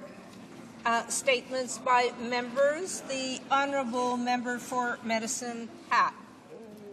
Thank you, Madam Speaker. I'm honoured today to congratulate my constituent, Christine Sullivan, who will be competing in powerlifting at the 2011 Special Olympics World Summer Games in Athens, Greece. Christine is from my riding in Medicine Hat, and she and 108 athletes are proudly representing Canada. In Greece, they will promote the fundamental principles and values of the Olympics. Athletes show us that no matter what the obstacle, through hard work and dedication, they can achieve athletic excellence, and they are an inspiration to us all. The 2010 Winter Olympics were a resounding success. There we saw the Olympic spirit as we watch our athletes uphold the values of friendship, respect, and excellence. I am certain that Christine and her fellow athletes will continue to make Canada proud. Sportsmanship is a commendable goal, and these athletes are given the opportunity to be role models and teach our kids valuable lessons.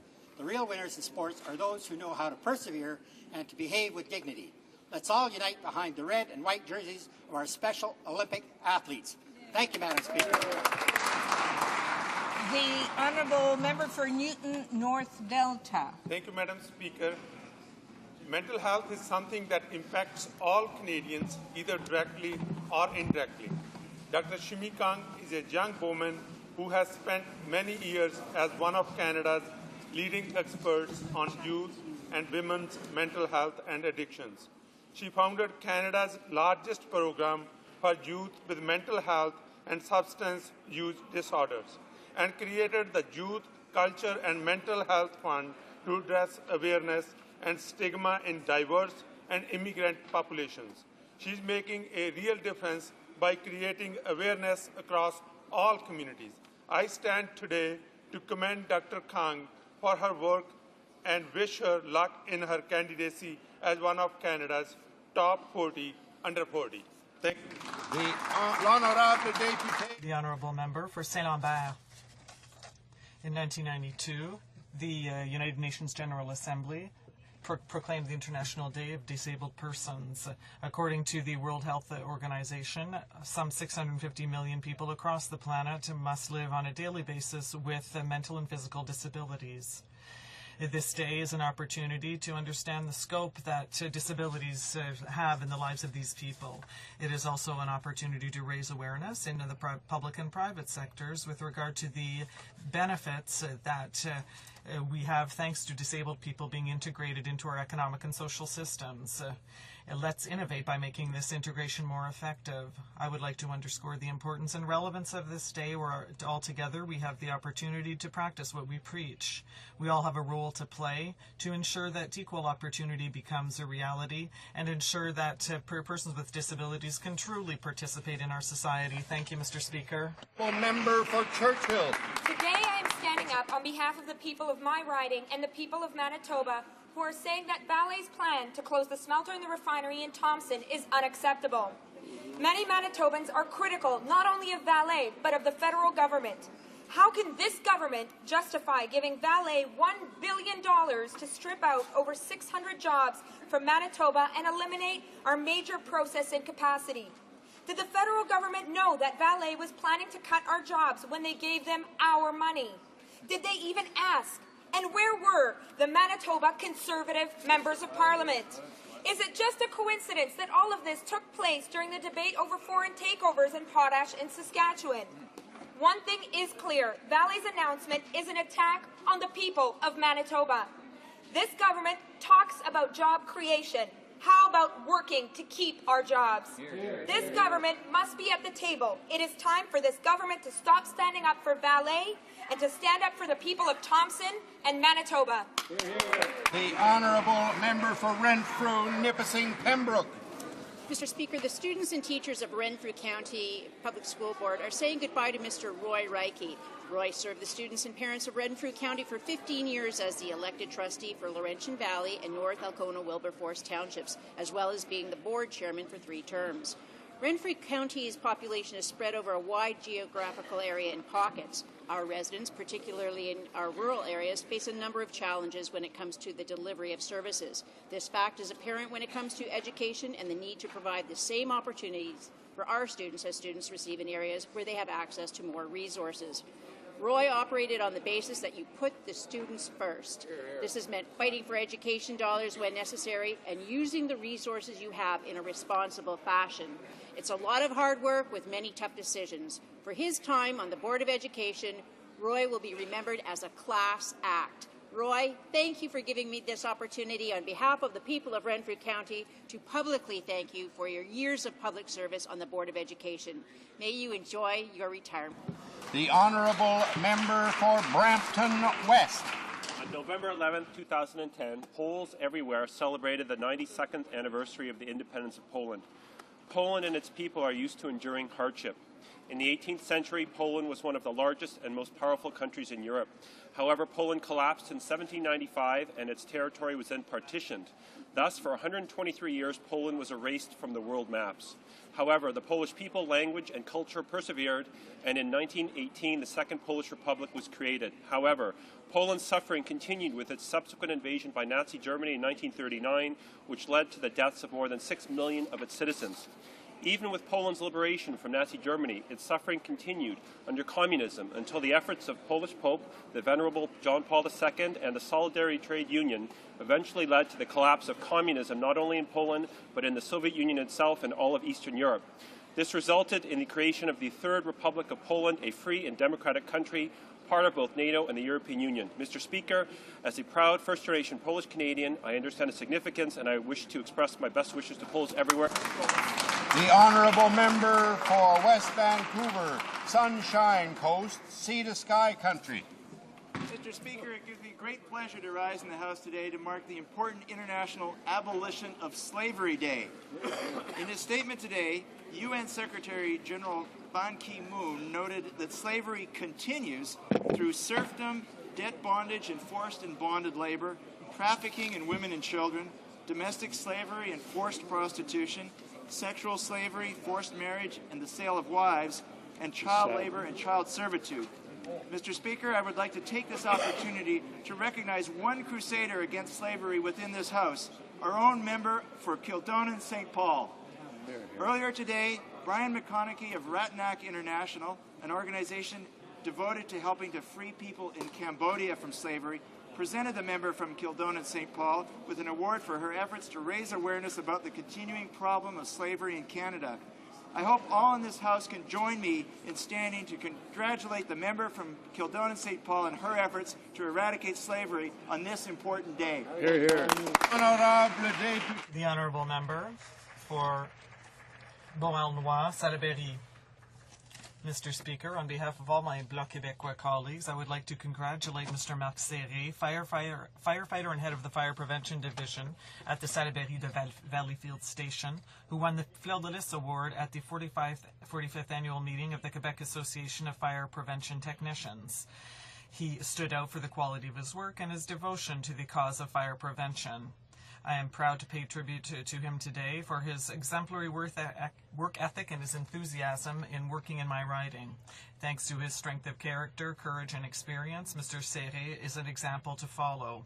I encourage him to continue his indispensable work. Mr. Serré and his team raise awareness of the material and psychological damage that a fire can cause, and encourages us to adopt responsible behavior on an everyday basis to reduce the incidence of such fires.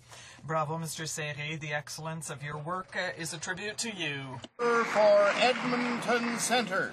Thank you, Mr. Speaker. I rise today to call attention to a program that will bring Canada's Air Force into the next generation of fighter capability and Canada's aerospace industry into the next generation of high technology.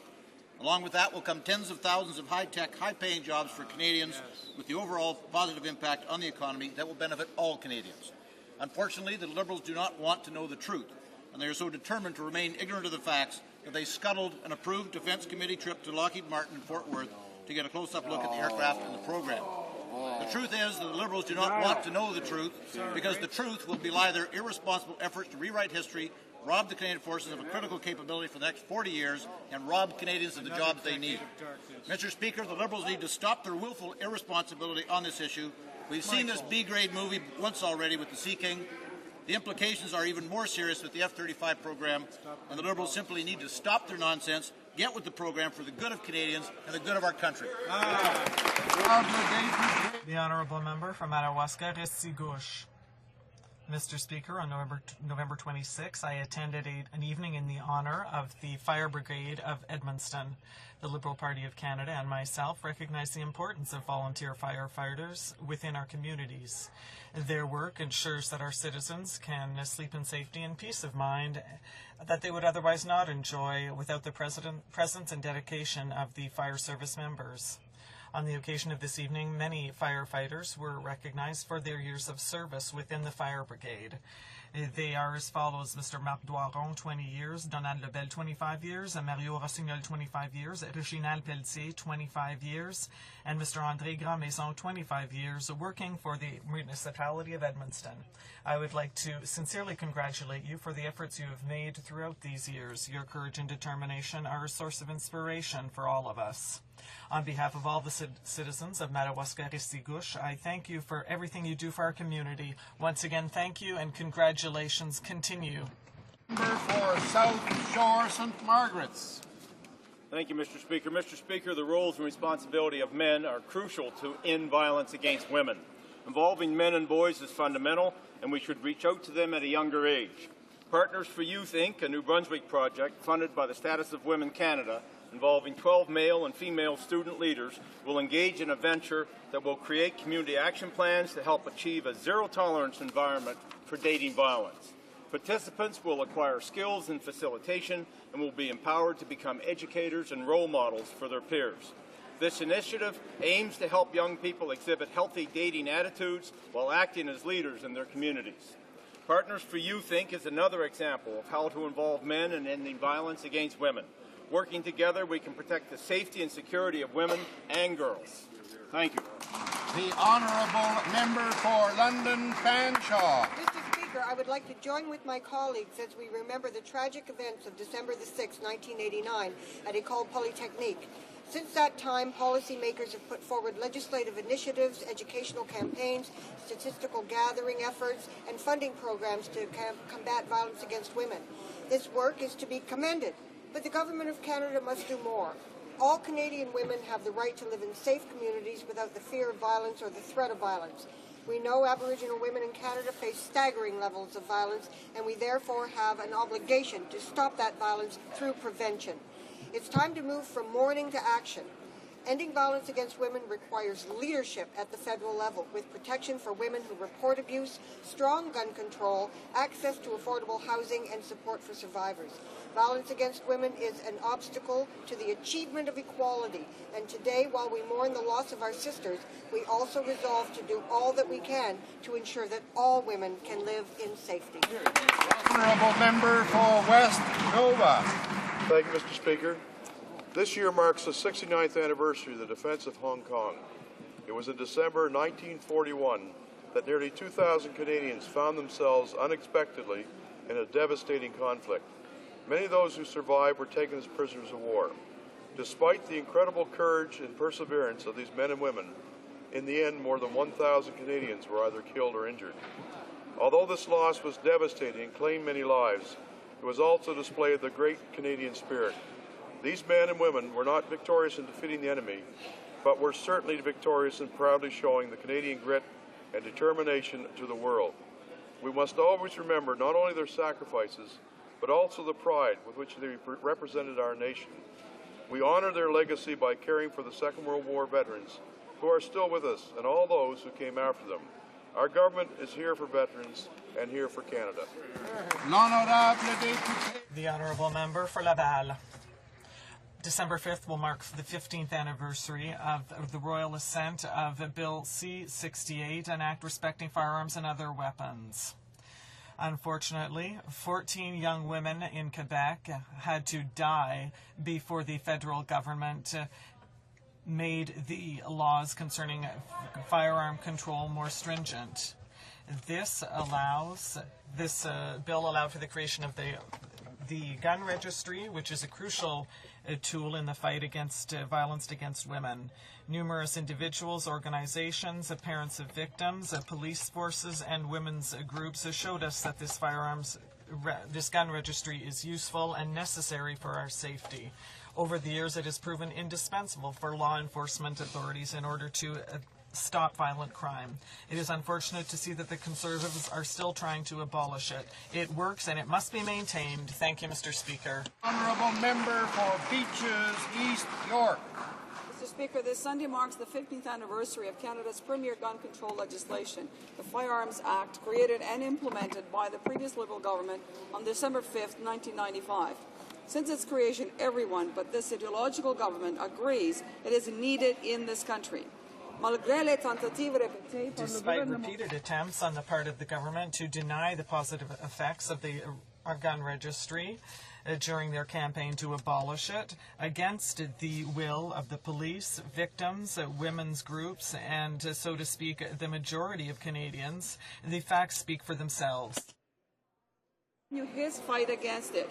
Even his newest member for Vaughan, the former OPP commissioner, has said keeping the registry, as the majority of parliamentarians have decided, is a done deal.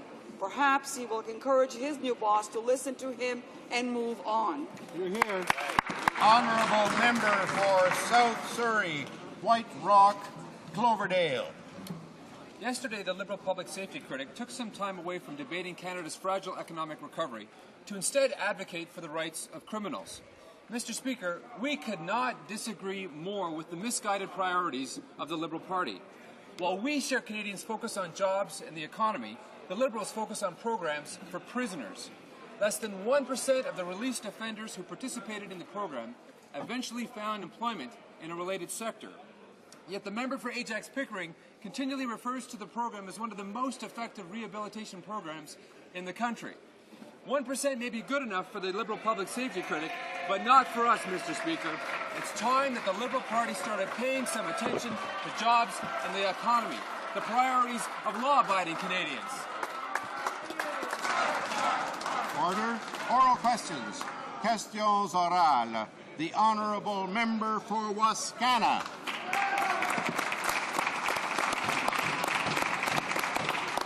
Speaker, in October, the Minister of Human Resources wrote a long memo promoting her cuts to the Guaranteed Income Supplement. When the Liberal MP for Humber St. Barbe-Verte blew the whistle, the Minister put her cuts under review.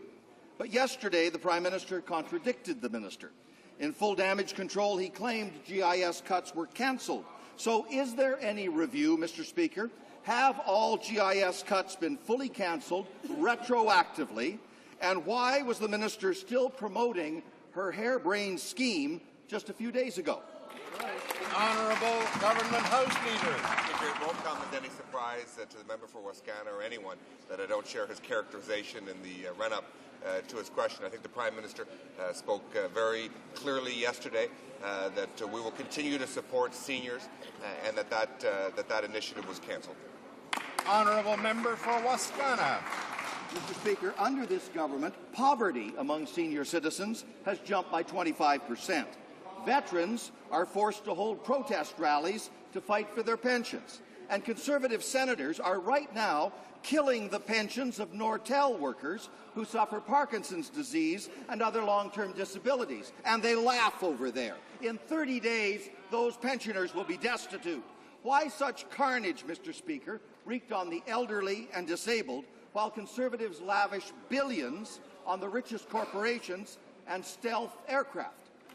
Honourable Government House Leader. We have seen a global economic downturn that has had real consequences for every other country in the world, not just Canada.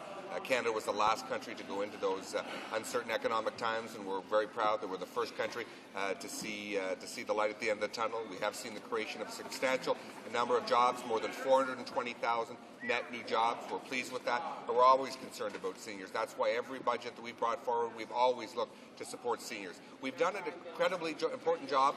One of the most important issues for seniors is health care, and this government has increased funding by 30%, where the previous government cut it by $25 billion. Honourable member for Wascana. Mr. Speaker, the Liberal government increased funding for health care by $43 billion.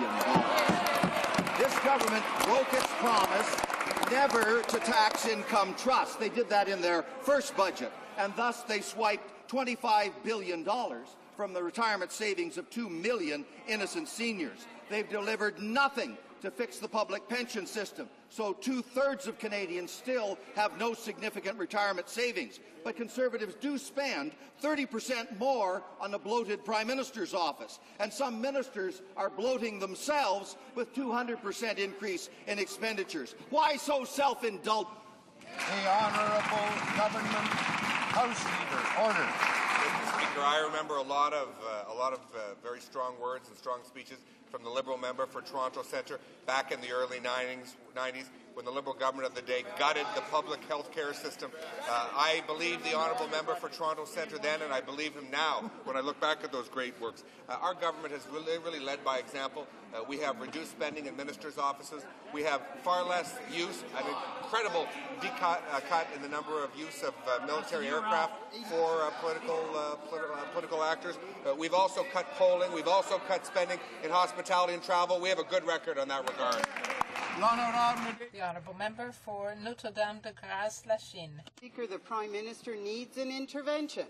His cabinet ministers are consumed with power struggles costing Canadians hundreds of millions of dollars. He's wasting billions on whims like untendered military contracts and opulent three-day summits. The Prime Minister is so incredibly out of touch, he's lost count of his own government's financial scandals. Meanwhile, he calls our affordable family care plan reckless, a plan that will better lives of over 650,000 Canadian families. When will this government wake up? When? The Honourable Parliamentary Secretary to the Minister of Human Resources and Skills Development. Mr. Speaker, we certainly sympathise and support Canadians who care for family members such as elderly parent or an ill child. That's why we've taken significant action to help them. For the first time in history, 2.6 million self-employed Canadians have access to compassionate care benefits. We've also expanded the number of different family members and others who can access compassionate care benefits. Mr. Speaker, we are taking specific action with respect to this area. The Honourable Grâce-Lachine. Mr. Speaker, this government is out of touch with Canadians' values and priorities. It wants to give a $16 billion contract without any tenders, without any price guarantees, and without any guaranteed jobs, while the competition is proposing 100% regional economic spin-offs. And at the same time, the government is saying to struggling families that their demands for family care are exaggerated. Who is this Conservative government working for? Who? Mr. Speaker, we've taken specific action in various ways to help families, particularly those that have been hardest hit by the current recession. We've, in fact, done a number of tax reductions that have allowed an average family of four to have $3,000 more in their pockets to deal with. Mr. Speaker, we've done things, whereas the other party, the Liberal Party, and this member have made promises from time to time, but never delivered anything that is objective that can be seen. Absolutely. The Honourable Member for Laurier-Sainte-Marie. Mr. Speaker, we've now learned in the media that a Canadian Forces elite unit is suspected of committing war crimes in Afghanistan. These allegations have been investigated internally for months by the Department of Defense. Was the Minister of National Defense informed by his department that these investigations were underway on war crimes, alleged war crimes, reportedly by the JTF2? I want to be the Honourable Minister. Members of the Canadian Forces, including the Special Forces, of course, do very difficult and demanding jobs, and they are doing so with the firm knowledge of their obligation under the laws of armed conflict. They do so with the greatest of integrity, with the greatest Canadian pressures that they recognize fully, Mr. Speaker, those obligations. And in fact, there were allegations that have now been investigated, one of which has been deemed to result in no charges. A second investigation continues. With respect to that investigation, we have to preserve evidence, comply with the independence of the process, and we'll await the result. The Honourable Member for Laurier-Sainte-Marie. What is troubling is that for months, internal investigations have been underway. The minister has not talked about this. The committee knows nothing. Is this not a case of knowing concealment of information in order to protect certain members of Canada's armed forces who are tarnishing the image of all military personnel who do deserve our respect? The Honourable Minister of National Defence. Mr. Speaker, there were in fact allegations that stemmed from a Canadian Forces member himself. The original investigation resulted in no charges. The second investigation, which is ongoing, is part of the National Investigative Services. That particular investigation, of course, will respect the rules of evidence. These investigations are very complex. They often involve many witnesses. They involve, of course, respect for the rule of law. And, Mr. Speaker, the Board of Inquiry and administrative review of these matters is also ongoing. I think the member opposite would be the first to get on his feet and complain if there was any involvement by a minister. The Honourable Member for Longueuil-Pierre-Boucher. Mr. Speaker, the government is refusing to tell us how many children have been transferred to the Afghan Secret Service. But the government can tell us that they are held in special centers and that 280 monitoring visits have been carried out. The Minister of Foreign Affairs cannot know all these details and not know how many children have been transferred by Canada. My question is simple. How many children have been handed over to the Afghan Secret Service? The Honourable Minister of Foreign Affairs.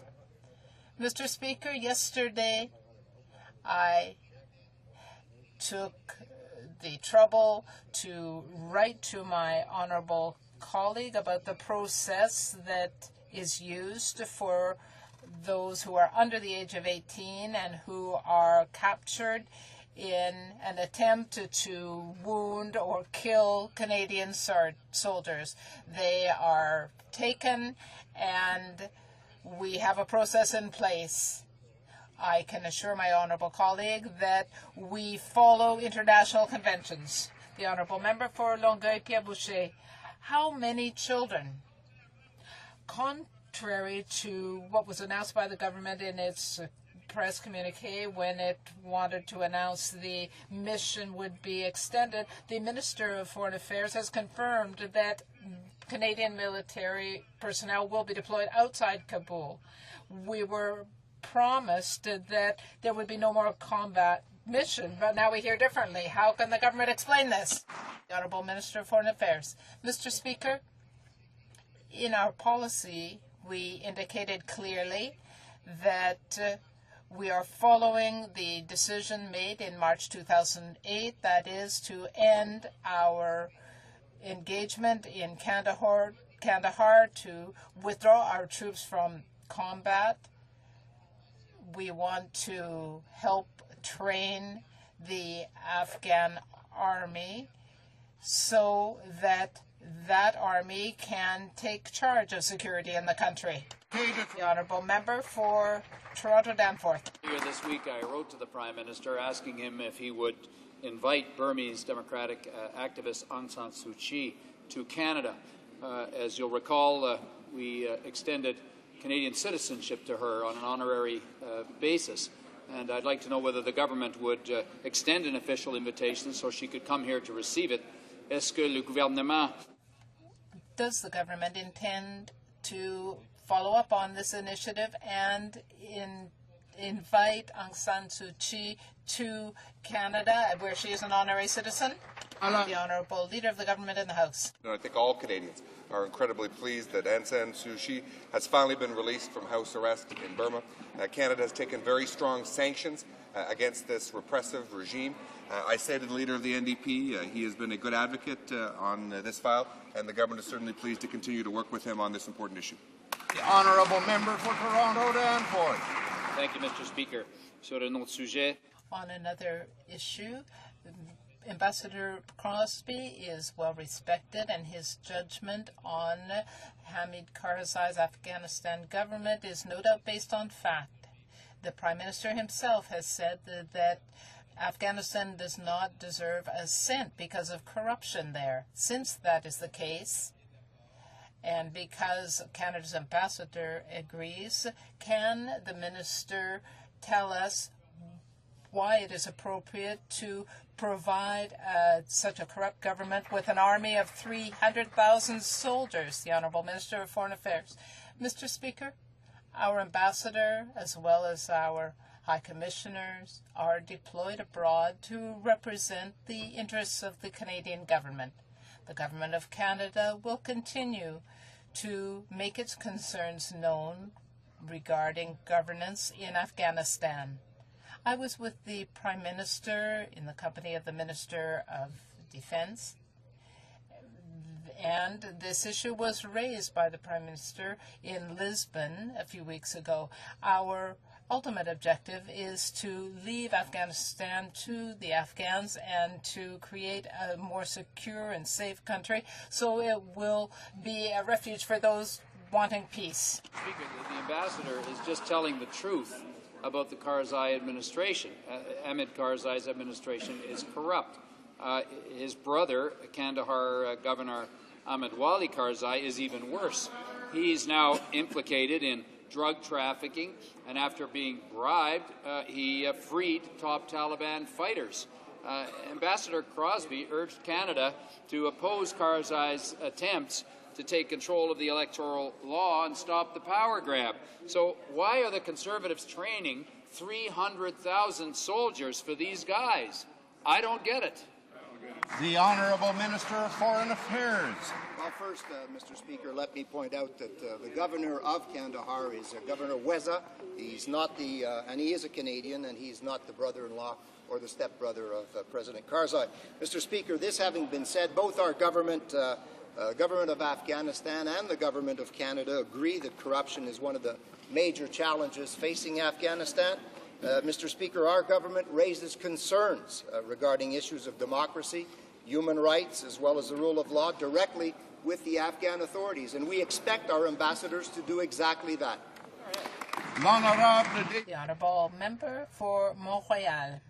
In 1982, Canada enacted the Constitution Act, whose centrepiece is a Charter of Rights and Freedoms, which has had a transformative effect on the protection of the rule of law and on the protection of our rights. Yet the member for Renfrew has referred to, and I quote, this deeply flawed Trudeau Charter of Rights. I would like to ask the Minister of Justice, whose responsibility includes the protection of the Charter of Rights and Freedoms, whether the member for Renfrew is speaking for the Minister and for the Government. The Honourable Minister of Justice. Individuals has more respect for human rights, Mr. Speaker, in this country than the Conservative Party, and that commitment goes right back to John Diefenbaker's Bill of Rights and beyond that. Mr. Speaker, we're very proud of our record. The Honourable Member for Mount Royal. Speaker, since the Minister has not answered the first question, maybe he will the second. I regret to note that Julian Fantino has spoken of the Charter of Rights which governs this Parliament and which protects the rights and freedoms of all Canadians as, quote, giving great advantage to criminals. Mr. Speaker, the Charter not only protects all of our legal rights, it protects also freedom of religion, expression, equality rights, Aboriginal rights, and minority language rights. And so I would like to ask the Minister of Justice, whose responsibility is the protection of all rights for all Canadians, whether he agrees with these deeply flawed views of the Charter. Honourable. Order. Order. The Honourable Minister of Justice. First of all, I'd better inform the individual that the by-election is over. Mr. Fantino has won, and he's certainly going to be welcome into this House, Mr. Speaker. And again, Mr. Speaker, there is no group of individuals over the course of Canadian history who have had a better record for standing up for human rights, Mr. Speaker, than the Conservative Party of Canada and its predecessors, Mr. Speaker. I'm very proud to be a part of that tradition. Order. Order. The Honourable Member for Pickering, Scarborough East. Order.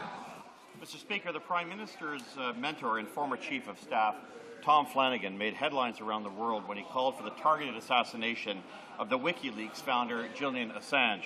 In England, the Guardian newspaper says that the Canadian Prime Minister's senior advisor has issued a fatwa against Mr. Assange. Netherlands' The Telegraph is reporting the same. Mr. Speaker, will the Prime Minister denounce the remarks of his mentor and clearly state that the Government of Canada does not, in fact, favour the covert assassination of anyone whatsoever? The Honourable Government House Leader. Speaker, as I said yesterday in a question that was directed to me by the New Democratic Party, that this individual is no longer an advisor to the Prime Minister, hasn't been for some time, and I would share the view, and I disagree with him, and that would be the view of the government. The Honourable Member for Pickering, Scarborough East. Mr. Speaker, Tom Flanagan wasn't the only advisor to the Prime Minister to call for the assassination of Mr. Assange. Ezra Levant, the Prime Minister's War Room Director in the last election, the man who gave up the party nomination in Calgary Southwest for the Prime Minister, and the Communications Director for the Canadian Alliance questioned in an op-ed, quote, "Why is Assange still alive?" End of quote. And why will President Obama, has he not ordered a hit on him yet? Why won't the Prime Minister rise in his place right now and denounce these outrageous statements by two of his closest political advisors? The Honourable Government House Leader. Mr. Speaker, I was watching television a few moments ago, and the Prime Minister is in Mississauga, so it would be very hard for him to stand here. The Honourable Member for Joliette.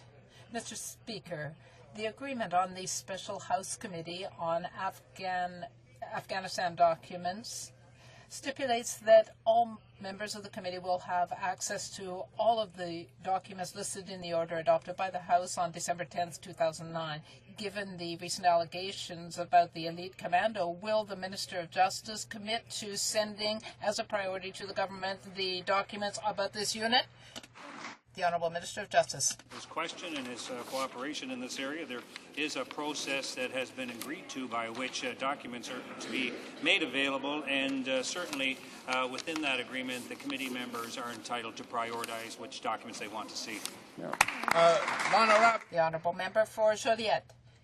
Mr. Speaker, the Special Committee needs access to all documents regarding the possible war crimes allegations involving this commando. It's the responsibility of the government to make the documents available so the committee can do its work. Can the Minister of Justice assure us that the documents will be sent before December 17, 2010? The Honourable Minister of Justice. All documents will be made available as expeditiously as possible, and the Honourable Member can count on that. The Honourable Member for Saint-Bruno-Saint-Hubert. The Minister of Heritage has said that he is working with the Quebec Minister, Christine Saint-Pierre, to improve Bill C-32. But Minister Saint-Pierre feels that the education exemption needs to be changed, private copies, and there needs to be more responsible for Internet service providers. Can the Minister of Heritage say that these three concerns have been met? The Honourable Minister of Heritage.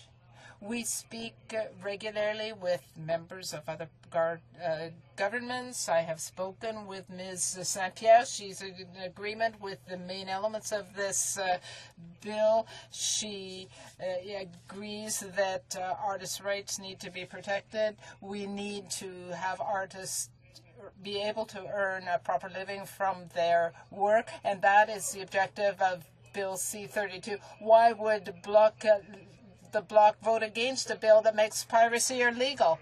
The Honourable Member for Saint-Bruno-Saint-Hubert.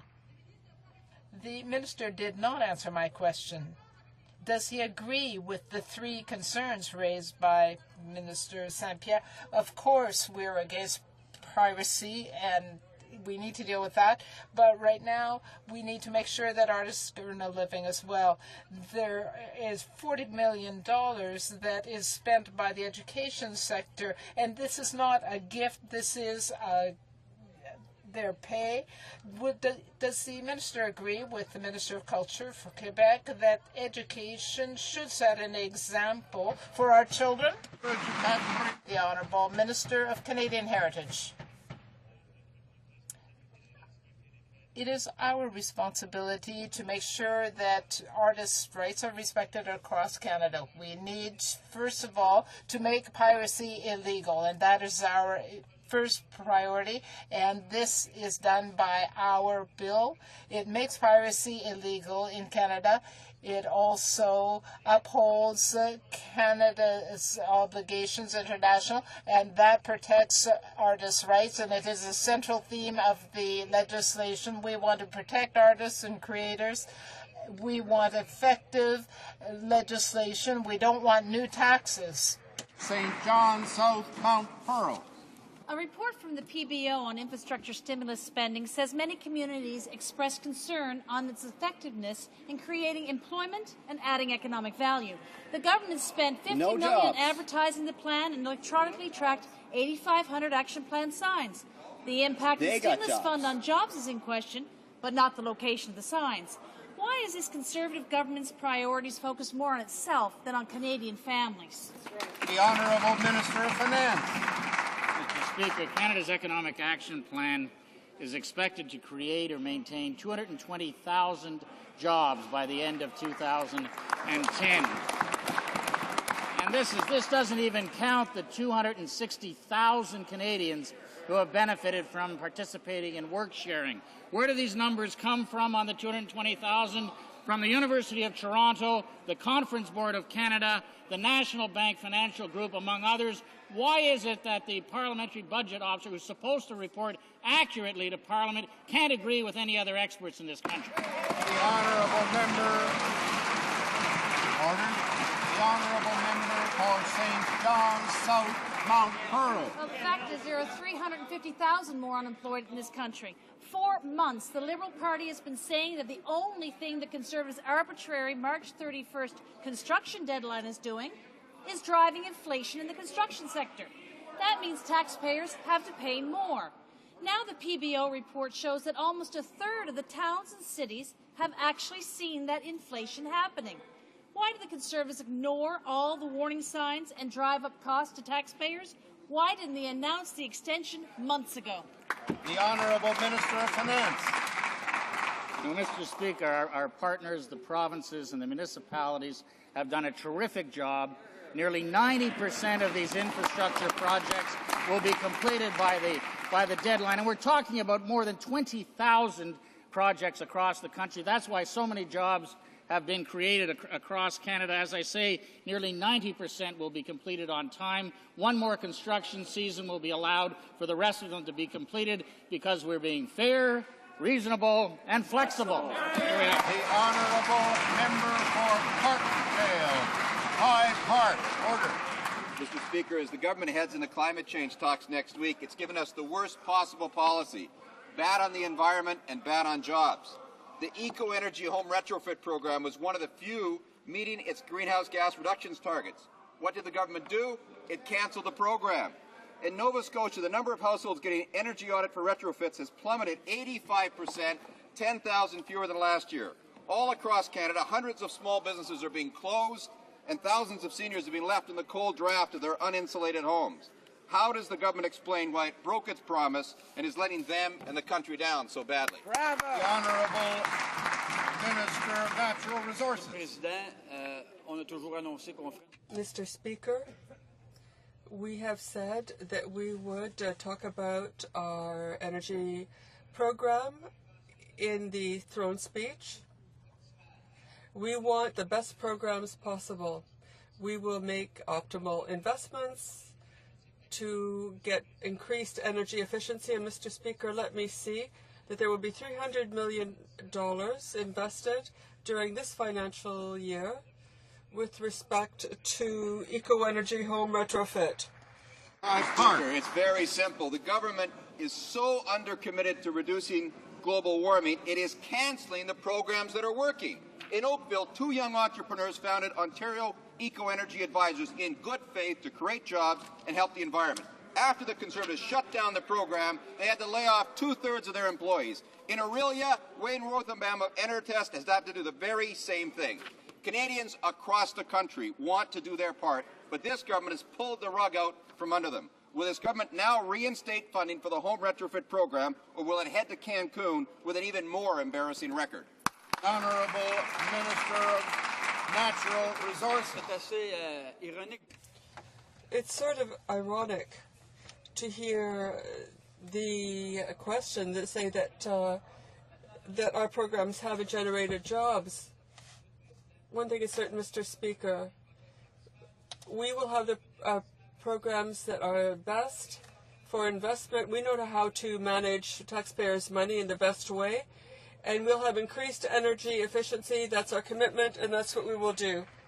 For Kildonan St. Paul. Mr. Speaker, today the Ontario Court of Appeal rendered a decision to stay the Ontario Superior Court's decision on the Bedford prostitution challenge that struck down this country's key prostitution laws.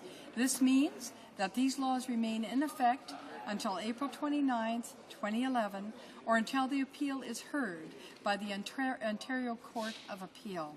Can the Minister of Justice please comment on today's ruling? Honourable Minister of Justice.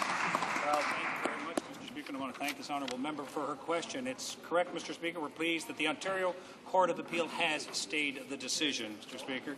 Our government believes that prostitution and the criminal activity that surrounds it is harmful to both communities and vulnerable persons in our society, especially women.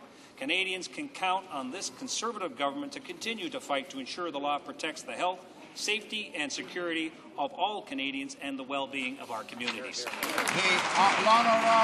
The Honourable Member for Outremont.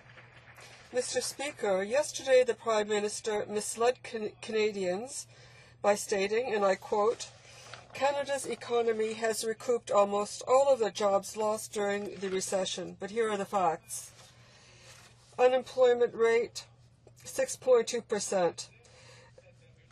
Unemployment rate in October 2010, 7.9%. There are at this time 211,000 fewer full-time permanent jobs, and there are 400,000 more unemployed. When will they start telling the truth to Canadians? The Honourable Minister of Finance. All since the end of the recession, that is, since the end of the second quarter in 2009, so the end of July 2009, the overall job creation has been 430,000 net new jobs in Canada. This is more than the total number of jobs lost during the 3 quarters of recession that we suffered through.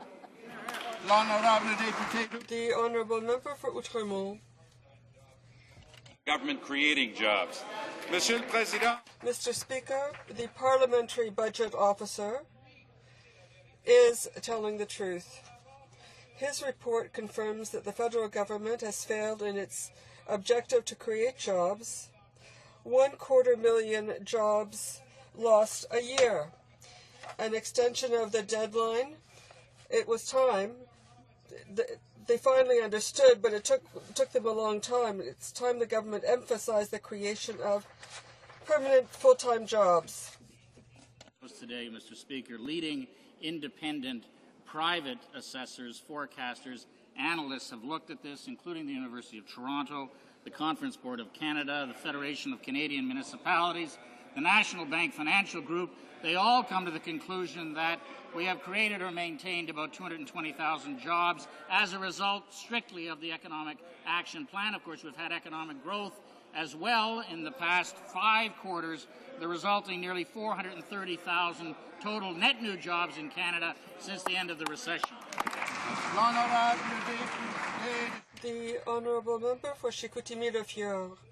After having said in 2009 that the idea of closing Squadron 439 in Bagotville was only a piece of fiction, here we have new documents obtained under the Access to Information Act, where there is mention of a closure that would lead to the loss of 44 jobs. The Minister of Defence, will he admit that the idea of closing the 439 has nothing fictitious about it, and that it's part of a plan which will hurt Bagotville? L'Honorable Ministre. The Honourable Minister of National Defence. Mr. Speaker, until I say otherwise. And when we have an announcement to make on Bagotville, as with any other base in the country, I'm sure the honourable member will hear about it. I'm sure he'll be interested in it. But, Mr. Speaker, he doesn't believe in the Canadian Forces. He doesn't believe in the country. The honourable member for Chicoutimi-Refio. Despite the government's denials, the fact remains that there have been documents and emails mentioning the closure of the 439. A document dated March 2009 even talks about a closure in 2012. Doesn't the minister think that he should dispel any doubts about the closure of Squadron 439 in Bagotville? The Honourable Minister of National Defence. It was fictional, Mr. Speaker. There are no plans to close Bagotville. There's no plans to make changes there. In fact, Mr. Speaker, we've announced recently, the regional minister was with me as we announced our plans to base many of the new F-35 aircraft, which are going to be a tremendous addition to the Canadian Forces Air Force. I know the member himself is supportive of this program. I just wish I could get members of the Liberal Party to support a program that they began back in the 1990s. The Honourable Member for Bourassa. The government should make a tender, then we'll see. Mr. Speaker, I'm talking about 5 environment, fisheries and oceans, finance, and 2 other departments. My question to the Minister of Fisheries and Oceans, I know she's a woman of honour, and that she will answer this question. When did she sign to approve the rejection of the Tassico program? Who knew about this? Who knew about the issues about Fish Lake? Did she know? And did her office talk to the RCMP? The Honourable Government House Leader. I'm very delighted to tell the member for Bourassa that I do share his view that the Minister of Fisheries and Oceans is a woman of great integrity. The government rejected this project, Mr. Speaker, based on the publicly available environmental assessment, which said it would do irreparable harm to the environment. We did the right thing for the environment. The Honourable Member for Bourassa. Mr. Speaker, we're talking about the possibility of inside trading. It's in the criminal code, and you can be sentenced to a maximum to time in prison. People in the public service are worried. The question is this. I don't know what you have to hide. The Finance Minister. Did his officials talk to him, and what does he intend to do to rectify this situation? This is a problem that affects everyone. Tassico Mines and thousands of stockholders who have lost money because somebody pulled a quick one. The Honourable Government House Leader. Their position. The member for Bourassa has talked about the possibility. Yesterday, the member for Pickering-Ajax had come to the conclusion that in fact it was a fact, which of course it is not. If the member opposite has any evidence to back up the claims and the speculation that he's engaging in, I would encourage him to table before the House. And if the Liberal Party won't table this information before the House after question period, what have they got to hide? The Honourable Member for Algoma, Manitoulin, Kapuskasing. Tax lawyers are happy today. According to reports, CRA plans to relax its standards for tax cheaters who voluntarily come forward. They expect the government will let their clients off the hook for tax evasions over 10 years old. You could call it the Mulrooney option, Mr. Speaker. We should all be so lucky. Will the Conservatives finally get serious about prosecuting tax evasions, or are they planning to agree with the tax lawyers and let people get away with hiding millions under beach blankets in the Cayman Islands? Honourable Parliamentary Secretary. Mr. Speaker, the government is working on this. I hope that we will be able to have concrete results shortly. The Honourable Member for Mr. Speaker, have they not understood that according to certain Revenue Canada reports, they're changing rules for those who commit tax evasion? The Conservatives are ready to close their eyes to tax evasion after a period of 10 years. Mr. Speaker, most Canadians pay their taxes and contribute fairly to our society. Why turn a blind eye to those who have not fulfilled their obligations? Why not bring better laws to fight the plague of tax evasion. The Honourable Parliamentary Secretary. Thank you, Mr. Speaker. The government is taking very serious measures to make sure that hard-working Canadians get what they deserve. We are working to succeed there where the Liberals and NDP have failed. Mr. Speaker, Canadians know that for strong economic management, we need to have a strong Conservative government. Our government responded to the worst economic downturn since the Second World War with comprehensive economic action plan. Over the past 2 years, this plan has been at work protecting Canadian jobs and helping our economy recover as one of the strongest in the world. Canadians know that the recovery is fragile. Can the Minister of Finance please update this House on what the Conservative government is doing to support the recovery? Honourable Minister of Finance. Speaker, I want to thank the honourable member for the insightful question. We've always said we would be fair, reasonable, and flexible. Nearly 90% of the infrastructure projects across the country, more than 20,000 of them, will be completed on time by the end of March. We've begun planning for the next phase of the Economic Action Plan. It's becoming clear, though, that some projects, a relatively small number, will not be finished on time for various good reasons. Therefore, we've extended the deadline through another full construction season to help create jobs and make sure these projects are completed. The honourable member. Order. The honourable member for Etobicoke North. Ordered. 2005, the Conservatives promised to compensate anyone affected by Agent Orange at CFB Gagetown. Once in power, the Prime Minister broke this promise and compensated only those who survived until the very date they took power. The Minister for Veterans Affairs now plans to return $33 million of the promised $96 million to the government coffers. Will he instead confirm that every cent will go to victims and their families? The Honourable Parliamentary Secretary. Thank you very much, Mr. Speaker. And certainly all of these concerns have been raised and reviewed very carefully by both the government and certainly by the Minister. It is our full intention to take care of all of those who have been impacted by Agent Orange, and certainly we're going to follow through on that. The Deputy de Compton. The Honourable Member for Compton-Stanstead. At its Congress, agricultural producers addressed the federal government about consultations on risk management programs in agriculture. Producers agree that needs vary according to regions and crops, but the present program, Agro-Flexibility, excludes the notion of risk management. Can the Minister assure producers that the risk management component will be included in the program and that the program will be improved at the next agriculture strategy? The Honourable Parliamentary Secretary. As this member well knows, we have a full suite of business risk management programs to support our farmers. We have Agri-Invest, Agri-Stability, Agri-Insurance, Agri-Recovery. And all of these programs are delivering to our farmers, Mr. Speaker. We put farmers first. Honourable Member for Thunder Bay, Superior North. Mr. Speaker, most countries either regulate cell phone locks or they ban them outright. Canada does neither.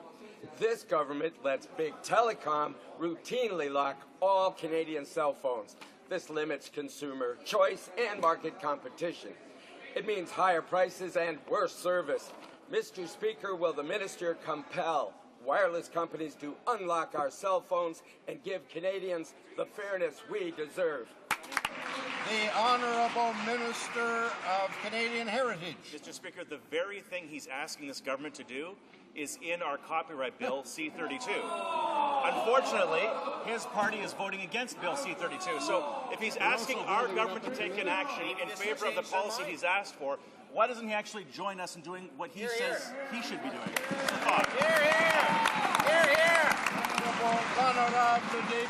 The Honourable Member for Montmagny, Lille, Kamouraska, Rivière-du-Loup.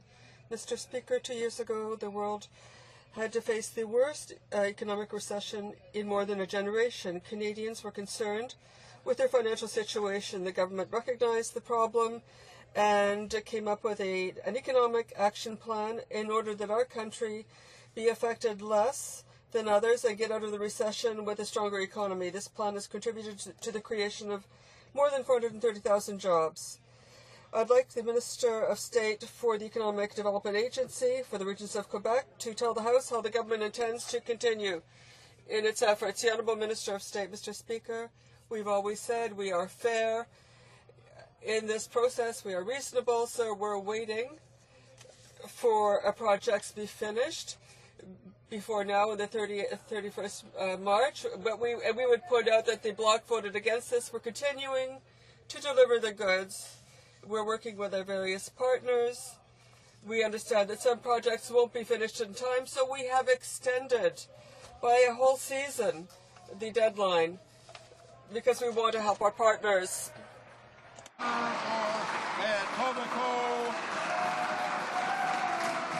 Order. The Honourable Member for Etobicoke North. Qualification criteria for the Agent Orange ex gratia payment were so strict that many veterans who needed the assistance did not qualify. Instead of coming to their aid, this Conservative government spent nearly $8 million fighting them. $33 million would go a long way to meeting the needs of widows.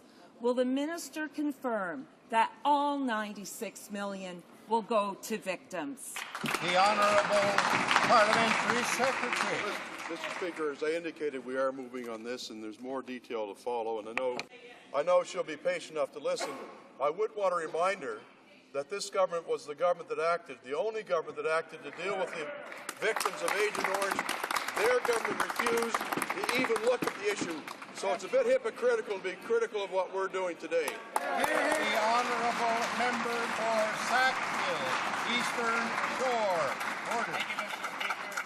In Veterans Affairs Committee the other day, Pierre Daigle, the D&D Ombudsman, cited his serious concerns about a lack of a national database for operational stress injuries for our Canadian forces. Without this vital information, Mr. Speaker, many programs may not be available for our injured soldiers and their families. So my question to the Defence Minister, when will the national database for this important segment come up, and how soon can the Minister announce that that program will be here? Thank you. The Honourable Minister of National Defence. Thank the Honourable Member for his praise, Mr. Speaker, for the $130 million in Canadian Forces Health Information System that we now have online. The next phase is about to begin, incorporating some of the lessons learned from this important new system to help healthcare providers in the Canadian Forces secure and share information, coordinate appropriate care. Mr. Speaker, the final rollout on the basis is expected by 2012. Already we've received much positive feedback from the users of this system. This is a tremendous investment in health for the Canadian Forces, and no doubt the efficiency and the delivery of care to the Canadian Forces members will continue to improve under this government. The Honourable Member for Terrebonne-Blainville. Mr. Speaker, the government is asking the public to tighten their belts, but it seems that there is no limit to the government's eccentricity with respect to polling. Over the past 5 years, the government has blown $100 million in all kinds of polls. The government claims that it's to better focus their programs. And yet they eliminated the mandatory long-form census, which is a reliable and nonpartisan instrument. Before requiring more sacrifices from the public, will the government slash its expenditures on polling? The Honourable President of Treasury Board. Mr. Speaker, the figures are very clear in each category. And when you look, compared to the former government, we are, Mr. Speaker, with our polls, we have cut figures by 66%. Order. It being Thursday, I believe the Honourable Member for Ottawa South has a question. Thanks, Mr. Speaker. My question is indeed for the Government House Leader. If you could please tell the House what is the remaining business for this week, what is the business for the week, next week, of course, coming, and in particular, when is the last opposition day of this supply period, Mr. Speaker. We still don't know when that is scheduled for. Obviously, it falls in the official opposition. It is scheduled technically for next week. We'd like to know precisely when it is so we can amply prepare for it, and of course have Canadians able to follow it in anticipation of that very day. Thank you, Mr. Speaker. The Honourable Government House Leader. Much, Mr. Speaker. Mr. Speaker, we will continue today with the Opposition Day motion by our friends from the New Democratic Party. Pursuant to an order made earlier today, the vote on the NDP motion will be deferred until the end of government orders on Tuesday. Tomorrow we will consider a great bill proposed by the Minister of Justice, Bill C-22, protecting children from online sexual exploitation. The Minister of Justice has another great bill, Bill C-54, protecting children from sexual predators, which we would then debate. We would then move to Bill C-33, the Safer Railways Act, which the Minister of State for Transport has done a lot of very good work on. Yeah. Bill C-21 would be next, the Standing Up for Victims of White-Collar Crime Act, another strong justice bill brought forward by the Attorney General of Canada. Next week we will continue with business from Friday. Mr. Speaker, I'm pleased to report to you that there are ongoing, constructive, and Mr. Speaker, even harmonious discussions among the parties, so the list of business I mentioned may change. Next week, each and every day, we will be debating great bills that will do great things for Canada. Also, I will return to the House at a later time to designate the last allotted date. Order. L'Honourable Député de... The Honourable Member Laurier Sainte-Marie, point of order. Mr. Speaker, during the question period, as I was questioning the government, the MP from Northumberland 20 West cried out that I was supporting the Taliban. Mr. Speaker, it is the duty of the opposition to put questions without getting insulted in this way by their colleagues. And I demand that this honourable member withdraw his words. The honourable member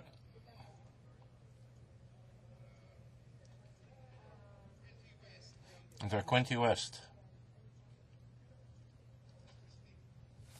Did not say that he supported the Taliban. I said, Mr. Speaker, that I wished he cared more about the Canadian Armed Forces and the 152 members of the Canadian Forces as he does. I did not say that he supported the Taliban. L'Honourable Député de Laurier Sainte-Marie. The Honourable Member from Laurier Sainte-Marie. The word Taliban was pronounced. I demand that he behave in a civilized manner and withdraw these words. The Honourable House Leader of the Government. The interventions of what's said, but I would like to be very clear. I know the leader of the Bloc Québécois. We disagree on many, many issues, and I certainly don't believe that he supports the Taliban. In light of the comments that have been made, the Président examinera. The Speaker will review the blues, and if I can find this word being used, I'll come back to the House and will render a decision on this point. Orders of the day, government orders, business of supply. Resuming debate on the motion of Mr. Cullen, West Coast oil tanker traffic.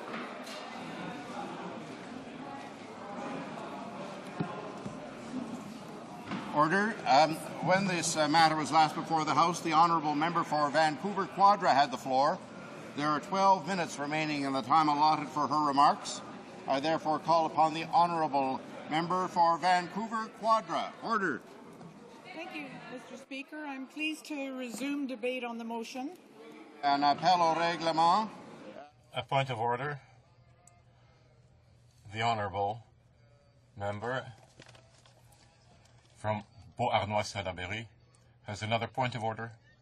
Yes, Mr. Speaker, I'd just like to add to the request made by the Leader of the Bloc Québécois regarding the point of order. You will read the blues of the personnel that is sitting close to the table. And it's important that you should listen to what was said at that place in particular. the Honourable Whip of the government. Saying those words, we'll have to wait and see if any of these words have been recorded elsewhere. If in the possibility he said those words, he'll apologize. If he didn't say those words, he won't apologize. I already indicated that I'll read the blues to render a decision on this point of order. Vancouver Quadra has the floor for the 12 minutes remaining in the time allotted for her speech. Thank you, Mr. Speaker. I have had the privilege of speaking in support of the Opposition Day motion.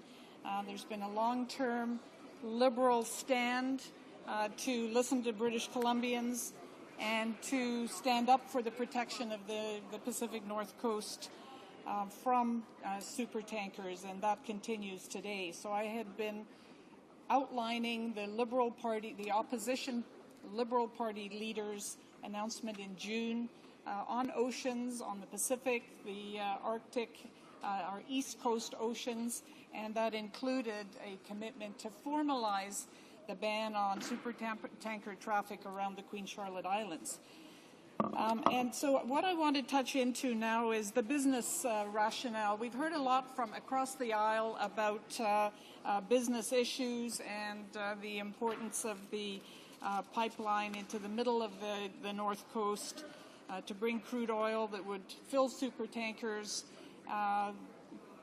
several hundred a year, and the importance for business. But I want to actually take a look at that piece by piece because, Mr. Speaker, what we really have here is not a choice between business and the environment. What we have here is a choice between sustainable economic development and unsustainable economic development. And sustainable economic development is something that the Liberal Party is strongly in favor of. So what's the jobs implications of a ban on tanker traffic? The pipeline proposal, the Gateway proposal by Enbridge, a year and a half ago claimed that 200 permanent jobs would be created by that pipeline, and a proposal with its accompanying oil tankers. That was later raised to 1,100 permanent jobs, of which 650 jobs would be in British Columbia. So are jobs a rationale to open up our North Coast to supertanker traffic? Well, in fact, Mr. Speaker, 56,000 people count on jobs in that area of our coast. These are tourism jobs, they're whale watching, they are fisheries, there are even aquaculture jobs that are at risk in that area. So 56,000 jobs in the area that could be impacted by an oil tanker spill. And so that's why we actually have dozens and dozens and dozens of businesses that are supporting this ban, because the expansion of this sustainable economic development on the coast that is so important for our First Nations and for the community members and for business investment is threatened. That expansion is threatened with the uncertainty of having a flow of tanker traffic through those waters and the risks. And those risks are not just to the 27 species of marine mammals, the 120 species of marine birds, the 2,500 individual salmon runs, and the iconic species like the spirit bear, the sea otters, humpback whales, and so many others that would be at risk from a spill. We have to recall that the Exxon Valdez was 11 million gallons of a crude oil spill. These supertankers today, the ones that would be going through our very dangerous, rocky, in some cases shallow inlets, thousands of islands in the North Coast, those tankers are far, far larger, so we could be risking tens of millions of gallons of crude oil spilled. And 56,000 jobs for a possible 650 jobs. Another argument that's been made is that this pipeline and the tanker traffic that would be required to carry that oil is needed to increase oil exports. But in fact, Mr. Speaker, the latest research from the Canadian Association of Petroleum Producers shows that the major pipelines that are carrying Alberta oil sands oil to the United States have been at 80% capacity. So clearly, there is major amount of expansion that could happen with the existing pipelines. In addition, a new pipeline is being proposed, and that's the Keystone XL pipeline, which would increase capacity yet another 18%. And of course, this is another debate, whether the oil sands volume should be increased. My personal view is that we need to slow down that expansion until we can demonstrate that that it's an environmentally appropriate industry, and there have been many questions to that effect at this point. So there is pipeline capacity. It is cheaper and easier to sell this oil to the United States. The U.S. buyers will buy all the oil that can be produced. So in fact, this ban is not a constraint to the increase of oil export. The pipelines already can handle that. Another business argument is that the pipeline and the tankers are needed to diversify our markets. But Mr. Speaker, there are already 6 to 10 super tankers or tankers a year taking Alberta oil sands oil to China. 6 to 10 a year isn't very much. In fact, there is supply to fill far more than that, but there really isn't market demand for it. Why? Because it's far more expensive for China to buy oil that has not just come across Canada in a pipeline, but then has to be handled, go into a tanker, cross an enormous distance, be unloaded, and so on. So all of those are extra costs, and crude oil has a commodity price set by world markets. So clearly it's easier and cheaper for this to be sold into the United States. There is not very much demand from Asia, and there are other routes that can supply that demand should that demand surface. So the members opposite will use use a lot of terms like double hold and extra pilots and extra regulations, safety, economic. But in fact, the big issue is it worth taking the risk of a massive crude oil spill on the coast of British Columbia, that iconic wilderness area that is internationally recognized as a precious asset, will only become more precious over time? Is it worth risking that for economic arguments? And clearly the economic arguments are very weak, and the risk is simply not worth taking, because as I've said before, if something goes wrong, and we can almost guarantee that at some point something will go wrong, we can never undo it. We can never bring our coast back to the way it is today. And so that is simply not worth the risk. The Liberals have taken a leadership role on this since 1972, and we continue to do that with our commitment expressed by the Liberal Party leader. I just want to take a moment to point out that this Conservative government's instincts on economic issues have been actually very poor. I mean, their instinct is to support big oil over the environment with respect to our coastal inland waters. But their instincts on the economy have led to trade deficits, the scale of which we haven't seen in decades in Canada, record high deficit and debt, unemployment still up 2%, higher than it was pre-recession, full-time jobs that haven't been recovered, and truckloads of borrowed stimulus money, which our parliamentary budget officer has analyzed, have created far fewer jobs than one would expect from that amount of spending, creating that amount of debt. So this government's record and its instincts on the economy and business are actually very dubious, and have had very poor results. And it does not support the business community for this government to see itself as a cheerleader of business over the environment, over the will of British Columbians, over the will of Canadians. That business is not asking for that.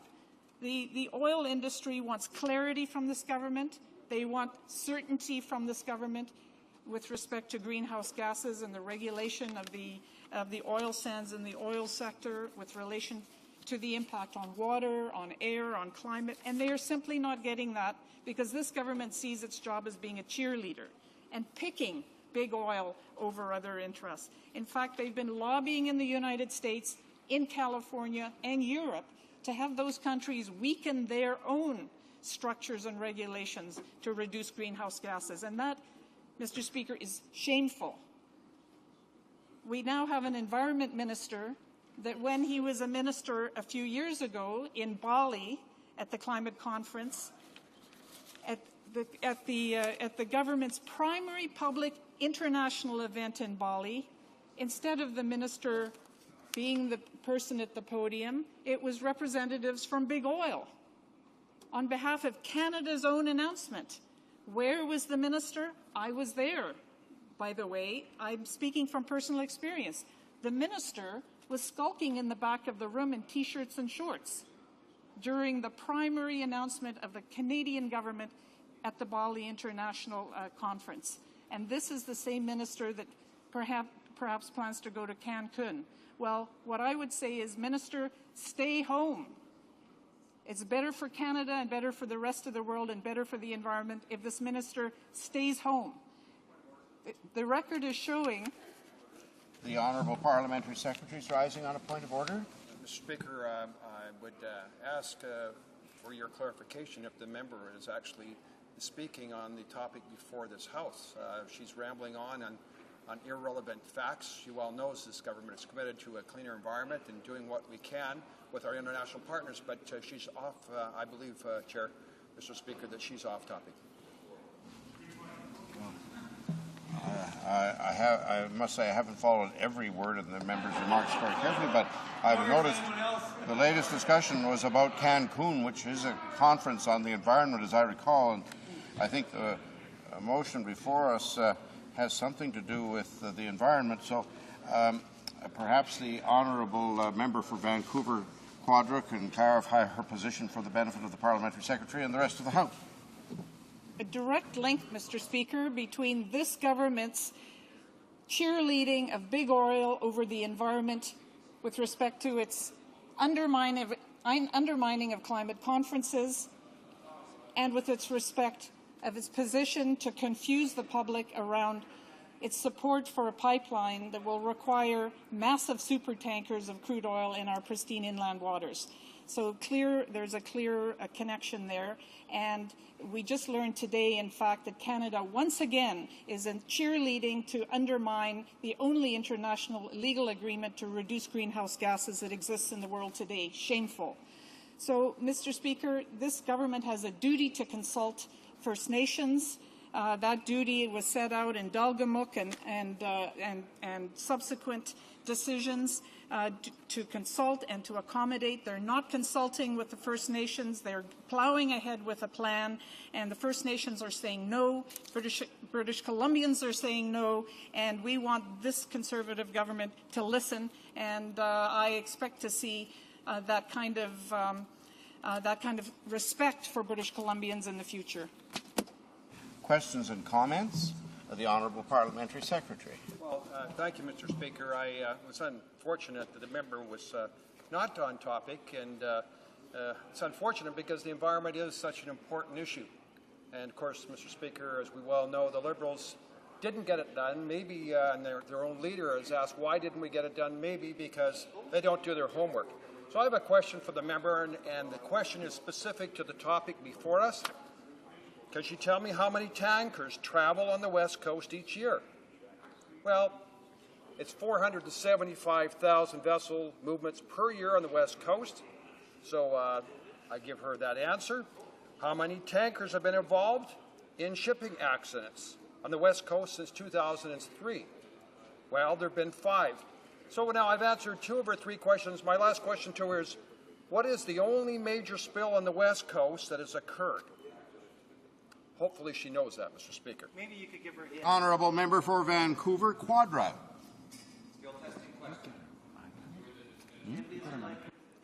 Mr. Speaker, the ban on tanker traffic in the Hecate Strait, the Dixon entrance, and the Queen Charlotte Sound areas have absolutely nothing to do with existing traffic on the coast. They are to protect that area from a massive increase in crude oil super tanker traffic.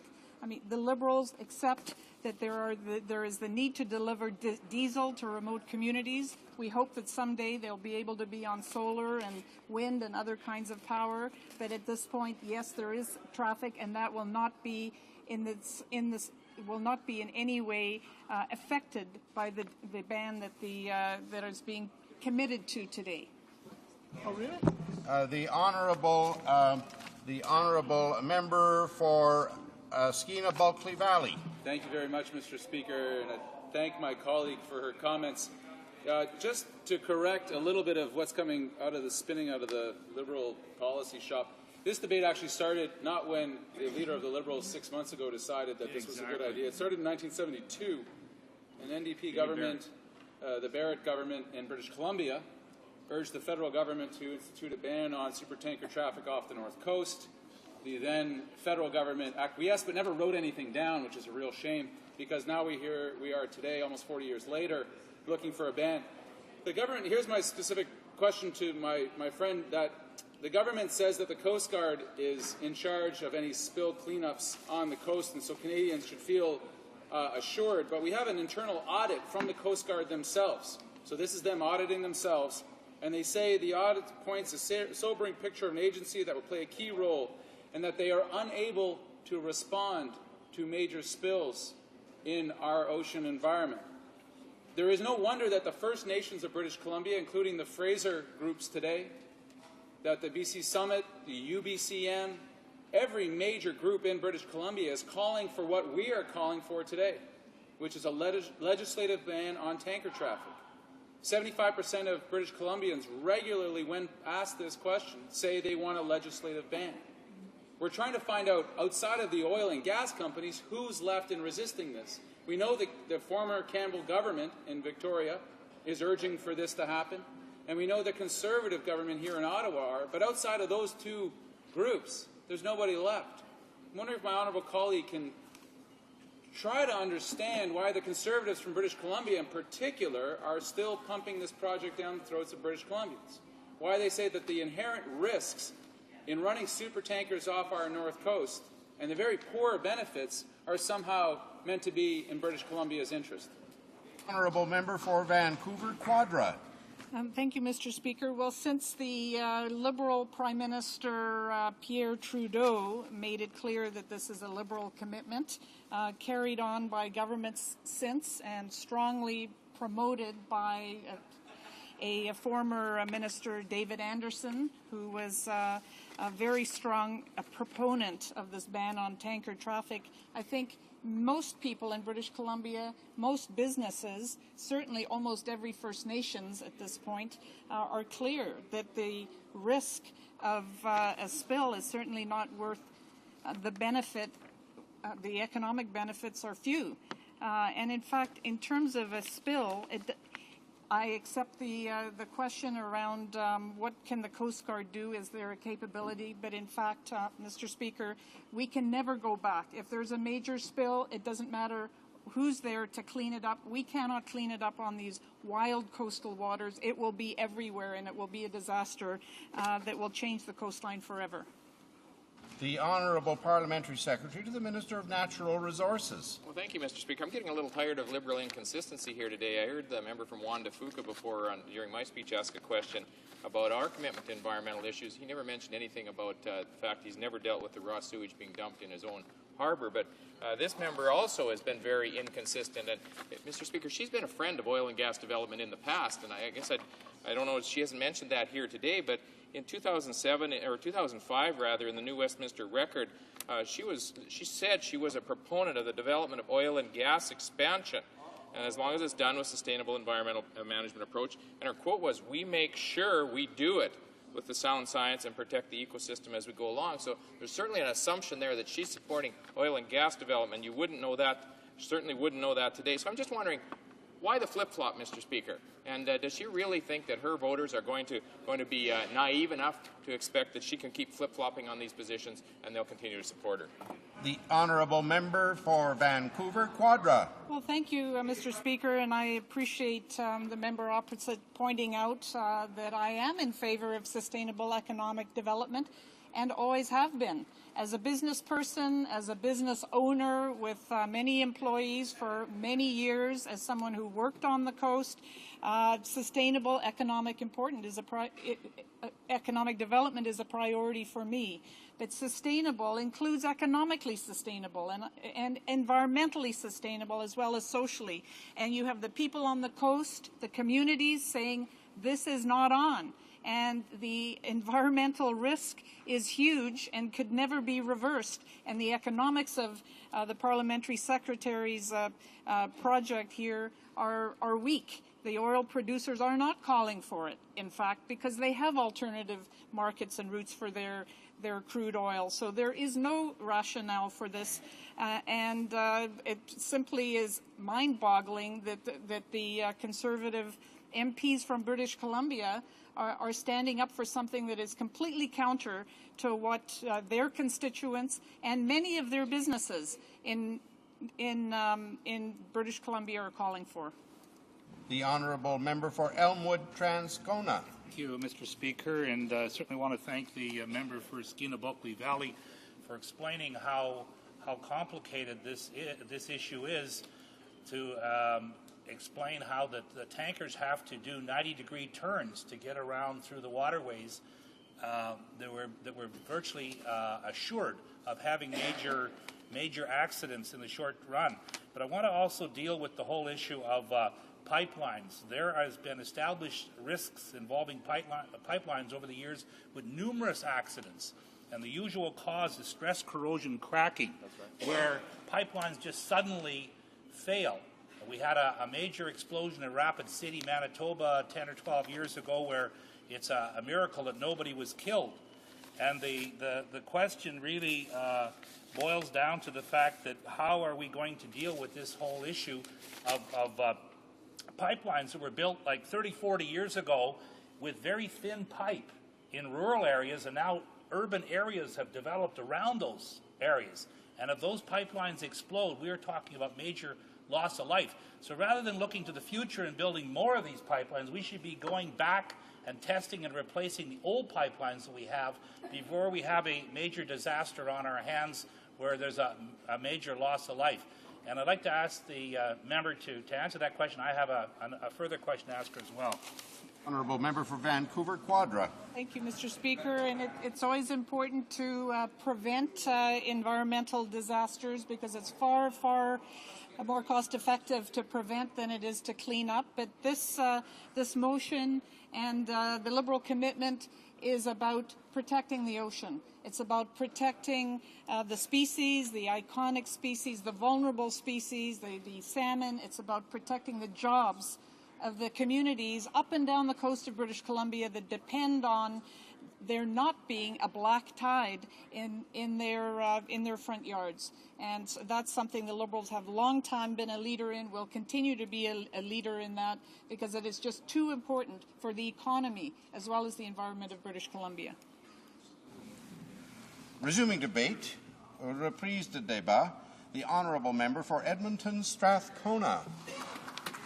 Thank you very much, Mr. Speaker. I'm very pleased today to rise and to speak to this motion and to advise I'll be splitting my time with my neighbour, the member for Nickel Belt. I want to thank the member for Skeena-Bulkley Valley. He's been a great defender of the environment and his constituents in this House, and even before I was elected, I admired him from a distance. He has carried on the tradition of my old friend Jimmy Fulton, who I know is watching from above and cheering on the man who has taken over his portfolio of protecting this beautiful area of our country. I think it's important to remind the House that this motion brought forward by my colleague from Skeena-Bulkley Valley is necessary because of the failure to act on an earlier motion tabled by our party, by myself, which was voted unanimously by this House. That motion called for a review of current federal law and policy to deal with the safety environmental aspects of unconventional oil and gas development. Well, clearly this is an unconventional oil and gas activity. We haven't yet seen the piping of raw bitumen across the pristine area of northern British Columbia through rocky, mountainous, river-laden terrain through First Nation territory, nor have we witnessed yet the travails of large tanker traffic through rough seas.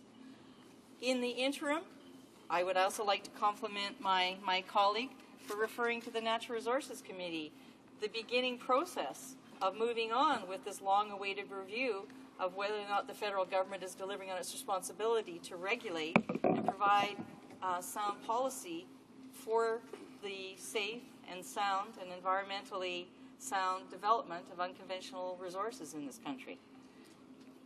This motion deals with a specific aspect of unconventional oil and gas development. It's dealing with three parts. It's dealing with the front end, which is the faster pace developed, intensifies development of the oil sands for the shipment of bitumen to eastern countries, including China. It deals with the development of a pipeline through an extremely risky area where many communities and First Nations have raised strong objections. It then deals with the end result, which would be the movement of that bitumen into tankers and those tankers going through difficult waters. The reason why we had tabled our earlier motion in May of this year is because we thought this country has signed on to the precautionary principle. This country also believes in sound economic development that doesn't put communities at greater risk. And the whole idea was to allow Canada to benefit from the wake-up call of the disaster in the Gulf of Mexico. What better opportunity than to put in place a proper protective regulatory regime in advance into the future with a sound plan for how we're going to be developing our resources in a way that will reduce, not increase risk to Canadian communities and to our very valued environment.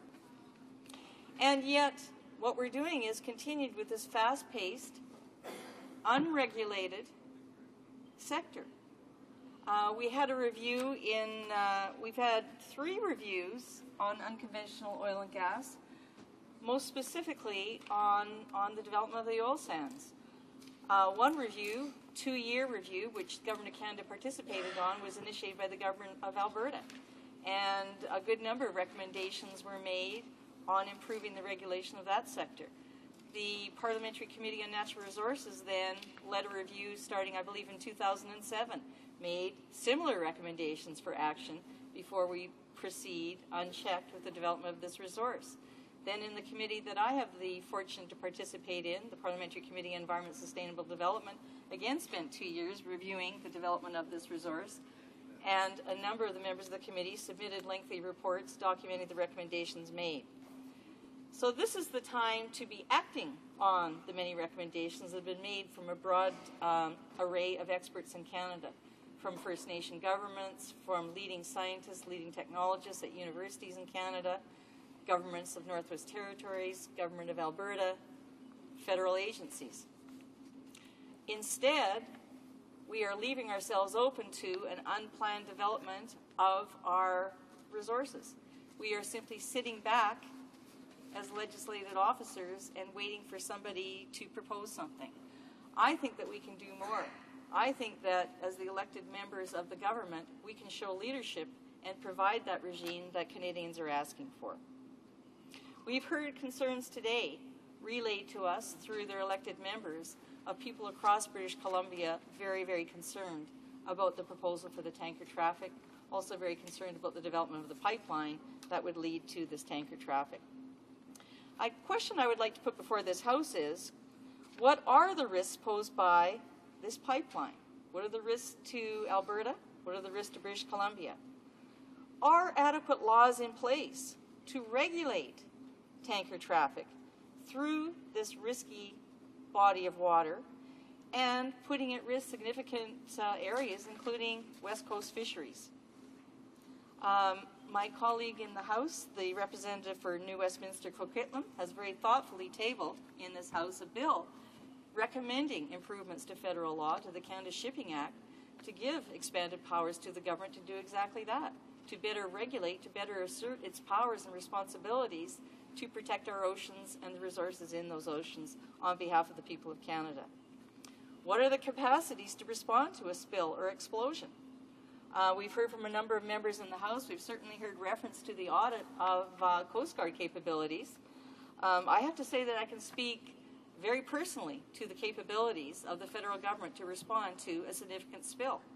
I'm hoping all the members have taken the time, because we have the Rail Safety Act coming before us as well, taken time to take a look at the review of the Cheakamus spill and the Wabamun spill. There were prosecutions that arose out of that.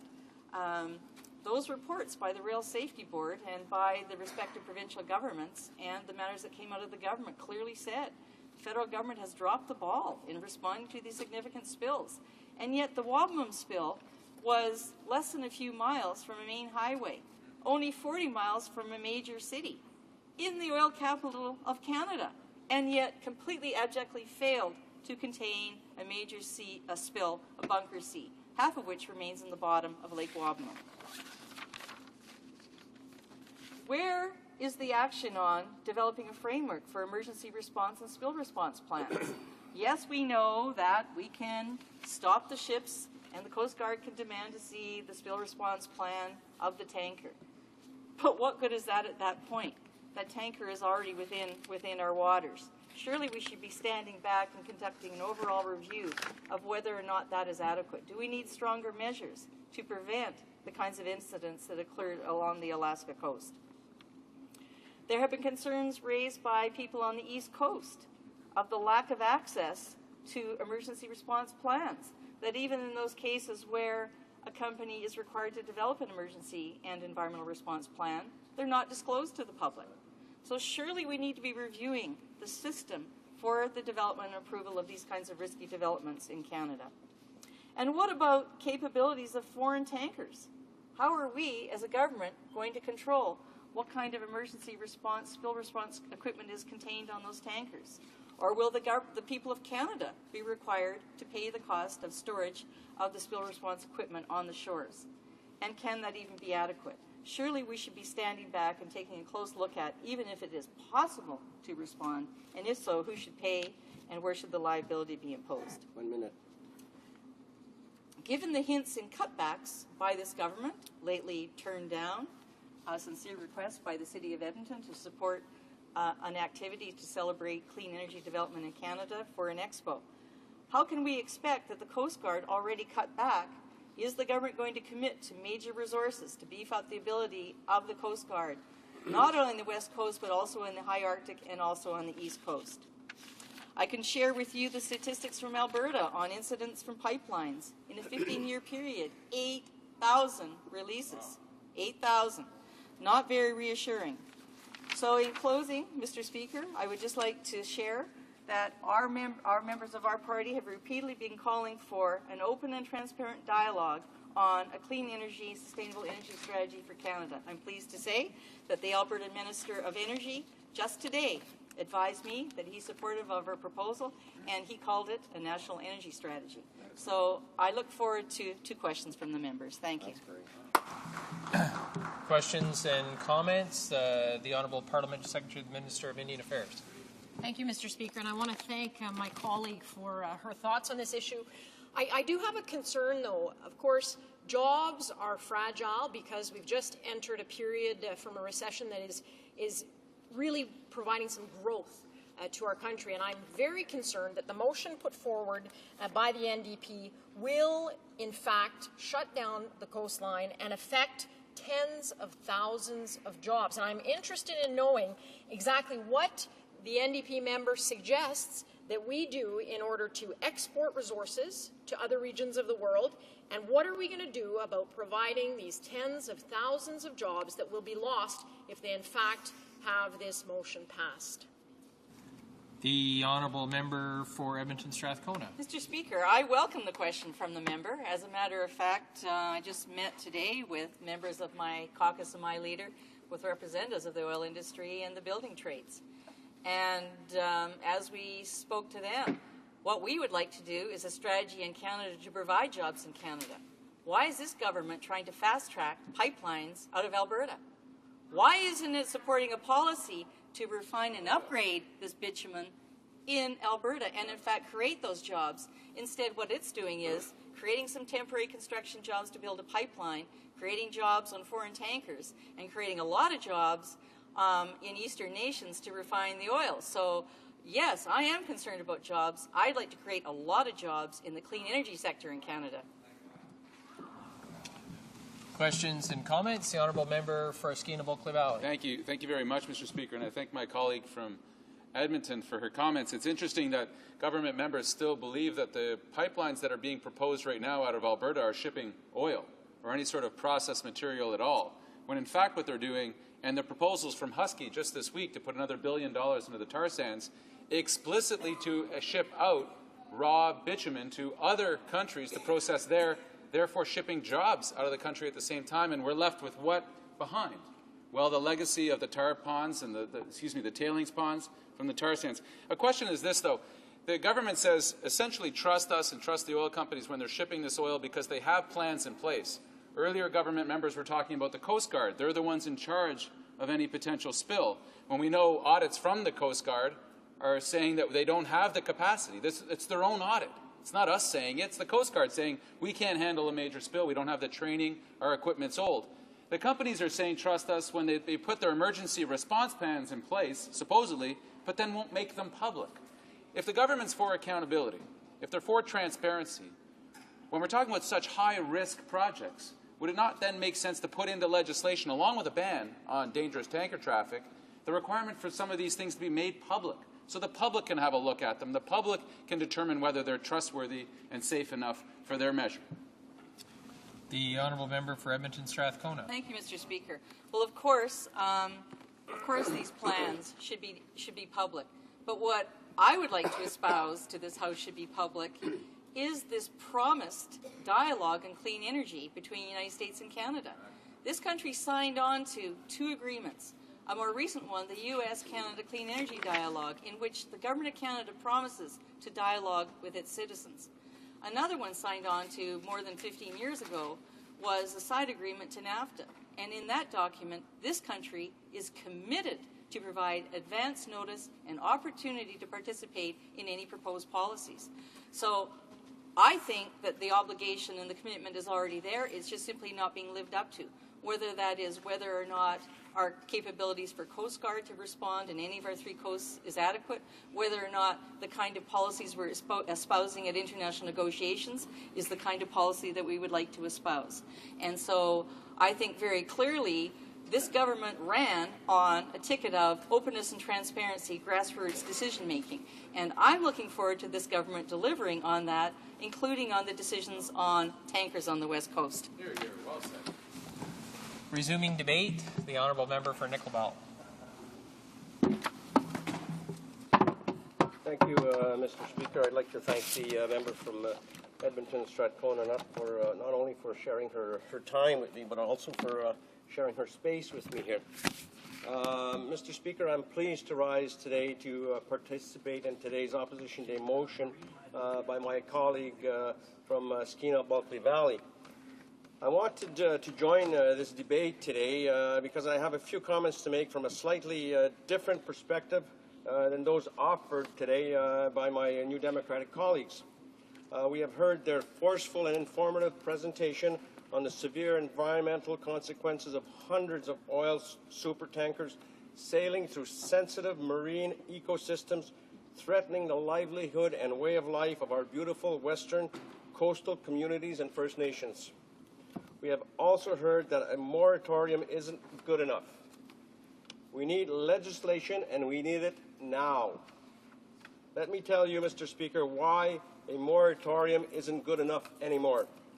This Conservative government's recent reinterpretation of the moratorium has meant that Methanex and Encana have been allowed to import condensate in tankers to the port of Kitimat. Since 2006, over 30 tankers carrying condensate have been allowed to travel through the inside passage of Kitimat, BC. For those of you who do not know, condensate is a highly flammable hydrocarbon used to thin the tar-like oil extracted from the tar sands. It is classified as a dangerous good by the federal government and is so toxic that it kills marine life on contact.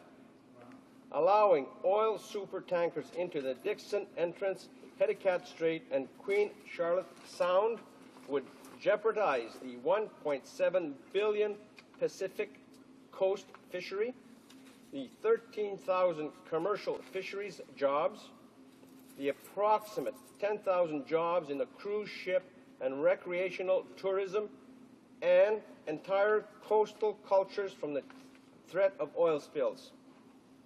For the record, Enbridge Incorporated says their pipeline project, the Northern Gateway Project, which will send 40,000 barrels of oil per day from Edmonton to Kitimat to be exported to Asia and the U.S. coast by tanker, will create approximately 200 long-term jobs across the entire route, threatening tens of thousands of jobs for just 200 jobs.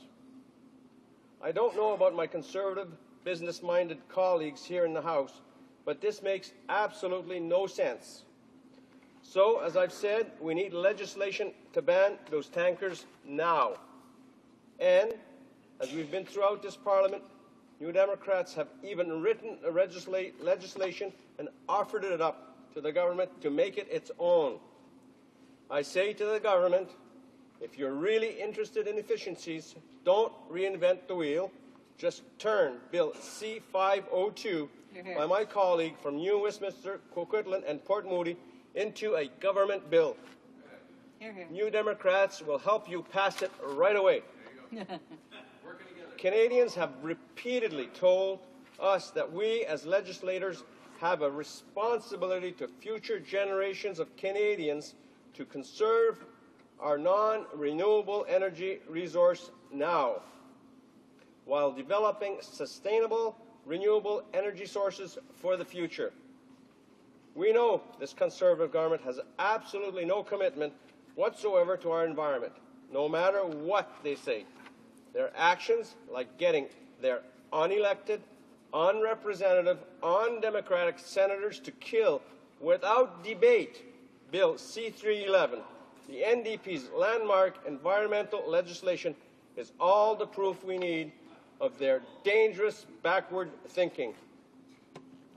But let me offer a different reason why the proposed Northern Gateway project, which is dependent on a reversal of the moratorium on oil tankers, is a bad idea. Currently, we produce more oil than we consume, exporting over 65% of it to the U.S., mostly as crude, unprocessed bitumen. The proposed Enbridge Northern Gateway pipeline would carry 525,000 barrels of crude oil daily from Alberta's tar sands to the port of Kitimat for shipment to Asia via as many as 220 tankers each year. It would allow unprecedented tar sands expansion, some say by as much as 30%.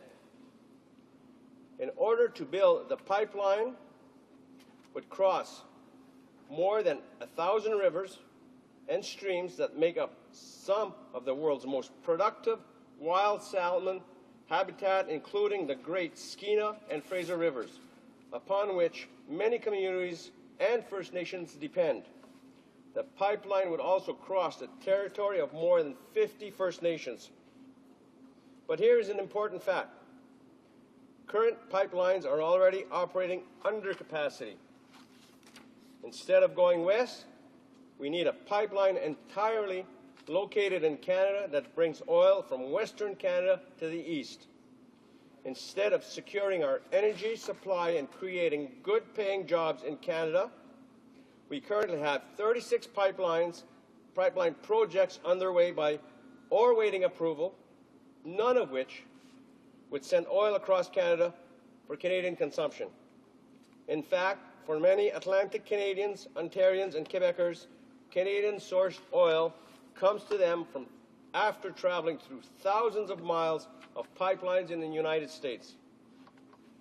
This makes the need for Enbridge Northway Gateway Pipelines project and its associated tanker traffic highly questionable. Further, there is already an existing pipeline and terminal in Burnaby, BC, shipping tar sands to Asian markets. Here is some food for thought. In allowing more north, south, or western pipelines, we are allowing, on a daily basis, millions of crude oil to be shipped out of Canada for processing in the U.S. Now, Enbridge wants to ship another 500,000 barrels a day of unprocessed oil to Asia for processing. Allowing tanker traffic in the Dixon Entrance, Hecate Strait, and Queen Charlotte Sound would essentially expand the number of foreign companies which now control and profit from processing of crude Canadian oil. It begs the question, why is this government not creating value-added jobs in Canada? Why are we creating these jobs overseas? Canada needs our own capacity to process oil and create value-added jobs in Canada before exporting it. Is this government aware that Canada is virtually alone among oil-producing countries, if not in not having the means to supply our own needs? Ontario and Quebec, in particular, are completely landlocked from oil supplies. This government likes to talk about how Canada is open for business and how we need to attract foreign investments in Canada, when in fact, the effect of all of these pipelines is to guarantee long-term investment in foreign countries, not Canada. The processing facilities are in the USA and Asia, not Canada. The processing jobs are in the USA and Asia, not Canada. I'd love answers on how this foreign investment is good for Canadians. Shouldn't we be securing these jobs for Canadians? After all, isn't this Canadian oil?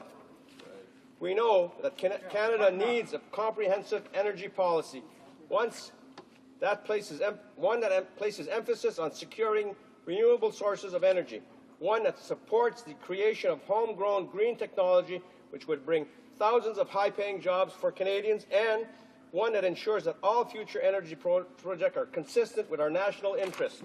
This is where the government's priorities should lie. Instead of Conservative government continues to rely on dirty oil while supporting foreign efforts to ship processing jobs out of Canada. Here in the New Democratic Party, we say no to more pipelines that ship unprocessed bitumen out of Canada. No to super oil tankers plying through sensitive marine ecosystems. No to increased reliance on oil, and yes to focusing on securing our country's energy needs through investments in clean, renewable energy. We owe it to those who elected us. We owe it to our kids and our grandkids. I urge this motion. Thank you, Mr. Speaker. Questions and comments? The Honourable Parliamentary Secretary to the Minister of the Environment. Well, Mr. Speaker, I listened intently to my colleague across the way and made some very interesting points. He said we don't use all the oil that we produce. Well, what happens to it? It's exported. He acknowledged that, but doesn't want that happening. What would be the result of that? Killing Canadian jobs. He'd also like to see value added, which means producing the oil and gas here. What would that do to greenhouse gas emissions? Well, it would go up, Mr. Speaker. So, Mr. Speaker, and also what we saw yesterday is every member of the NDP vote against the Federal Sustainable Development Act.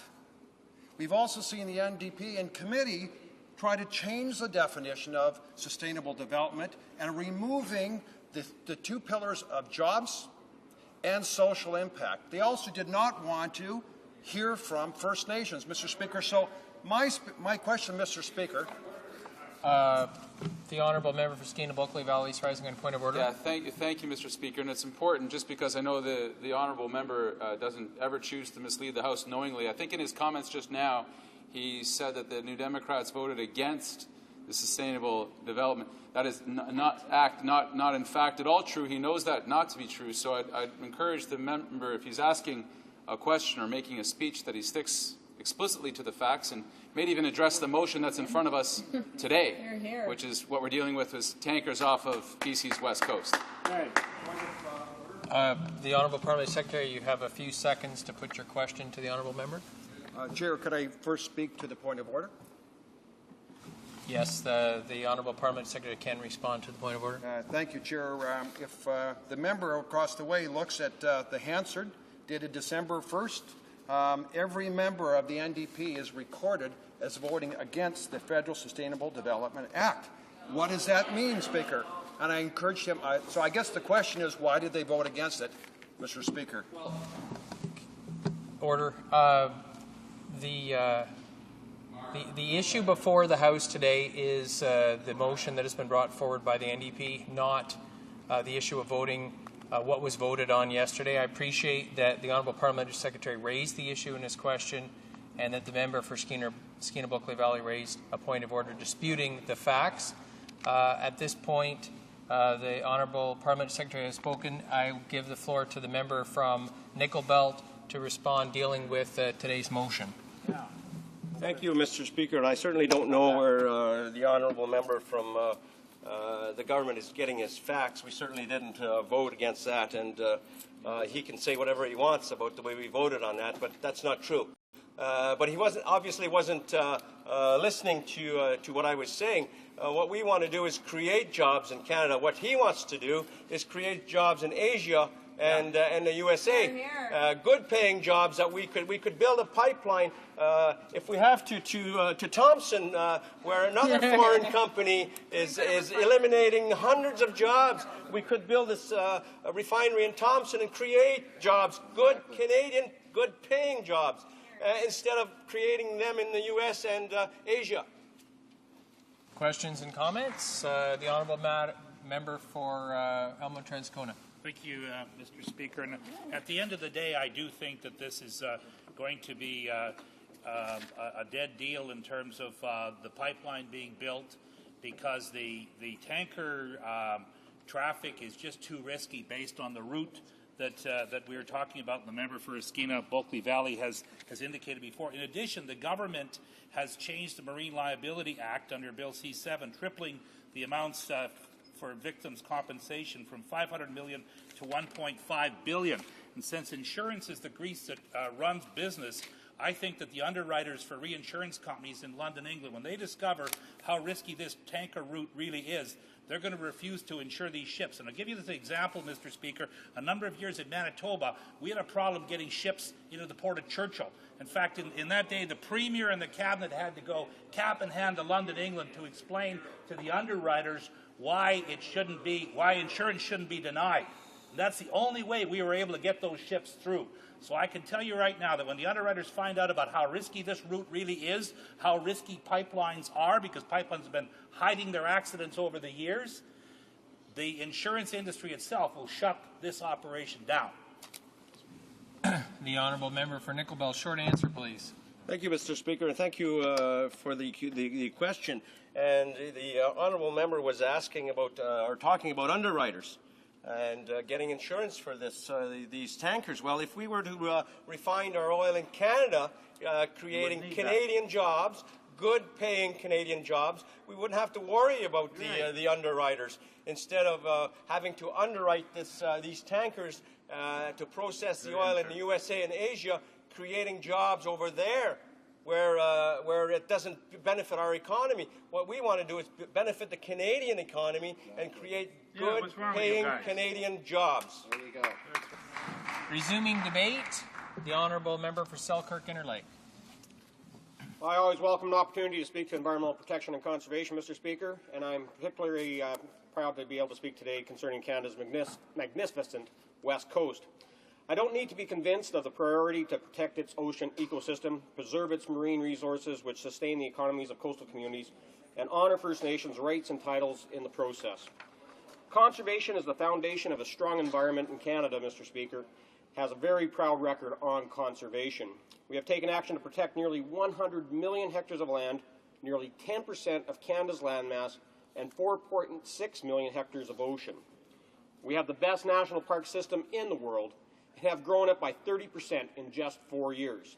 We have established the Gwaii-Haunas National Marine Conservation Area Reserve and Haida Heritage Site in respectful collaboration with the Haida Nation.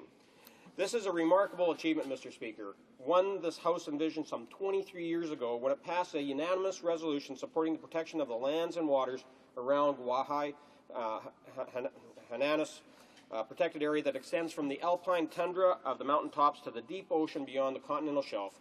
This is, Mr. Speaker, is a first in the world, a living legacy of lands and water that will endure for generations to come. An example, Mr. Speaker, of the international leadership Canada is taking when it comes to conservation efforts. This new national marine conservation area, it should be noted, will now be protected forever from oil and gas exploration and development, in part because of the foresight of the petroleum industry. The need to conserve the marine waters of Gwaii-Haunas and the nearly 3,500 marine species found within this archipelago was recognized first by the petroleum industry. The 4 major oil companies who possessed third-party petroleum rights to much of the seabed in the Hecate Strait relinquished all of them in 1997 by working with the Nature Conservancy of Canada, a significant action on their part which cleared the way for the establishment of this national marine conservation area. We're taking significant steps to conserve lands and wildlife across Canada, and we are doing that through funding programs, through strong enforcement with new tools and fines, and we're doing it by reviewing our legislation to make protections for species at risk stronger. Protecting our lands and wildlife is everyone's responsibility. Many governments, organizations, and individuals are involved, and all of us, Mr. Speaker, all of us are making important contributions. Together, we are protecting, conserving, and restoring our lands and wildlife. With a well-articulated approach to national conservation, one with clear goals, ambitions, and targets, we can do even better, and together make Canada a world leader in conservation. Over the coming months, Mr. Speaker, we'll be engaging all of our partners to establish a common approach for the development and implementation of a national conservation plan. Protection of our environment is also essential, Mr. Speaker. Canadians expect us to protect our environment, and Canada has a proud record on protection. The Scott Islands is a group of 5 small islands off the northern tip of Vancouver Island, which supports over 2 million breeding seabirds between March and September, the highest concentration of breeding seabirds in the eastern North Pacific. About 40% of the seabirds that breed in British Columbia nest there. The area also attracts between 5 and 10 million seabirds, which may travel thousands of miles across the Pacific to feed in the rich waters around the Scott Islands. The black-footed albatross is one of these long-distance travelers. It is listed as an endangered species at risk of extinction. Environment Canada is now working to establish the Scott Islands Marine National Wildlife Area. We're doing this together with the Government of British Columbia, other federal government departments, First Nations, regional governments, and with representatives from the marine transportation, energy, commercial fishing, marine conservation, sport fishing, and tourism sectors, all working together to plan for this national wildlife marine area. Environment Canada is actively contributing to, Mr. Speaker, to an important initiative under the lead of the Minister of Fisheries and Oceans, the Pacific North Coast Integrated Management Area. This is an area situated in British Columbia's central and north coast areas, encompassing 88,000 square kilometres. Environment Canada officials are at the table with their counterparts from the Department of Fisheries and Oceans, Parks Canada, Transport Canada, the province of BC, and with representatives from the Coastal First Nations, North Coast Skeena First Nation Stewardship Society, and Nawakaolas Council to find ways together to ensure a healthy, safe, and prosperous ocean area by developing an integrated management plan for the area.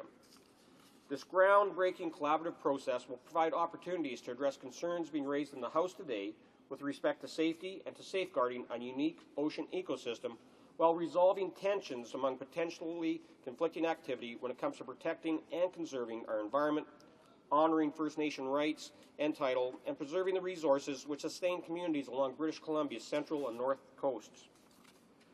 The Great Bear Rainforest, Mr. Speaker, is located just south of Kitimat, along the north coast of British Columbia. It is the largest tract of intact coastal temperate rainforest left protected. It comprises over 30,000 square miles and is home to 3 kinds of bear: grizzly, black, and the rare spirit bear. There's 6 million migratory birds, 3,000 genetically distinct salmon stocks, and many species of plants unique to the region.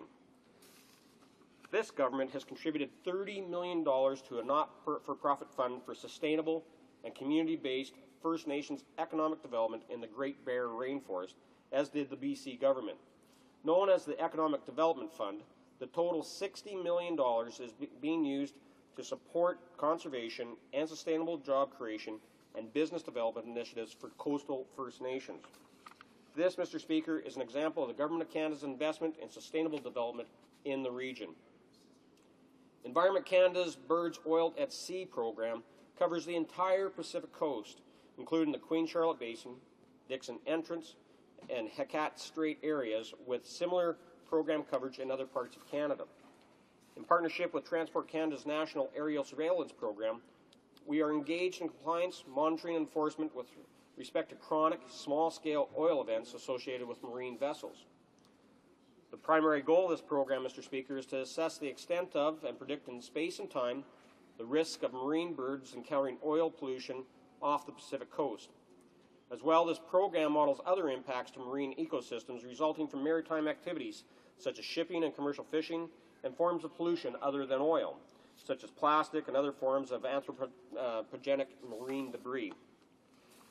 Mr. Speaker, members of the opposition have introduced a motion asking the government to propose legislation to ban bulk oil tanker traffic in the Dixon Entrance, Hecate Strait, and Queen Charlotte Sound as a way to protect the West Coast ocean ecosystem, to preserve the marine resources which sustain communities and regional economies of that area. Mr. Speaker, the Pacific Coast is one of the most highly regulated jurisdictions in the world for tanker traffic. These laws and regulations promote the safe and secure use of Canada's water and govern the safe transport of petroleum products to protect the marine and coastal environment. With respect to coastal drilling, Mr. Speaker, there has been a federal moratorium on oil and gas exploration activities off the coast of British Columbia since 1972. This moratorium, however, does not apply to tanker traffic. Under federal law and in accordance with international conventions, crude oil and oil product tankers and barges are permitted to navigate in Canadian waters and to enter designated ports including Kitimat, Prince Rupert, Vancouver, and several minor ports. Currently, southbound oil tankers carrying Alaskan crude oil to refineries on the U.S. West Coast travel in shipping lanes off the coast of BC beyond what is known as the Tanker Exclusion Zone. This zone is a voluntary measure agreed to by the U.S. and Canadian Coast Guards to enhance the safety of shipping along Canada's west coast. It prevents oil tankers from entering the Inside Passage or traveling closely to the western coastlines of the Haida Gwaii or Vancouver Island.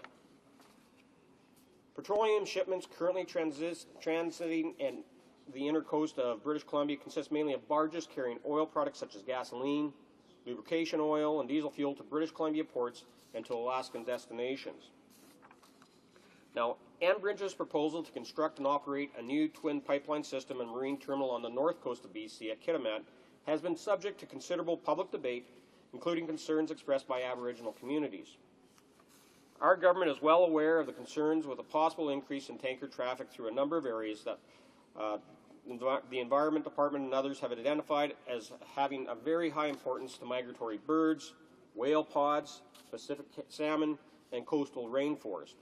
We are aware, too, of concerns that any harmful impacts on critical sectors of British Columbia's northern and coastal regional economies. I want to assure the House that the proposed Enbridge Northern Gateway project is being assessed by the independent joint review panel mandated by the Minister of the Environment and the National Energy Board. The panel will assess the environmental effects of the proposed project, and Environment Canada is fully engaged in this process. The department is also participating in an assessment of vessel movements and safety relating to the proposed project under technical review process of marine terminal systems and transshipment sites. Environment Canada is fully aware of its responsibilities, Mr. Speaker, to ensure the honour of the Crown is met and its constitutional obligations fulfilled when we engage with First Nations. Regarding Aboriginal consultation for the Joint Review Panel process, the federal Crown's duty to consult with the Aboriginal people is being coordinated by the Canadian Environmental Assessment Agency. We are relying on the Joint Review Panel process and the applicant's own consultation efforts to the extent possible to meet the Crown's duties to consult with Aboriginal peoples. Currently, Mr. Speaker, oil tankers and barges ply virtually all of British Columbia's coasts and rivers, including all major ports and the Fraser River. Fortunately, accidents involving vessels carrying petroleum products are extremely rare. Despite a global increase in shipment of oil, both the number of incidences and the quantity of spilled oil has decreased steadily since the 1970s. Rest assured, Mr. Speaker, the Government of Canada has a dedicated and funded regime in place for the prevention of, preparedness for, response to, and the recovery from marine oil spills. The Canadian Coast Guard, together with other government departments such as Transport Canada and Environment Canada, form Canada's Marine Pollution Preparedness and Response System, a multi-agency approach that sees a network of federal, provincial, territorial, industry, and international partners working collaboratively to prepare for and respond to marine pollution events. Before concluding, Mr. Speaker, I want to point out as well that Environment Canada has an important preventative role to play in producing reliable weather forecasts for all Canadians, particularly in areas where their livelihoods and safety are highly dependent upon the weather. Environment Canada closely monitors weather conditions on British Columbia's north coast by observing and reporting on the weather directly from a number of locations in the area.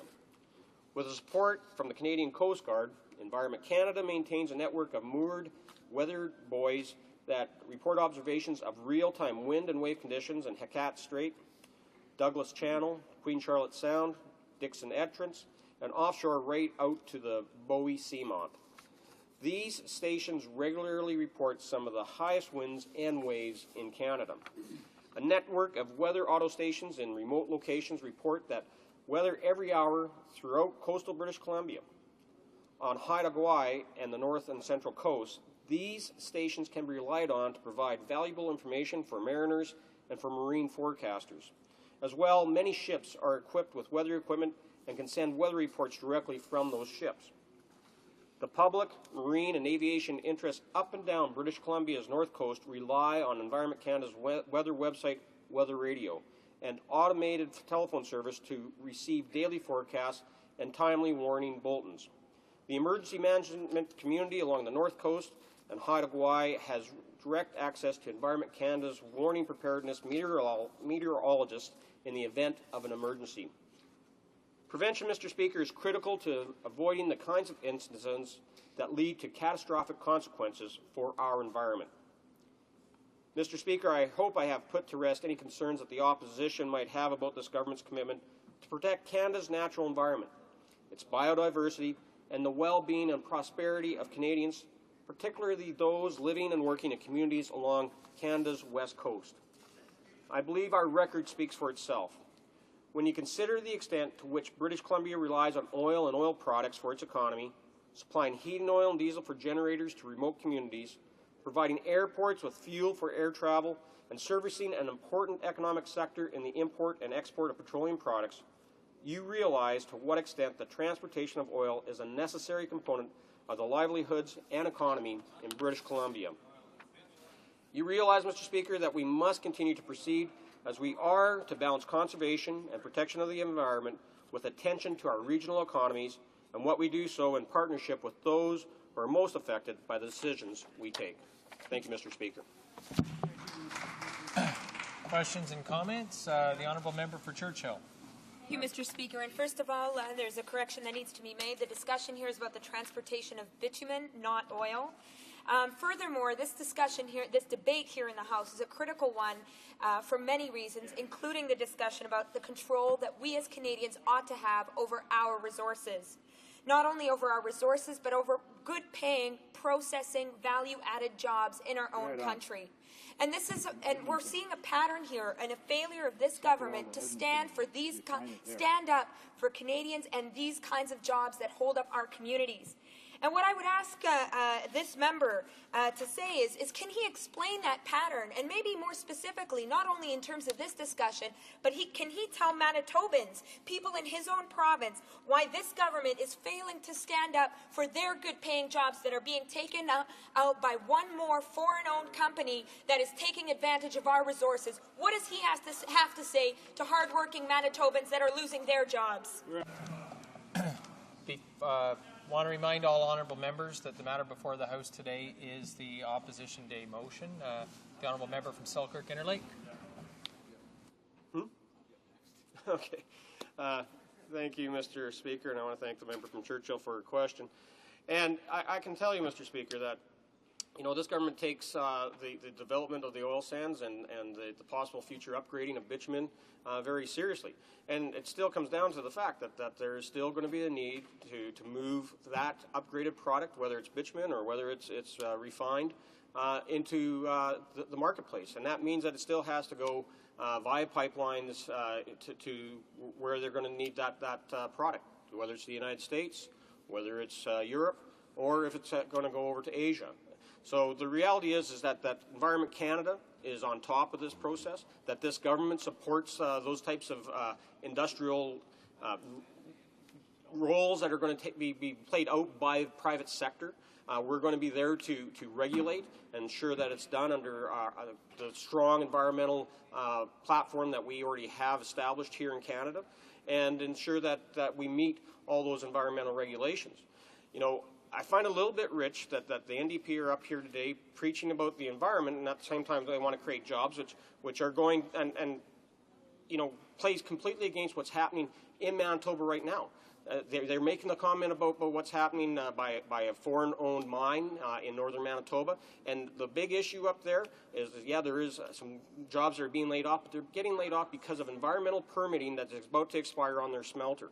If we can fix that smelter or extend the environmental permitting, we can save those jobs. Questions and comments? The honourable member for Vegreville-Wainwright. Thank you very much, Mr. Speaker. Mr. Speaker, I've been listening this afternoon to the debate, and I listened to members of the opposition coalition talk about why they don't want tanker traffic off the West Coast. And one of the reasons they give is they want the bitumen to be upgraded in Canada. But I know, Mr. Speaker, from a past experience with these members of the coalition, that in fact, if there were more upgrading in Canada, they would be the first ones to be complaining about that happening.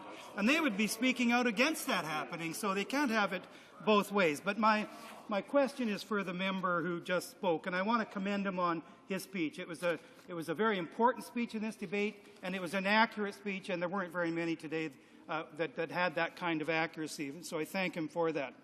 And I just want to ask the member if he knew that there are about 475,000 vessels which move up and down the West Coast each year, and about 1,500 of those are in fact already tankers. And I wonder if the member knows how many shipping incidents there have been off the West Coast since 2003 which have resulted in pollution. Does he know how many? And I would also like to ask the member if he knows how many tankers that move through Canadian waters are inspected by Canadian inspectors. So some tough questions for the member, but I'll see if he can handle it. The honourable member for Selkirk Interlake. I thank the member from Vegreville for his question, and I just want to agree with him about the comment about the NDP. Every time I chair the Environment Committee, and when we're sitting there and we studied the oil sands, it seems to me that every time that we had witnesses in that were supporting the development of the oil sands, the NDP have always been opposed to it. Now they're talking that they want to have bitumen upgraded. Well, that's going to create even more greenhouse gas emissions, what they think we produce way too much of. And they want to shut down the oil sands because they want to get rid of all these greenhouse gas emissions that really don't relate to that great a quantity of greenhouse gas emissions coming from Canada and our overall total GHG emission. So, you know, it is extremely hypocritical listening to them saying that they want to protect the environment and they want to create jobs and they want to refine oil, but everything that we do in this House, everything that we do at committee, they're always opposed to it. So, yeah, I do realize that we do have a lot of tanker traffic happening, mainly because we have this relationship with Alaska and the tanker zone that we've established, and there is petroleum products moving every day up and down the coastline to be upgraded as it hits refineries in the United States. And we know that there has been a significant reduction in instances since 1970 of any major oil spills. Questions and comments? The Honourable Member for the Western Arctic. Well, thank you, Mr. Speaker. And, you know, to my honourable colleague across the way, when he talks about the need to upgrade bitumen, regardless of where you do this in the world, there will be greenhouse gas emissions. So if Canada thinks it's going to reduce its greenhouse gas emissions by transferring the upgrading of bitumen to other countries, this is really a no-win situation in terms of greenhouse gases in this world. So what it is also a no-win situation for Canadian jobs, plus, as well, taxes, plus royal, all of the ancient dollars that are involved in this are massive, Mr. Speaker. To my honourable colleague, does he really think that by transferring bitumen out of the country that he's going to reduce the greenhouse gas profile of the tar sands? No. The Honourable Member for Selkirk Interlake. No, Mr. Speaker, there's no question that if the bitumen was upgraded within Canada under our regulations, it would be done in a lot more environmentally friendly way than what would happen in possibly other jurisdictions. And, you know, we're not here saying that we're opposed to the upgrading of bitumen. The member from Western Arctic knows that this government supports the development of our natural resources, that we support the investment in the natural resources that we have in this country.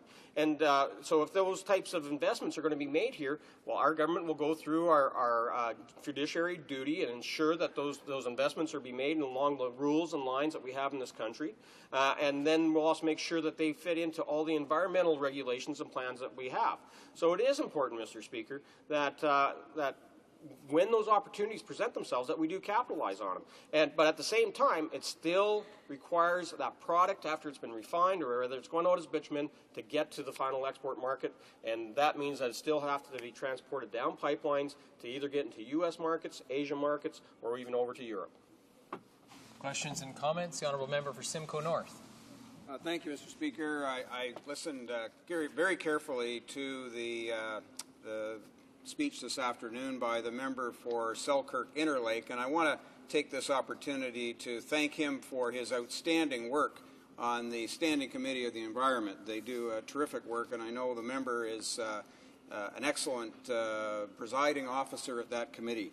I was intrigued by the opening comments that the member talked in the first part of his speech this afternoon about some of the work the government was doing in the area of conservation, particularly the, as he called it, the Guai-Hannes Marine Conservation Area. He talked about that briefly, and I wonder if he could take a moment to expand on that kind of work and some of the other things that the government is doing with projects like that marine conservation area, particularly on the West Coast. The Honourable Member for Selkirk Interlake. Well, thank you, Mr. Speaker, and I want to thank my friend from Simcoe North for that question. And, you know, we did have an opportunity back earlier this year to actually deal with the act of establishing the Guai-Hannes National Marine Area and ensuring that all the players at the table, including the province of BC and the Guai-Hannes First Nation, had all of their issues met, and that we are working towards turning that into, after we go through the appropriate process, into a park. So now that we have the agreement in place, you know, we do have the Council of the Haida Nation and the Government of Canada, through the Minister of both Fisheries and Oceans and Environment, working together. And, you know, we have, it's a very beautiful area, a large archipelago of islands, and there has to be a management board that oversees all that.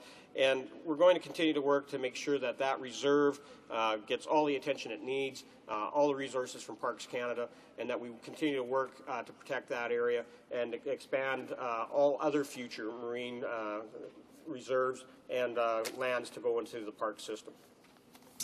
Resuming debate, the honourable member for the Western Arctic.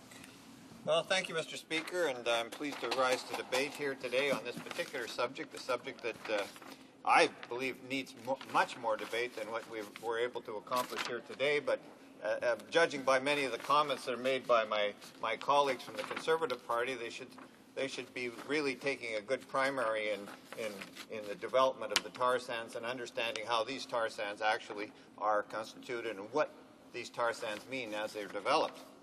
But having said that, I'd like to say I'm sharing my time with the member for New Westminster Coquitlam, and he is an excellent new member of Parliament who understands completely the ecological system of the West Coast, and I trust he will carry that message forward here today and give that discussion. As well, I want to say that in 2007, in response to our constituents, environmental groups like the Dogwood Initiative, Western Canada Wilderness, the member for Victoria, who unfortunately can't make a speech here today, tabled a motion to ban tanker traffic in the Dixon Entrance, Hecate Strait, and Queen Charlotte Sound.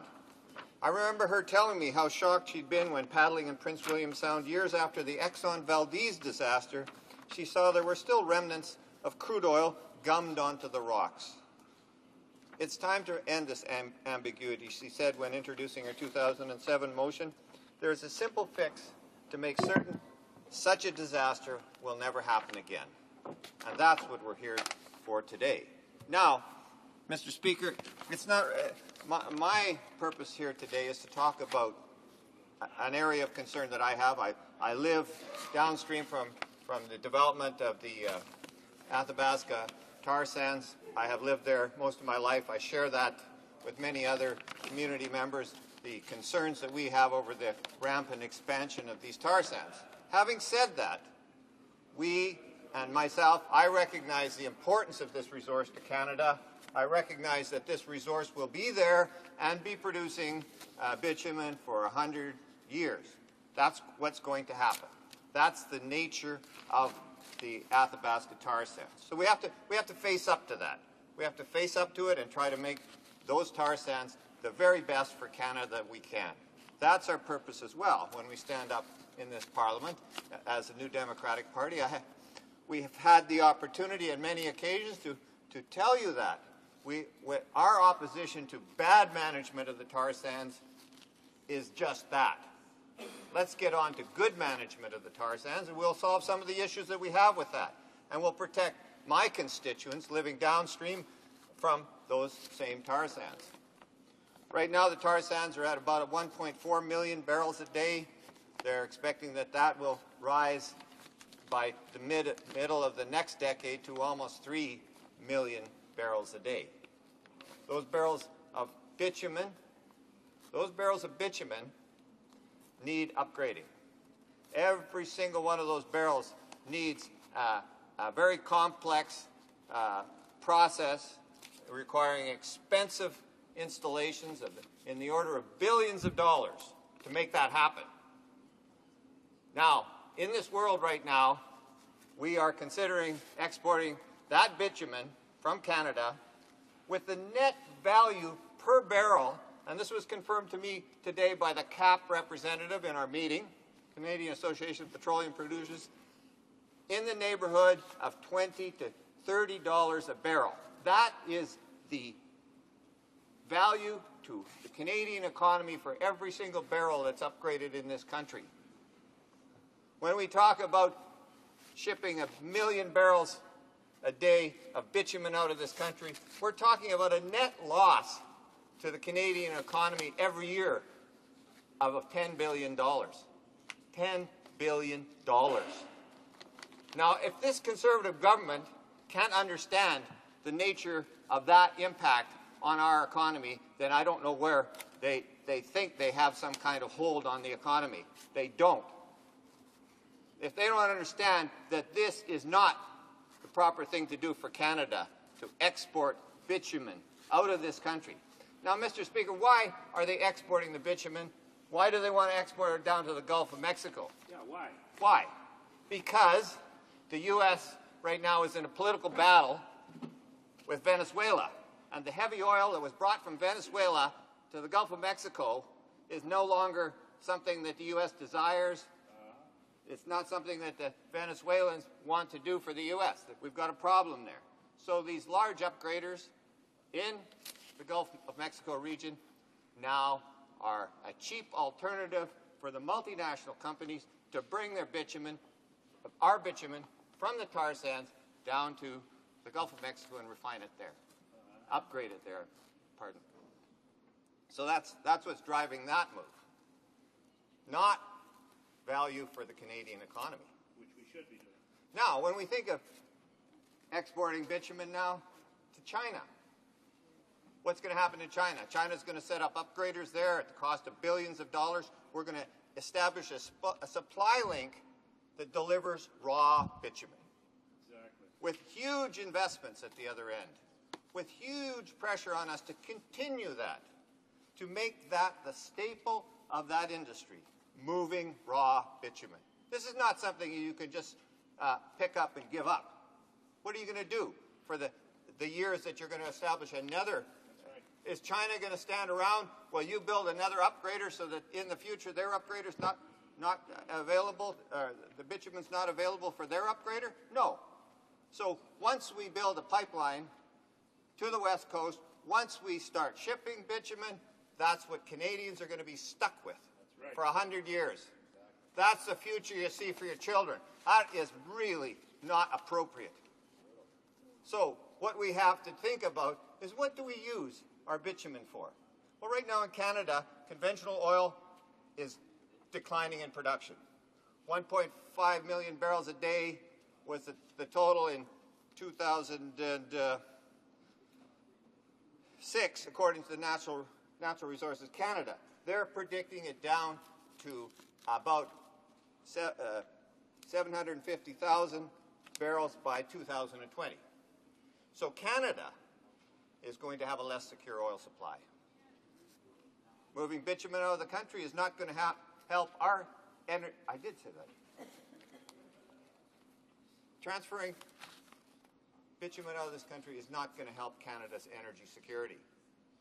It is not going to do anything for that. Right now, we're importing 1 million barrels of oil a day from the Middle East. So we put the oil in a tanker from the Middle East, send it over to Canada. We put the raw bitumen in the tanker, and we send it over to China. Crazy. Mr. Speaker, is there some consistency to what we do as Canadians here?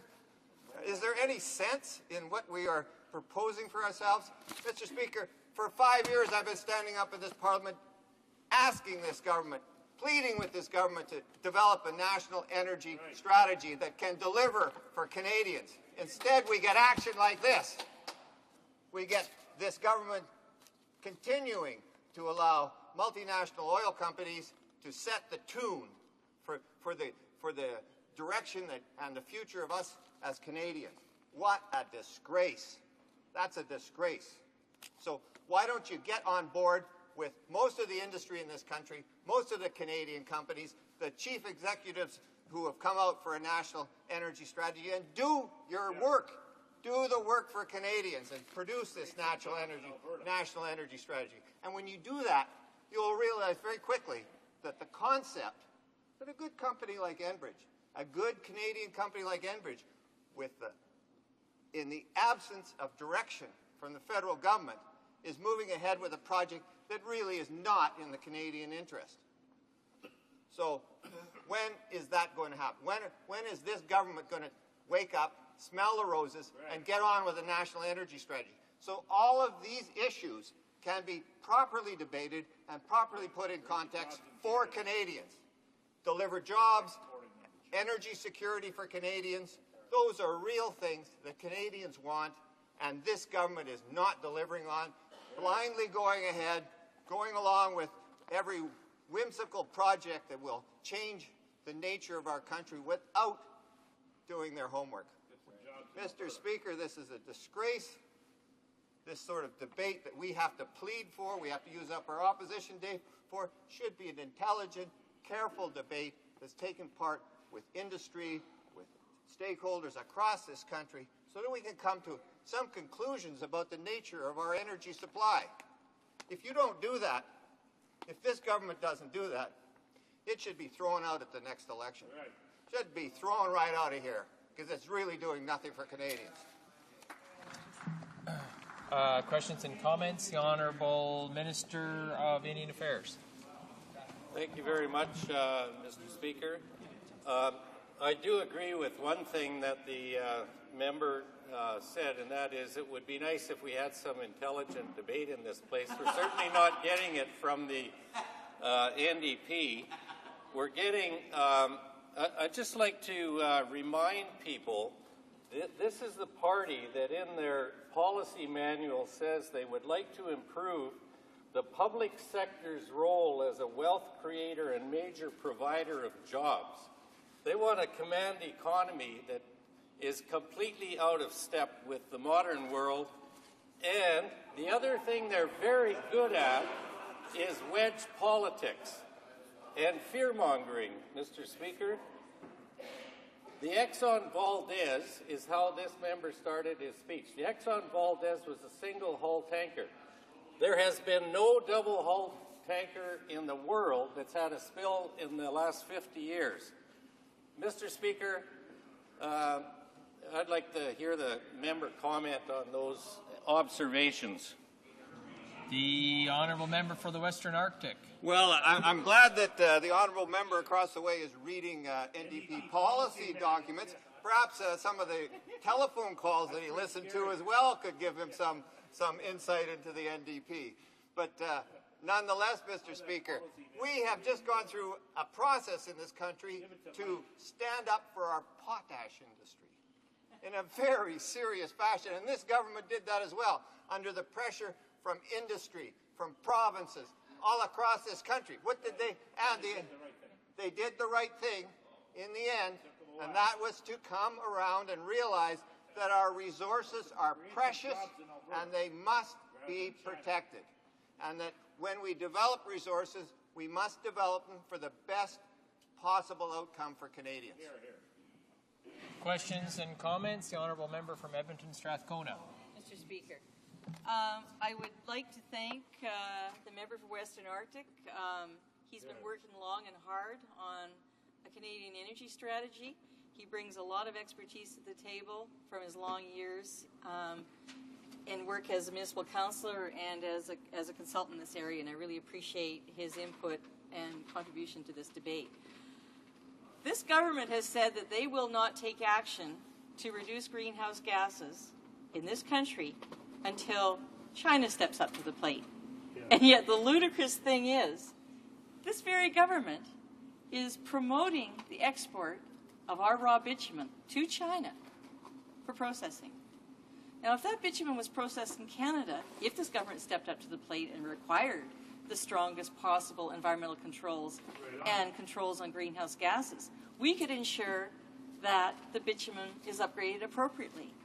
And yet, by shipping the bitumen to China, we can't control what kind of process they'll follow, what kind of environmental measures they'll have. So they can't have it both ways. If they want to ship our bitumen to Asian countries, then don't complain about the fact that their pollution is rising. So which way do they want to have it? I'd like to have the member's opinion on that. The Honourable Member for the Western Arctic. Well, it's very interesting when you consider the idea of exporting raw bitumen to China. What you do is create a system that you can't get out of. If this was a upgraded and upgrading process with synthetic oil produced, and that went into a tanker, you could put that to any destination in the world. By doing it the way you're doing, by doing it the way that this company has proposed, you've limited yourself to a market, a specific market. That's not a good idea. That's not a good idea in any case. And certainly, I mean, the job loss is so incredible. Right. Export the jobs. It it baffles the mind. And certainly every group that I've talked to across the country, when you mention the kind of job loss that comes with moving this product out in the fashion it is, they just say, why are we doing this? Bringing all that oil from the Middle East. Resuming debate. The Honourable Member for New Westminster, Coquitlam. Thank you, Mr. Speaker. Mr. Speaker, I rise today to speak in support of the motion to ban the transportation of oil by supertankers off British Columbia's north coast. Mr. Speaker, we must take action now to protect British Columbia's magnificent coastline and coastal waters, its diversity of fish species, abundance of mammals, and the coastal communities that depend on a healthy fishing industry and profitable ecotourism sector. Mr. Speaker, on March 26th of this year, I introduced a private member's bill, C-502, and this bill would amend the Canada Shipping Act to prohibit the transportation of oil in oil supertankers in Dixon Entrance, Hecate Strait, and Queen Charlotte Sound. Mr. Speaker, it would also allow the Governor and Council, on the recommendation of the Minister of Fisheries and Oceans, to designate other areas of the sea in which transportation of oil by oil tankers is prohibited. British Columbians have been very clear on this issue, Mr. Speaker. 80% of British Columbians want to see a permanent oil banker ban on BC's north coast. Mr. Speaker, I'd like to acknowledge some of my colleagues who have done quite a bit of work on this topic. The member from Vancouver Kingsway, the member from Victoria, and the member from Winnipeg Centre, just to name a few. My colleague from Vancouver Kingsway, for instance, drafted and introduced similar legislation to what I have proposed. My colleague from Victoria has also introduced legislation, and as has my honourable colleague from Winnipeg's Centre. Both have worked hard in the past to protect this incredible area of the BC coast. I'd like to acknowledge the work of some of my colleague as well from the North Coast who's riding this falls within, and that's the member from Bulkley Valley. We know of his tireless efforts of work toward a progressive change in this area, and he knows better than any in this House how devastating an oil spill in this area would be to these coastal communities. In October of this year, the Union of British Columbia Municipalities voted in favor of a resolution to petition the federal government to enshrine in legislation a permanent ban on oil tanker traffic in Dixon Entrance, Hecate Strait, and Queen Charlotte Sound. In their resolution, they state, and I quote, "A crude oil spill will have devastating and long-lasting effects on the Pacific North Coast area that is recognized for its unique and diverse ocean ecosystems, which provide critical marine habitat and marine resources that sustain the social, cultural, environmental, and economic health of coastal communities, including First Nation communities," unquote. Mr. Speaker, BC's First Nations have been vocal in their opposition to this proposed oil tanker traffic through their traditional territories. In March of this year, the Coastal First Nations, an alliance of First Nations on the North Coast and Central Coast, including Haida Gwaii, declared a ban on oil tanker traffic using their traditional laws. In fact, today, there was a historic announcement which brought together 61 Indigenous nations that have come together in an alliance to protect the Fraser River watershed and to declare their opposition to the proposed Enbridge Northern Gateway pipeline. Signed in Williams Lake last week and published in a full-page ad in the Globe and Mail today, the Save the Fraser Gathering of Nations Declaration is based on Indigenous law and authority, and it states, "We will not allow the proposed Enbridge Northern Gateway pipelines or similar tar sand projects to cross our lands, territories, and watersheds, or the ocean migration routes of Fraser River salmon." The declaration is the second major First Nations declaration banning tar sands pipelines from BC this year, and it makes clear the nations see the federal review process for one project as a violation of their laws, rights under international law, including the UN Declaration of rights of Indigenous peoples, which Canada just recently signed. Mr. Speaker, First Nations in this area have long advocated for sustainable employment opportunities for their members, along with proper environmental stewardship. They live in BC's coastal temperate rainforest and are working hard to create a conservation-based economy with emphasis on sustainable fisheries, forestry, and ecotourism. Allowing more than 200 supertankers a year to enter these waters does not fit with their objectives. Mr. Speaker, I believe that we need to be forward-thinking. A ban on tanker traffic in this area makes economic sense. Our coastal communities have been hard hit over the years with a global recession, a downturn in commodity prices, a collapse of industrial forestry, and a struggling fishery, which aside from this year has faced some of the lowest salmon returns in the past decade. With that in mind, there is still renewed hope in coastal communities. Mr. Speaker, our wild salmon fishery experienced a record sockeye return this year. In British Columbia, our wild salmon are considered an icon species and are an integral part of our identity and what it means to be West Coast. As well, salmon are integral to the environment, our culture, and our economy. Mr. Speaker, the waters off BC's north coast are a significant salmon migration route, with millions of salmon that come from the more than 650 streams and rivers along the coast in this area.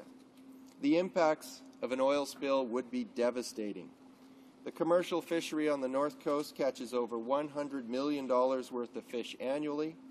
Over 2,500 residents along BC's north coast work in the commercial fishery. The fish processing industry employs over 3,900 people. Mr. Speaker, the North Coast fishery is a major economic driver in the region and for the province of British Columbia. Our coastal communities and fisheries simply cannot afford the risk of an oil spill. We all witnessed what happened with the Exxon Valdez spill in 1989 and the devastation that caused, including the complete collapse of pink salmon. We all witnessed the destruction of the shrimp and fishing grounds after the BP spill in the Gulf Coast. Mr. Speaker, we cannot allow even the possibility of a similar occurrence to the North Coast fishery. Thousands of people's livelihoods rely upon us making the right decision to protect our fishery, and one way to do that is to legislate a ban on oil supertanker traffic. The wild and rugged North Coast is one of the most beautiful places on the planet. It's a place where the legendary coyote bear, more popularly known as the spirit bear, resides and is an intrinsic character in First Nation mythology and culture. This elusive white bear can be spotted roaming around the dense forests, gathering salmon, and it was even the mascot for the 2010 Vancouver Winter Olympics. The magnificent beauty of this region has led it to become a world-renowned destination for ecotourism. Mr. Speaker, the burgeoning tourism industry has been a major catalyst for employment, economic growth, and opportunity in British Columbia. People from all over the world come to the North Coast to witness the annual migration of the more than 20,000 gray whales that traverse the waters from Mexico to the Bering Sea. Mr. Speaker, BC's North Coast shoreline is dotted with sports fishing lodges as fishing enthusiasts flock to experience the natural environment, the world-famous fishing grounds, and the wild ocean. People are often left awestruck after spending even a day kayaking or bear watching or enjoying a guided trip that showcases the marine habitat. They come to photograph sea otters and bald eagles and to experience, in some cases, the untouched natural environment of the Pacific coast. Mr. Speaker, I suggest if members haven't done so already, that they take the opportunity to visit this incredible area one day soon. I'm sure that they will come away with not only a much better understanding of the sheer beauty and raw nature of this area. Mr. Speaker, eco and recreational tourism is in this area has been a growth industry for some years now. businesses in this region have worked hard to promote their location as a major tourist destination. As other resource-based jobs have taken a hit, tourism has provided a much-needed economic boost, both in direct and indirect jobs. Mr. Speaker, according to the Living Oceans Society, there are approximately 10,000 jobs in the cruise ship and recreational tourism industry. This industry has provided jobs and economic spin-offs in a region that a decade ago faced significant unemployment and job loss. Mr. Speaker, the right thing to do for our economy is to protect and grow existing jobs on the North Coast and to legislate a ban on oil tanker traffic in this area immediately. Thank you, Mr. Speaker. Comments? The Honourable Member for Burlington. Yes, thank you, Mr. Speaker, and I appreciate the member opposite and his presentation and the presentation of his colleague before him. I just have one question that I'm a little bit need some clarification on. There was discussion about us, Canada should do a better job of being in the refining business of the raw bitumen before it gets on a super tanker and heads somewhere else. So does that mean if that happens, if that change happened, that you would support that the super tankers would pull up and put on refined fuel, refined product, and ship it to customers? So is it okay to have refined product on super tankers? Or where do you think that fuel is going to go? Do you not think we need to be able to get it to customers so our businesses can survive? Thank you, Mr. Speaker. The Honourable Member for New Westminster, Coquitlam. Thank you, Mr. Speaker. I think the question here is to do with energy security. And what we need to focus on is our domestic situation, Canada's energy security. And I think we need to move to protect our environment, which we so depend on. The environment that provides us with clean water, clean air, healthy soil, and a stable climate. All the ingredients necessary to build healthy communities and continue strong, viable economies. Why not upgrade and refine the bitumen from the tar sands on this continent, in our country, and use the royalties from this industry to fund a transition to a clean energy future and a greener economy? I know that's what Canadians want, and I know that my constituents in New Westminster, Coquitlam, and Port Moody want to see this happen. They want to see us get on with the job of making this transition, of protecting our environment and developing a clean energy economy. Thank you, Mr. Speaker. Questions and comments? The Honourable Member for Edmonton Strathcona. Thank you, Mr. Speaker. One of the previous members raised a question to one of my colleagues, I believe it was the Minister of Indian Affairs, and advised that there are no issues with oil spills from tankers, so why should we worry? And I would like to put to my colleague in the House and respond to this. In May of this year, a double-hulled tanker spilled 2.9 million liters of crude off Singapore when they were hit by a freighter. Right. This past January, 1.7 million liters were spilled in Texas after they were collided with by a barge, again a double-hulled crude freighter. In 1992, 76 million liters were spilled off the coast of North Spain by an oil tanker. In Alberta, it's reported by the Energy Board there that out of the 8,000 pipeline spills, a good large proportion of them are due to external causes where something else interacts with the pipeline. So I'm wondering if the member could speak to this issue of, in fact, it appears that even where we have double-hulled freighters, which isn't always the case, can there be an amazingly large potential risk to the critical fishery off the West Coast? The Honourable Member for New Westminster, Coquitlam. Thank you, Mr. Speaker, and I'd like to thank my honourable colleague for the question, and I know the hard work as environment critic for the New Democrats that she does constantly, raising issues like this on a constant basis in this House, and I do appreciate the question. I think the issue of whether it's a single hull or a double hull, whether it's the most reinforced pipelines that you can imagine, you are always going to face risk. the question then is, how do we mitigate that risk? And what kind of factors do we consider when we make plans in terms of our energy security and our environment? I would suggest that we consider a full cost account of any and all new proposals that would threaten our environment and threaten jobs. This threatens the health of our environment just as it does our economy, and it threatens our way of life. And I believe we need to start to make the transition from this old world economy, this oil-based economy, to a new world economy based on clean, green jobs. And that's something that I'm working hard for and that I believe and want to see happen in Canada. Thank you, Mr. Speaker. Resuming debate, the Honourable Parliamentary Secretary to the Minister of Fisheries and Oceans.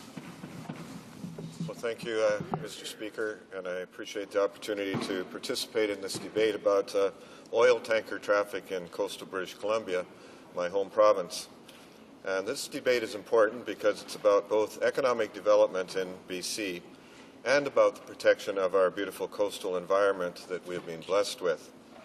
So I would like to use my brief time to share with you some of the important work that our government has done to protect our oceans and the unique and biologically diverse marine ecosystems found on our Pacific coast. Over the last few years, we have put in place a number of mitigation, regulatory, and protection measures that cover the treasure and spectacular ecosystems of our Pacific coast. Anyone who has been there can attest to this.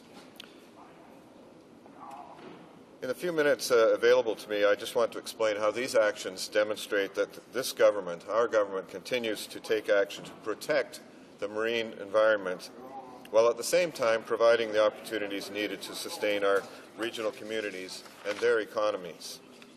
And I will describe to the House how the measures already in place and the efforts underway make it unnecessary to bring about a legislated ban at this time on oil tanker traffic in this region, as proposed by my colleagues from the NDP. And I want to assure this House that the Government of Canada is serious about the long-term protection of our oceans. We recognize that they are of critical importance to all Canadians. They are a source of food, a means to mitigate the impacts of climate change, to improve our air quality, are important for trade, commerce, adventure, and discovery. The ocean has shaped our customs, traditions, and fisheries culture. They're an invaluable driver of the economy and coastal communities of British Columbia. That's why in 2007, Madam Speaker, we announced a $61.5 million investment over 5 years toward the Health of the Oceans initiative. The intent of this initiative is to enhance the protection of fragile marine environments and to counter pollution. And it does this by strengthening pollution prevention at source. It will also increase our capacity to lessen the effects of pollution when and where it occurs. We all know how important science is for decision-making. So under the Health of the Oceans initiative, we are also investing in science to better understand the oceans. It's important to this government to ensure that we also work with our international partners. So this initiative enhances our ability to work with our partners in order to promote cooperation. And such cooperation will work towards the ultimate goal of ensuring healthy and prosperous oceans for the benefit of current and future generations of Canadians. Central to this initiative is the development of a national network of marine protected areas in Canada and the establishment of new Oceans Act marine protected areas in our 3 oceans. This initiative complements the already substantial efforts in place in British Columbia to protect our bountiful oceans. The figures speak for themselves. The total number of marine protected areas in place in British Columbia is 183, including 10 federal areas and 173 areas established by the province of BC. In fact, almost 2.8% of the marine area in the Pacific region is under some level of enhanced protection. Oceans Act marine protected areas in British Columbia established by the Government of Canada include the Endeavour hydrothermal vents southwest of Vancouver Island and the Bowie Seamount located west of the Queen Charlotte Islands.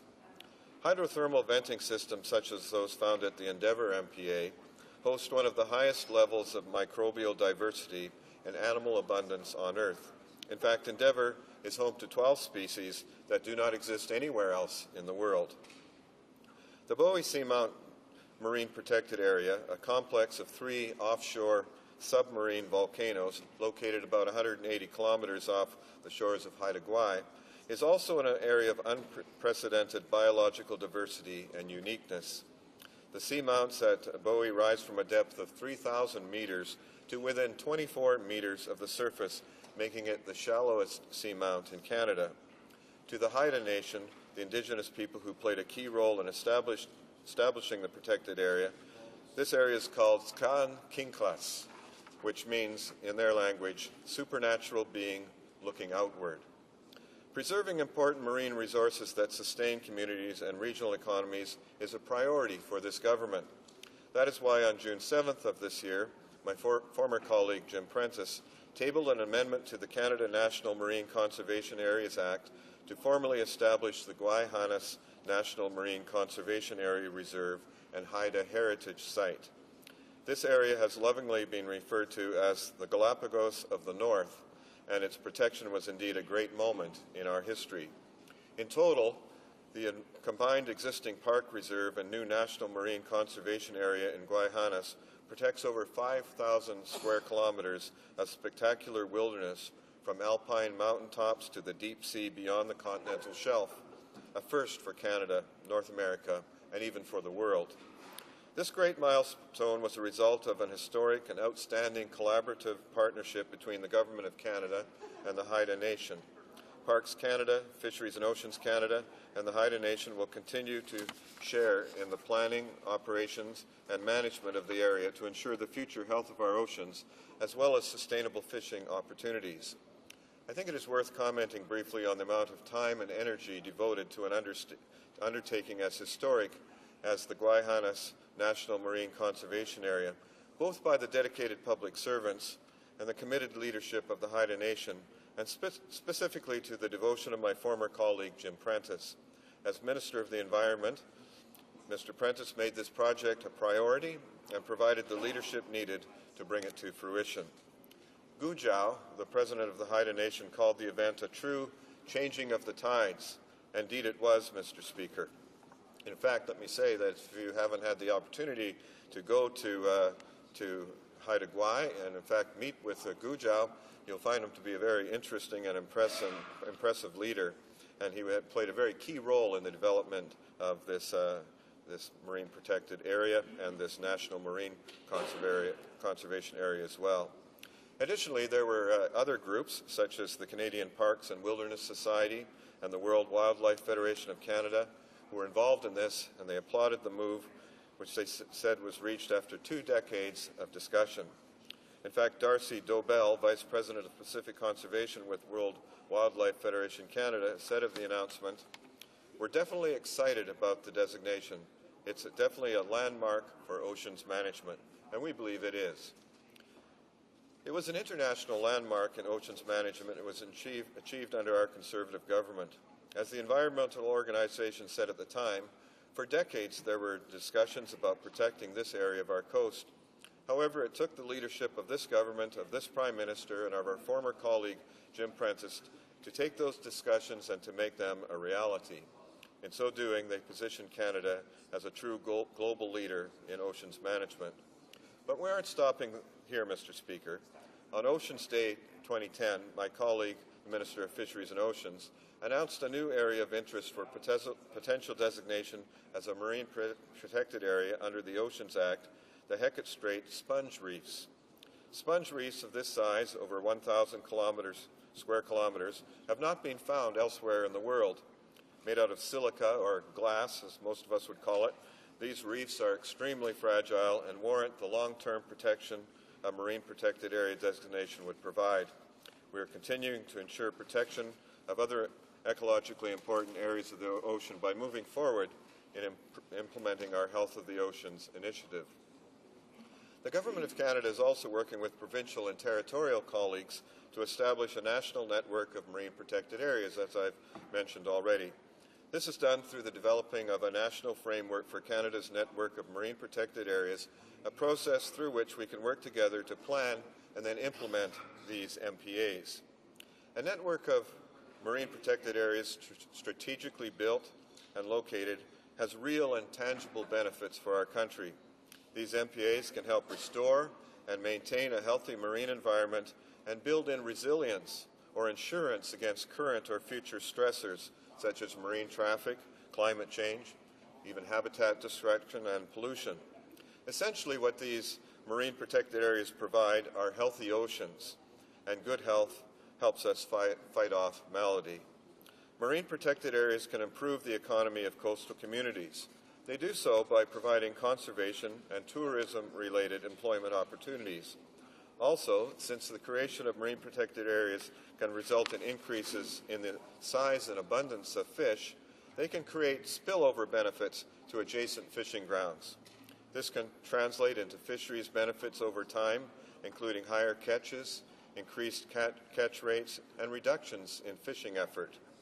Marine protected areas can also contribute to the economic and socio-cultural well-being of coastal communities, including supporting subsistence and traditional harvesting of marine resources carried out by Aboriginal peoples. They can also contribute to climate change mitigation by protecting certain marine habitats that are especially good at absorbing carbon dioxide. Coastal habitats such as salt marshes, sea grasses, and mangroves account for less than 0.5% of the world's seabed, but studies have shown that they can store up to 71% of the total amount of carbon found in ocean sediments. Marine protected areas can also facilitate adaptation to climate change impacts through the protection of ecologically significant habitats, as well as through protection of multiple sites of similar habitat types. And it's important to note, Madam Speaker, that in addition to our emerging network of marine protected areas in British Columbia, there are also hundreds of other conservation measures in our toolbox, including fishery closures, marine mammal management areas, protected critical habitat for species at risk, First Nations community conserved areas, and coastal lands owned or managed by non-government organizations that contribute to the health of the oceans. Of course, Madam Speaker, we can't do it alone, and we are in many partnerships that contribute to the health of our oceans. Madam Speaker, the Government of Canada's efforts to protect our amazing and abundant oceans do not stop at the establishment of marine protected areas. Through the Pacific North Coast Integrated Ocean Management Area Planning Initiative, which we call PNCEMA, covering British Columbia's central and north coast, we are engaging regulators, First Nations, the marine shipping industry, and a diversity of other interests to help understand and mitigate any potential environmental risks associated with shipping in British Columbia. PNCEMA is one of 5 large ocean management areas in Canada. It's a collaborative partnership between the Government of Canada, coastal First Nations, and the province of BC. The goal is to ensure a healthy, safe, and prosperous ocean. Through this planning process, all interested parties will be engaged in an effort to develop an integrated oceans management plan by 2012. The entire area identified for the proposed ban is within PNCEMA. Through the PNCEMA planning process, a balance will be struck between the conservation and protection of Canada's oceans and the sustainable development of its resources. This will generate economic prosperity for all Canadians while ensuring a healthy and sustainable ocean. We're committed to having an open and transparent process to discuss a range of issues within the PNCEMA process, and it's at this forum where all views can be voiced and input provided to federal and provincial regulators. This planning process will increase our ability to forecast and address future developments and needs, improve certainty and stability for industry, reduce conflict between user groups, and improve the integration of multiple uses and coordination of new and existing processes. The Government of Canada recognizes that healthy and resilient ecosystems are of fundamental importance if our oceans are to be capable of providing diverse economic opportunities and the generation of wealth for Canadians and coastal communities in particular. Additionally, our government continues to provide our scientists with the resources they need to better manage our oceans. Under Canada's Economic Action Plan, our government invested over $30 million to upgrade DFO laboratories across the country. This included, for example, $5.3 million to upgrades at the Pacific Biological Station in Nanaimo, and invested $2.9 million in improvements to the Institute for Ocean Sciences in Vancouver. We're also partnering with others to better understand our oceans. For example, the Venus and Neptune programs through the Oceans Network of Canada. These world-class projects that established cabled ocean observatories combine the expertise of government scientists with leading academics and non-governmental organizations and provide real-time data on the health of our oceans. Very interesting projects, I have to say, Madam Speaker. Therefore, I hope you would agree that our government is demonstrating through actions, not just words, that we are committed to the health of our oceans. In fact, with historic success like the Guayhanas National Marine Conservation Area Reserve and Haida Heritage Site, we're indeed leading the way around the world. It's clear that with the multitude of mitigation, regulatory, and protection measures, voluntary and otherwise, that are already in place and efforts underway, we don't need a legislated ban on oil tanker traffic in this region. Madam Speaker, I know some of my opposition colleagues may say that an oil spill does not recognize the boundaries of a marine protected area. To them, I would say that marine protected areas are special places that have been designed to improve the resiliency of our oceans. They work in combination with a suite of other management measures and planning processes to provide an overall approach to managing our marine environment. There's no one magic bullet, but we are working across government with partners and Canadians to ensure the protection of our marine resources in British Columbia and throughout this great land for today and the future. Thank you, Madam Speaker. Okay. Comme il est 17h. As it is 5:15 p.m., we'll interrupt the deliberations pursuant to the order earlier adopted today. The vote is deferred to Tuesday, December 7th, 2010, at the usual hour of daily adjournment.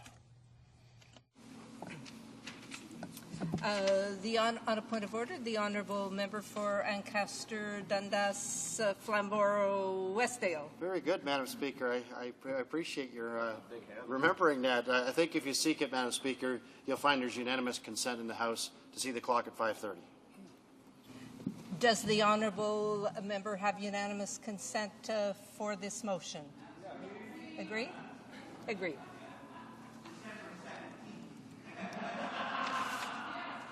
The House will now proceed to the consideration of private members' business as listed on today's order paper. Private members' business, report stage of Bill S-215, an act to amend the criminal code, suicide bombing, standing in the name of Mrs. Block. Comme il n'y a aucune motion à l'étape du rapport. As there is no motion at the report stage, the House will now proceed to the next step in the adoption of the report. Bazan moves that Bill S-215, an act to amend the criminal code, suicide bombings, as amended, be concurred in at report stage. Is it the pleasure of the House to adopt this motion? Yes? Agreed. Adopted. Conformément. Pursuant to Okay. Quand ce projet de loi sera... When will this bill be read for a third time? Now. No. Seconded by Mr. Bazan, moves that Bill S-215, an act to amend the criminal code, suicide bombings, be now read a third time and do pass. Debate. The Honourable Member for Saskatoon-Rosedown-Bigger. Thank you, Madam Speaker. I do wish to speak briefly in support of Bill S-215 for what I hope will be the last time. Madam Speaker, this bill has a long history. Bill S-215 was preceded by 4 earlier versions, commencing as Bill S-43, which was introduced in 2005 by Senator Grafstein. today, after Senator Grafstein's retirement. Bill S-215 is sponsored in the other place by Senator Frum, and I have the privilege of sponsoring it in this House. Bill S-215 is a short bill, but it has a very important purpose: to denounce the barbaric practice of suicide bombing as a form of terrorism, an act which is contemptuous of the most fundamental values that Canadians hold dear: life, human dignity, liberty, and security. This bill proposes to add a "for greater certainty" clause to the definition of terrorist activity. Madam Speaker, by enacting this clause, Parliament would achieve 3 results.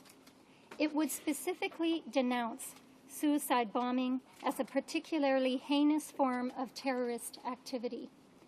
It would help to educate Canadians that suicide bombings that are designed to kill or cause harm in the context of terrorist activity are acts of terrorism to be abhorred, not praised. And perhaps most importantly, Madam Speaker, Canada would show leadership to the world, since, to my knowledge, no other country has specifically referred to suicide bombing in their legal definitions of terrorism. In closing, Madam Speaker, this bill has been carefully considered by both Houses of Parliament, and appropriate amendments have been made accordingly. It is time to pass this bill, and I would strongly urge all members of this House to support its passage. Thank you.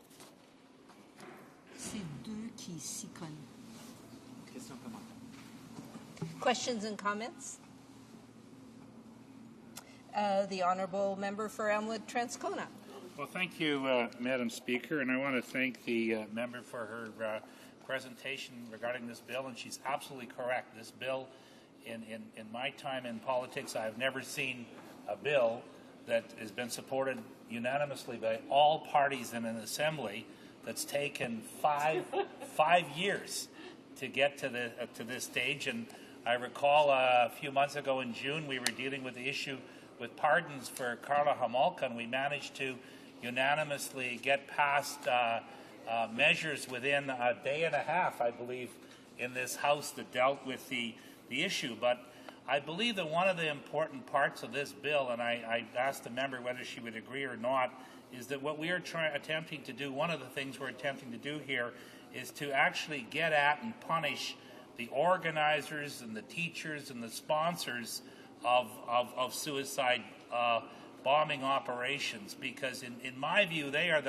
real cowards, because they will go and promote it. They will encourage families to get involved in it and finance it, and they will build the explosives, but they are not willing to put on the vest and carry out the act themselves.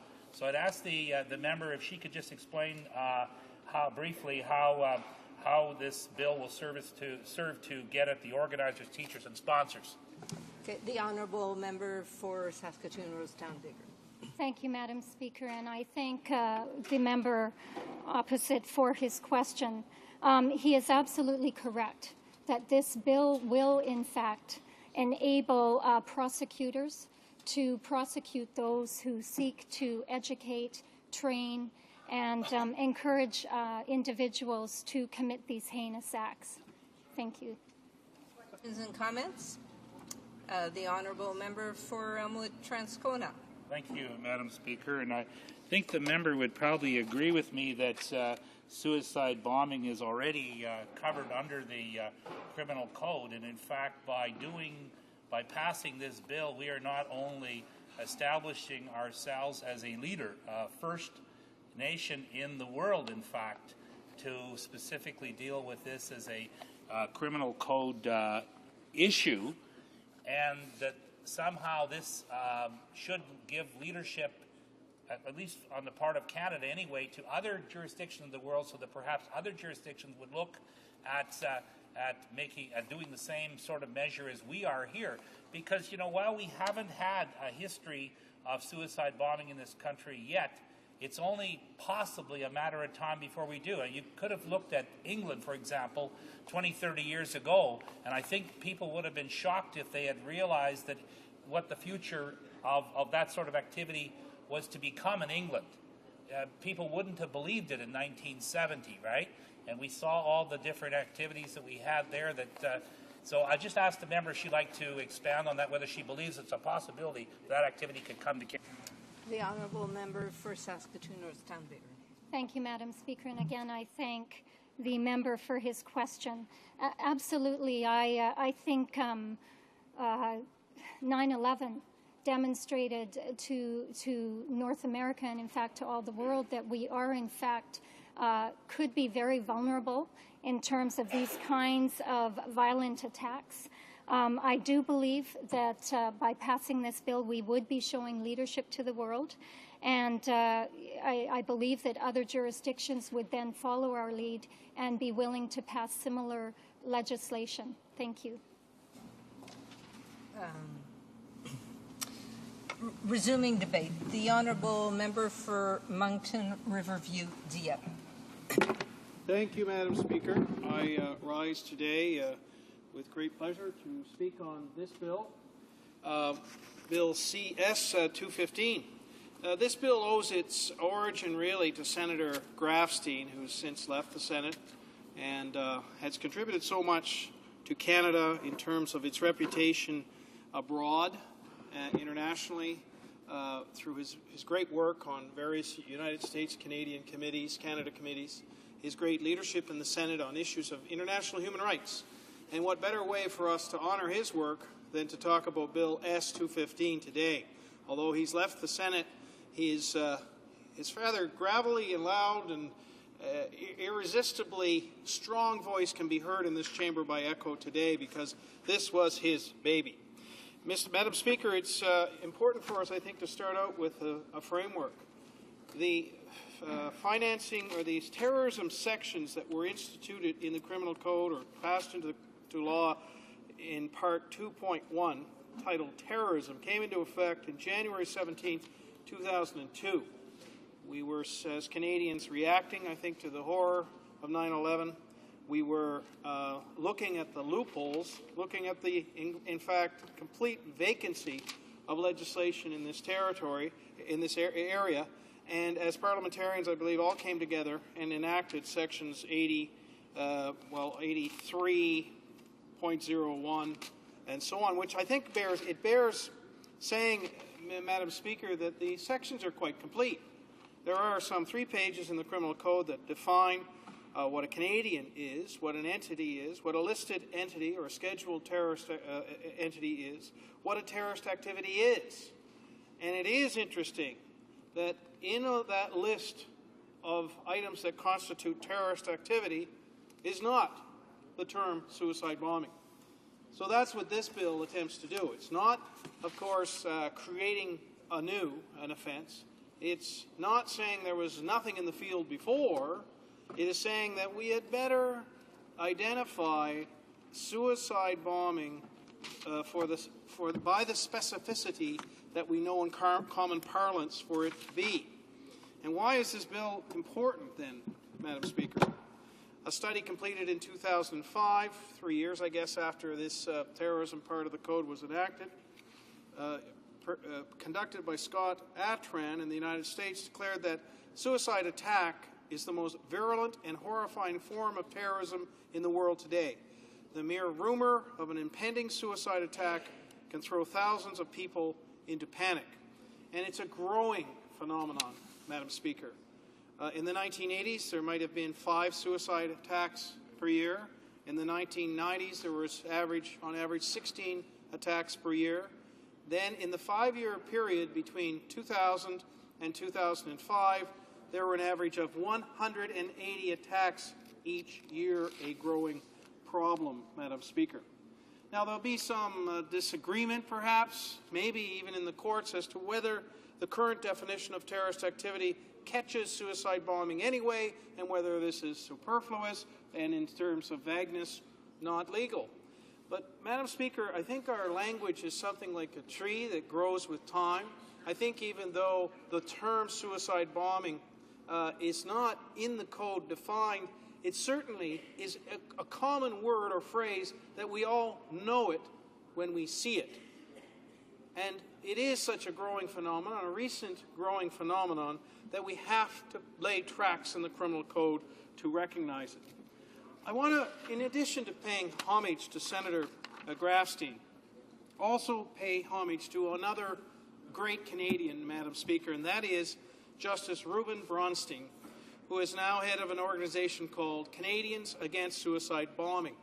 Judge Bronstein said that this bill, if passed into law, would help build and strengthen consensus in Canadian society on the issue, serve as a clear deterrent for those among us who might not be committed to this consensus, and it offers an opportunity for Canada to take the lead in furthering international commitment to outlaw suicide bombing.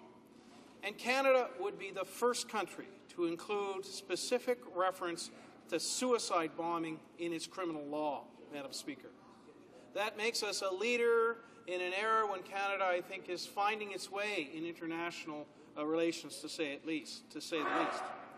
As Justice Bronstein went on, he stated that the term suicide bombing should not be vague. It is in common parlance. It triggers an instantaneous response in your heart. You do not have to describe it. People know what it means. And this should allay the concerns of all courts of this country that when they see a suicide bombing, they know it is included as a terrorist offense under Section 83 of the Code, the part that says terrorism shall be attacked by the Canadian justice system. I want to render homage as well, Madam Speaker, to the government of the day and the justice ministers of the day who recognized that this was a clear and immediate need within the criminal code, and with a lightning pace compared to how we get criminal legislation and criminal code amendments done in this era of minority parliaments, Madam Speaker, I think we'd all agree that this bill is a very important bill. And we all want to listen to the importance of it too, Madam Speaker, because it makes Canada a leader in defining what a suicide bomb is. So, in homage again to Justice Ministers, to Senator Grafstein and Judge Bronstein, who went on to say passing this legislation would send a signal about our values domestically, that we are a mixed society and we cannot justify martyrdom to legitimize it. On a également dit craindre que si on ajoute It has also been stated that if we add this expression to the criminal code, acts that are not normally considered as terrorist activity will be in the future. For example,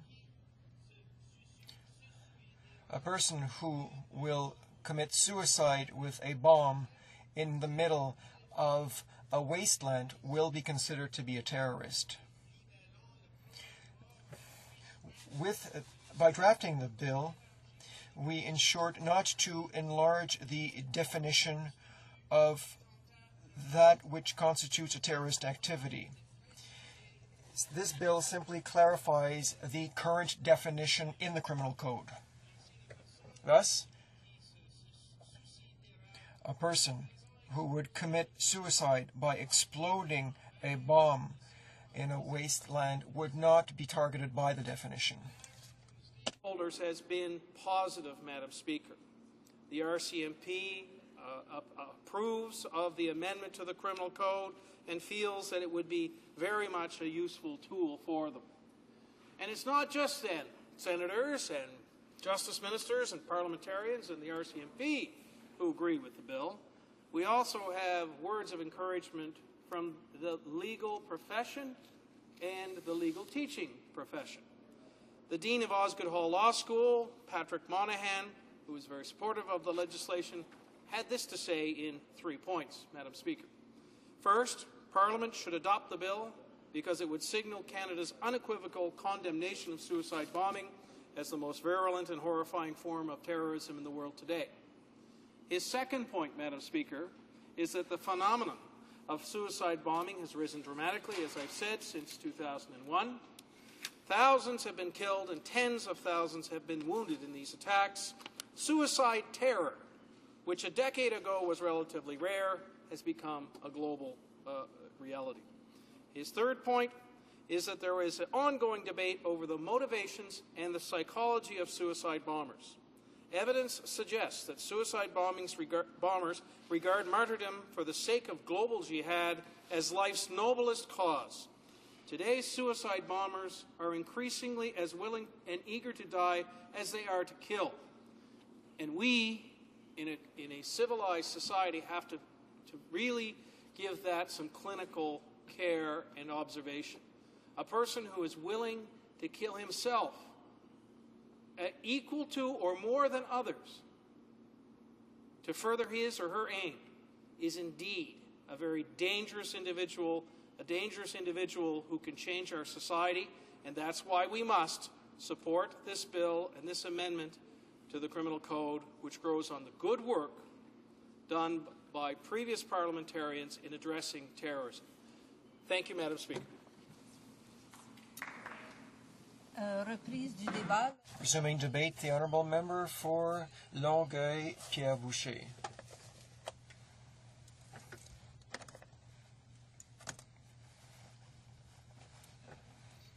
Madam Speaker,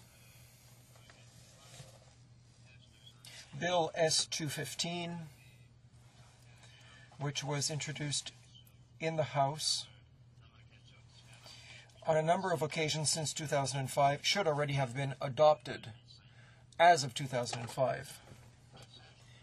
In passing, we might regret that the Senate, where the bill was developed, did not take into account the Quebec law, the bar in Quebec, which pointed out that the French version of the bill talks about a suicide attack, where the English version speaks of suicide bombing. An attack is broader in terms than a bombing.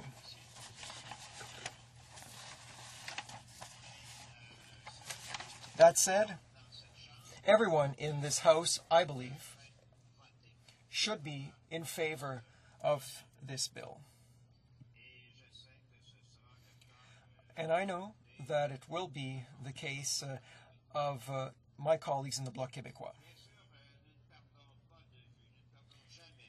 We never lose sight of the fact that when the Conservative government presents amendments to the Criminal Code, the primary objective isn't necessarily reducing crime, rather withdrawing electoral gain by claiming that the Conservatives, and the Conservatives alone, are fighting crime. But this should not prevent us from supporting valid measures such as this one.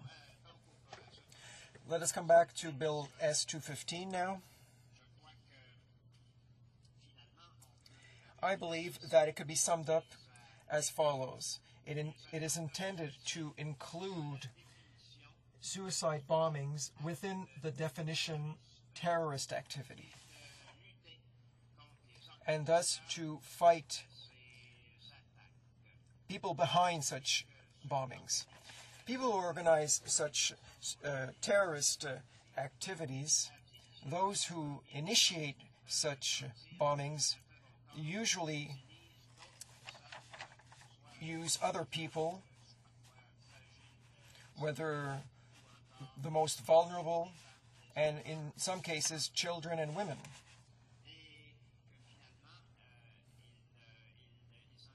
And ultimately, they get away with their crime. Up until now, they weren't considered as the originators of such activity. Our support to this bill is based on the fact that the Bloc Québécois holds dearly to the safety of all Quebecers in the face of such terrorist activity, and namely suicide bombing. Suicide bombings against civilians represent barbaric acts which are fundamentally against the values of Quebec society, which we represent, as well as values respecting fundamental human dignity. Recently, again, there have been terrorist activities carried out in a number of regions of the world, and it would be appropriate to adopt this bill before any such acts occur in Canada. Suicide bombings play an ever greater role in terrorist activities. For instance, in Afghanistan and in Pakistan, there have been a number of recent cases. Let us recall that the Indian embassy was the site of a car bombing which left 17 people dead and scores injured. There are also terrible attacks in Iraq with hundreds of dead and thousands of injured. And now the Taliban are accused of hiring or engaging children to carry out suicide bombings. Of course, our Western societies can be the target of such attacks. In 1986, France was the target of criminal activity or terrorist activity. September 11th, of course, in the U.S., where there were attacks as well in Spain and in London. No one is safe from such attacks, and consequently, I believe it is extremely important that we adopt this bill. This should have been done 5 years ago already, Madam Speaker. Therefore, the Bloc Québécois will vote in favor of this bill. Thank you. Debate, the Honourable Member for Windsor-Tecumseh. I just want to remind Honourable Members there's no questions in this private member's bill, unless the Honourable Member for Mount Royal was rising on a point of order. I wanted to enter a certain response in terms of what was being said, Madam Speaker. I'm afraid there is no time allocated for responses. No, it's just a point of clarification, Madam Speaker. I'll tell you what it is, because my colleague from the bloc has just referred to it about this should have been enacted in 2005. I just want to say, and it'll take me one sentence, I felt at the time that we didn't need... I'm sorry. But I just want to say I support the legislation as it now stands. I appreciate that. I believe that is part of debate, and there is no opportunity for debate at this time. Resuming debate, the Honourable Member for Windsor-Tecumseh. Thank you, Madam Speaker. I was actually prepared to give a moment of my time to my colleague from the Liberals, and given the amount of work that he's done on this issue over the years, but he managed to usurp that time in any event. So I really shouldn't be making a joke at this point. This is a very serious piece of legislation. And as I've said earlier, Madam Speaker, when I first saw this private member's bill, because we've seen it on a number of different occasions, I had some serious reservations from the perspective of will this in fact accomplish anything, in the sense that the existing provisions within the criminal code, including the provisions under the Anti-Terrorism Act, which are part of the code now, it seemed to me would cover the eventuality of someone conducting themselves in such a way that it would amount to a suicide bombing.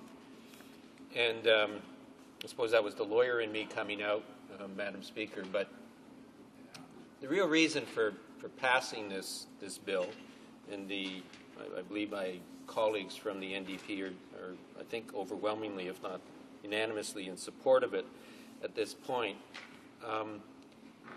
really should not be approached so much on a legalistic basis, as so much as it is the power of this House to express their denunciation of the conduct that is entailed when someone contemplates or in fact commits an act of suicide bombing. You've heard from some of the other speakers, both this evening and on other occasions, of the prevalence of this tool.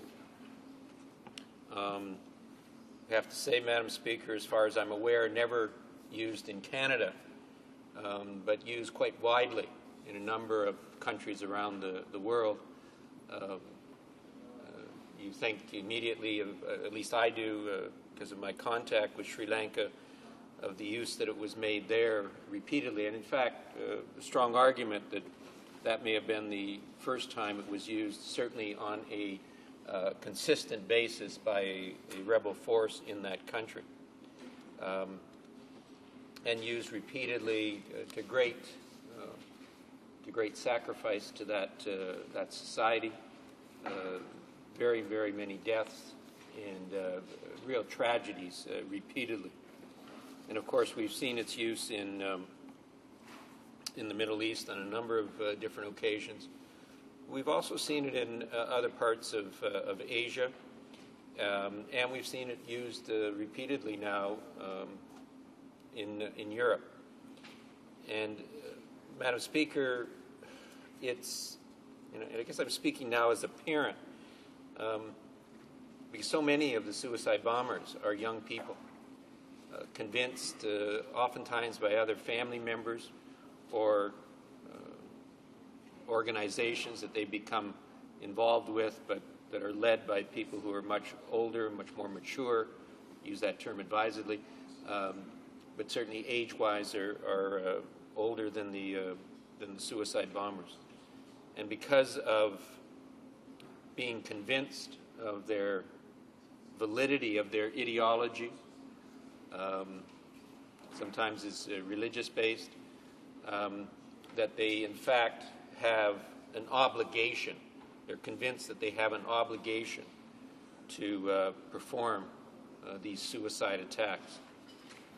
And again, I say as a parent, it really is beyond my comprehension how an adult person, no matter, quite frankly, how fanatical they are about the issue that they're pursuing, the goal that they're pursuing, that they can bring themselves to convince a young person, a teenager in some cases, oftentimes people in their early 20s, to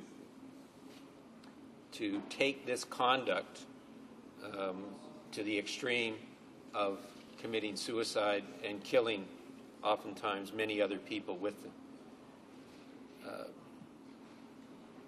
It seems to me, Madam Speaker, our responsibility, no matter what organization or goals that we belong to or goals that we're pursuing, that you could never justify that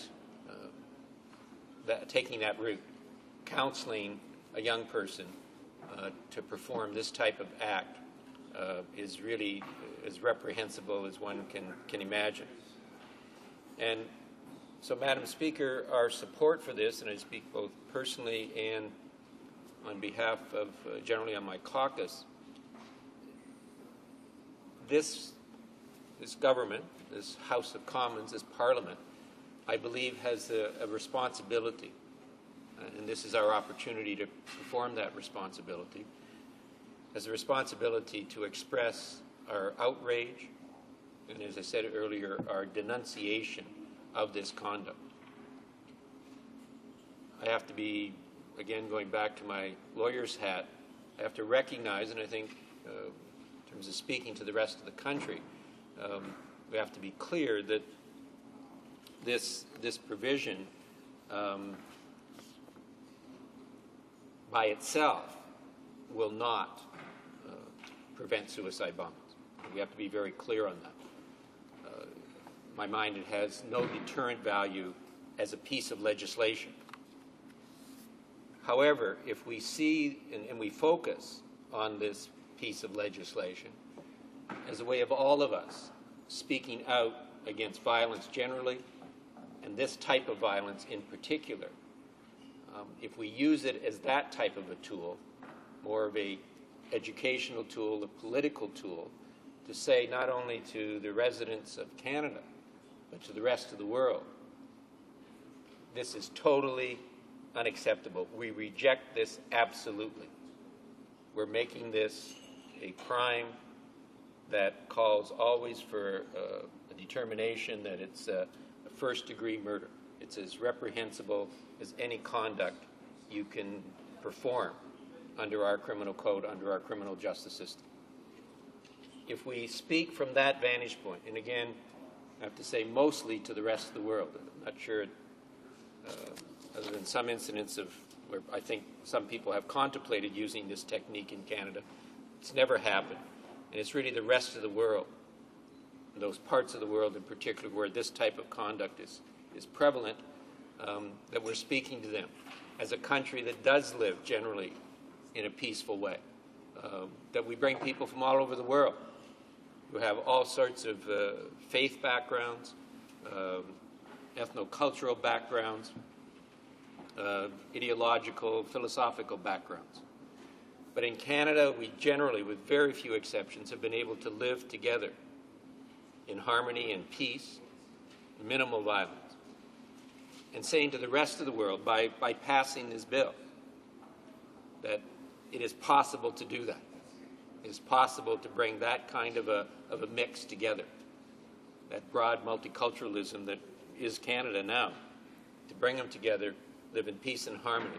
And if we can do it, then we can say we're a model for the rest of the world.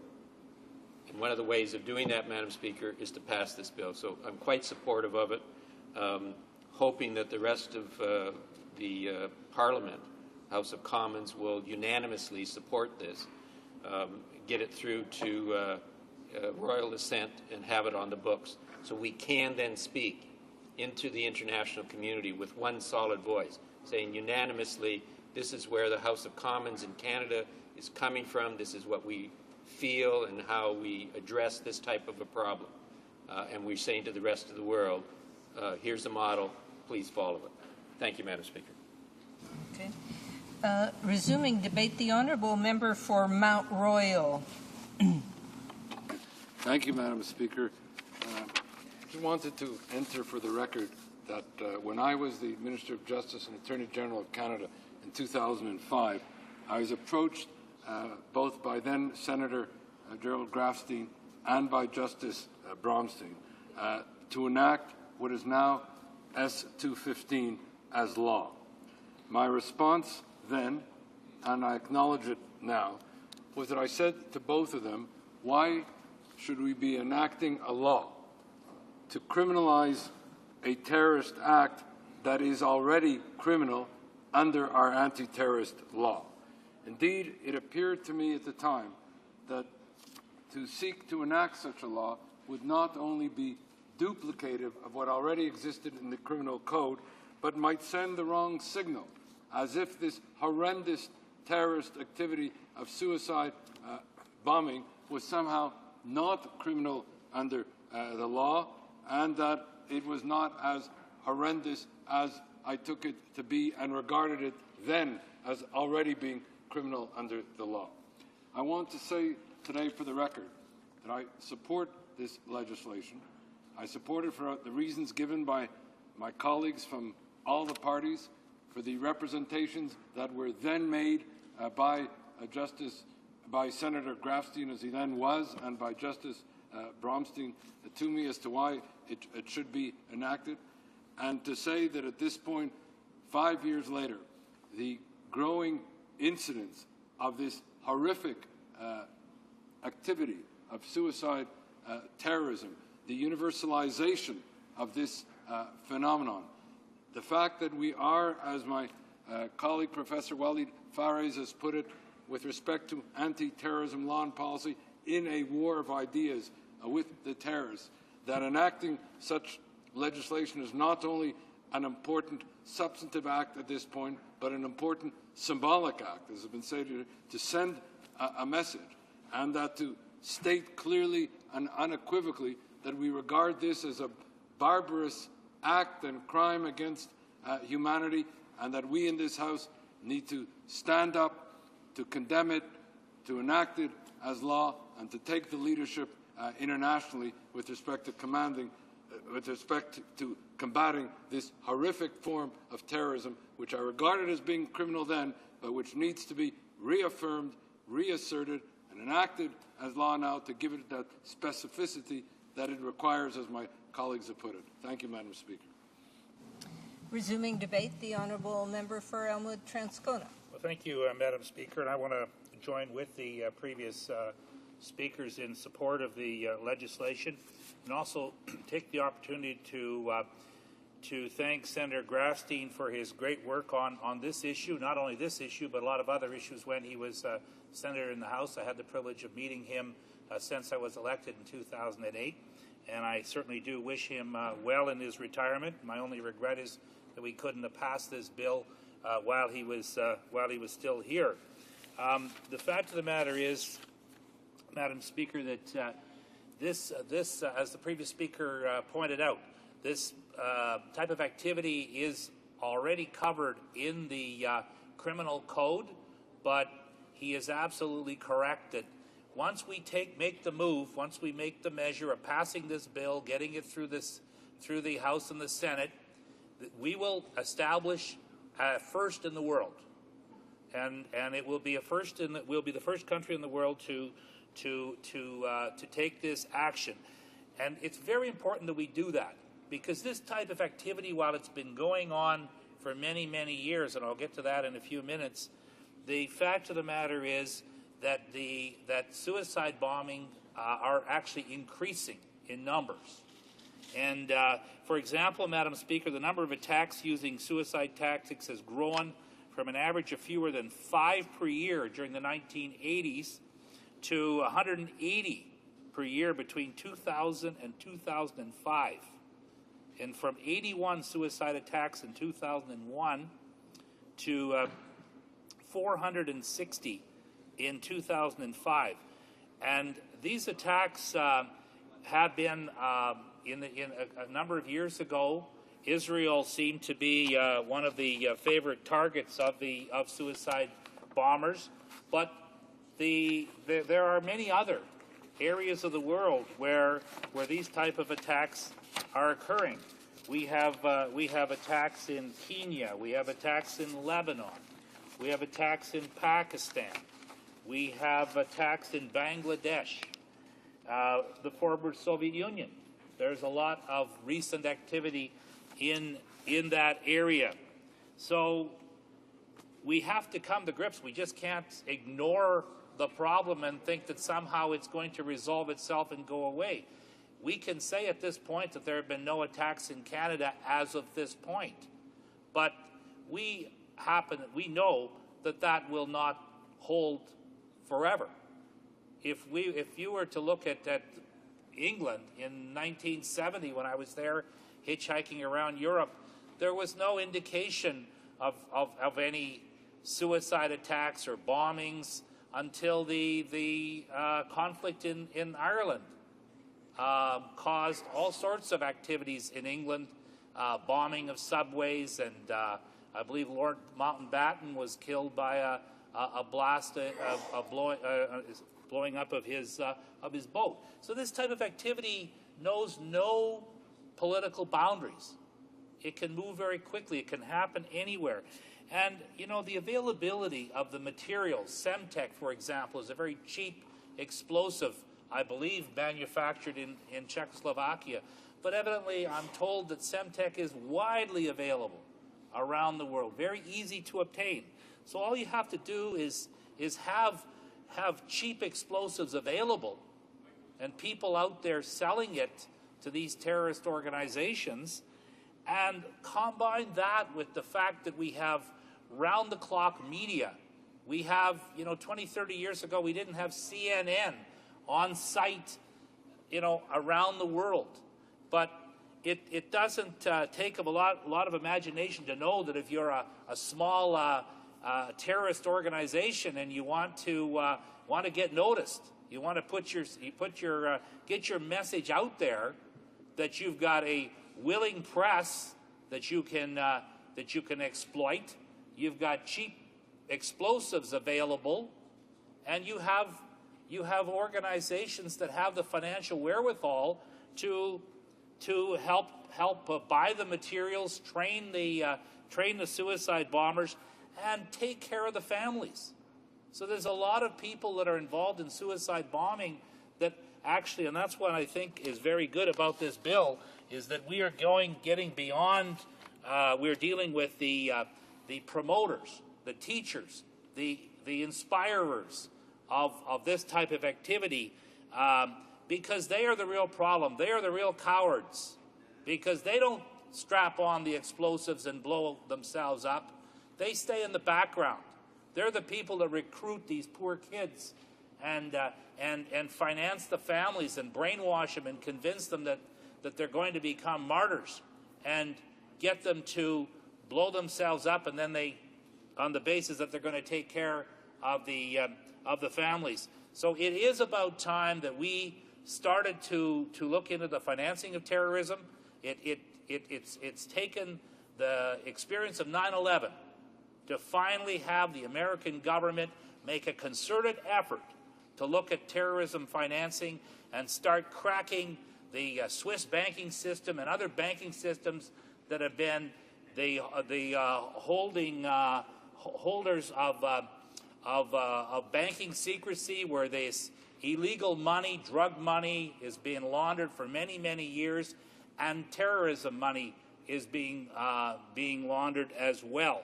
And so it's taken a long time for us to react positively to this situation, but we're seeing some successes with the effort to crack some of the terrorist money that's flowing around the world, and I think that will be a positive thing too. But in some respects, it's a losing battle, because already we're seeing an expansion of this type of activity. And I did want to indicate that this is something that is not just begun recently. I went back in history and looked at some of prior instances of terrorism, and we had Dutch soldiers fighting for control of Taiwan in 1661, who used gunpowder to blow themselves up and their opponents rather than being taken prisoner. But in most of the examples that I could bring to you in past history, it involved military people in military situations. We didn't have a situation with innocent children, women, children, men in supermarkets, in restaurants. Experience of having somebody who is a civilian themselves, a young person strapped with explosives, walking into an into a market, into a restaurant, and detonating a bomb and blowing themselves and everybody else up. That is a totally different, in my view, a totally different situation than all these military examples that I could cite to you that have happened throughout history. We have the Japanese kamikaze pilots. We all learned about them in school. But once again, that's a military situation. That's soldiers of one nation fighting a war. They're paid to do that. That's their job. And at the end of the day, it is an extreme measure, but at the end of the day, they flew those bombers into the ships in a last-ditch effort to save their country. Once again, far and away a totally different situation than recruiting innocent people, brainwashing them, sending them out with explosives to kill more innocent people. It's just an absolute terrible situation, and I don't see it getting better over time. When you look at the situation involving, thank you, Madam Speaker, airplanes, who would have thought that the 9/11 attacks would have happened? I mean, in retrospect, it's easy with hindsight to see how this terror was done and wonder why it wasn't actually done earlier. But now we have a whole country, a whole world terrorized Flyers are terrorized. We've tied ourselves up in knots spending billions on security. And we, you know, at the end of the day, these terrorists have actually won. They've won something because they've managed to spread fear, and that is what their intention is. That's what their intention is. So we have to certainly, we've taken a step here today. I applaud what the member has done, and let's just get this bill through both houses.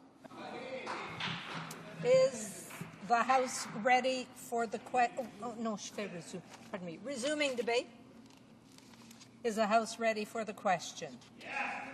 The question is as follows. Mrs. Bloch, seconded by Mr. Bazan, moved that Bill S-215, an act to amend the Criminal Code, suicide bombings, be now read a third time and do pass. Is it the pleasure of the House to adopt the motion? Yes. I declare the motion adopted. Third reading of this bill, troisième lecture de ce projet de loi.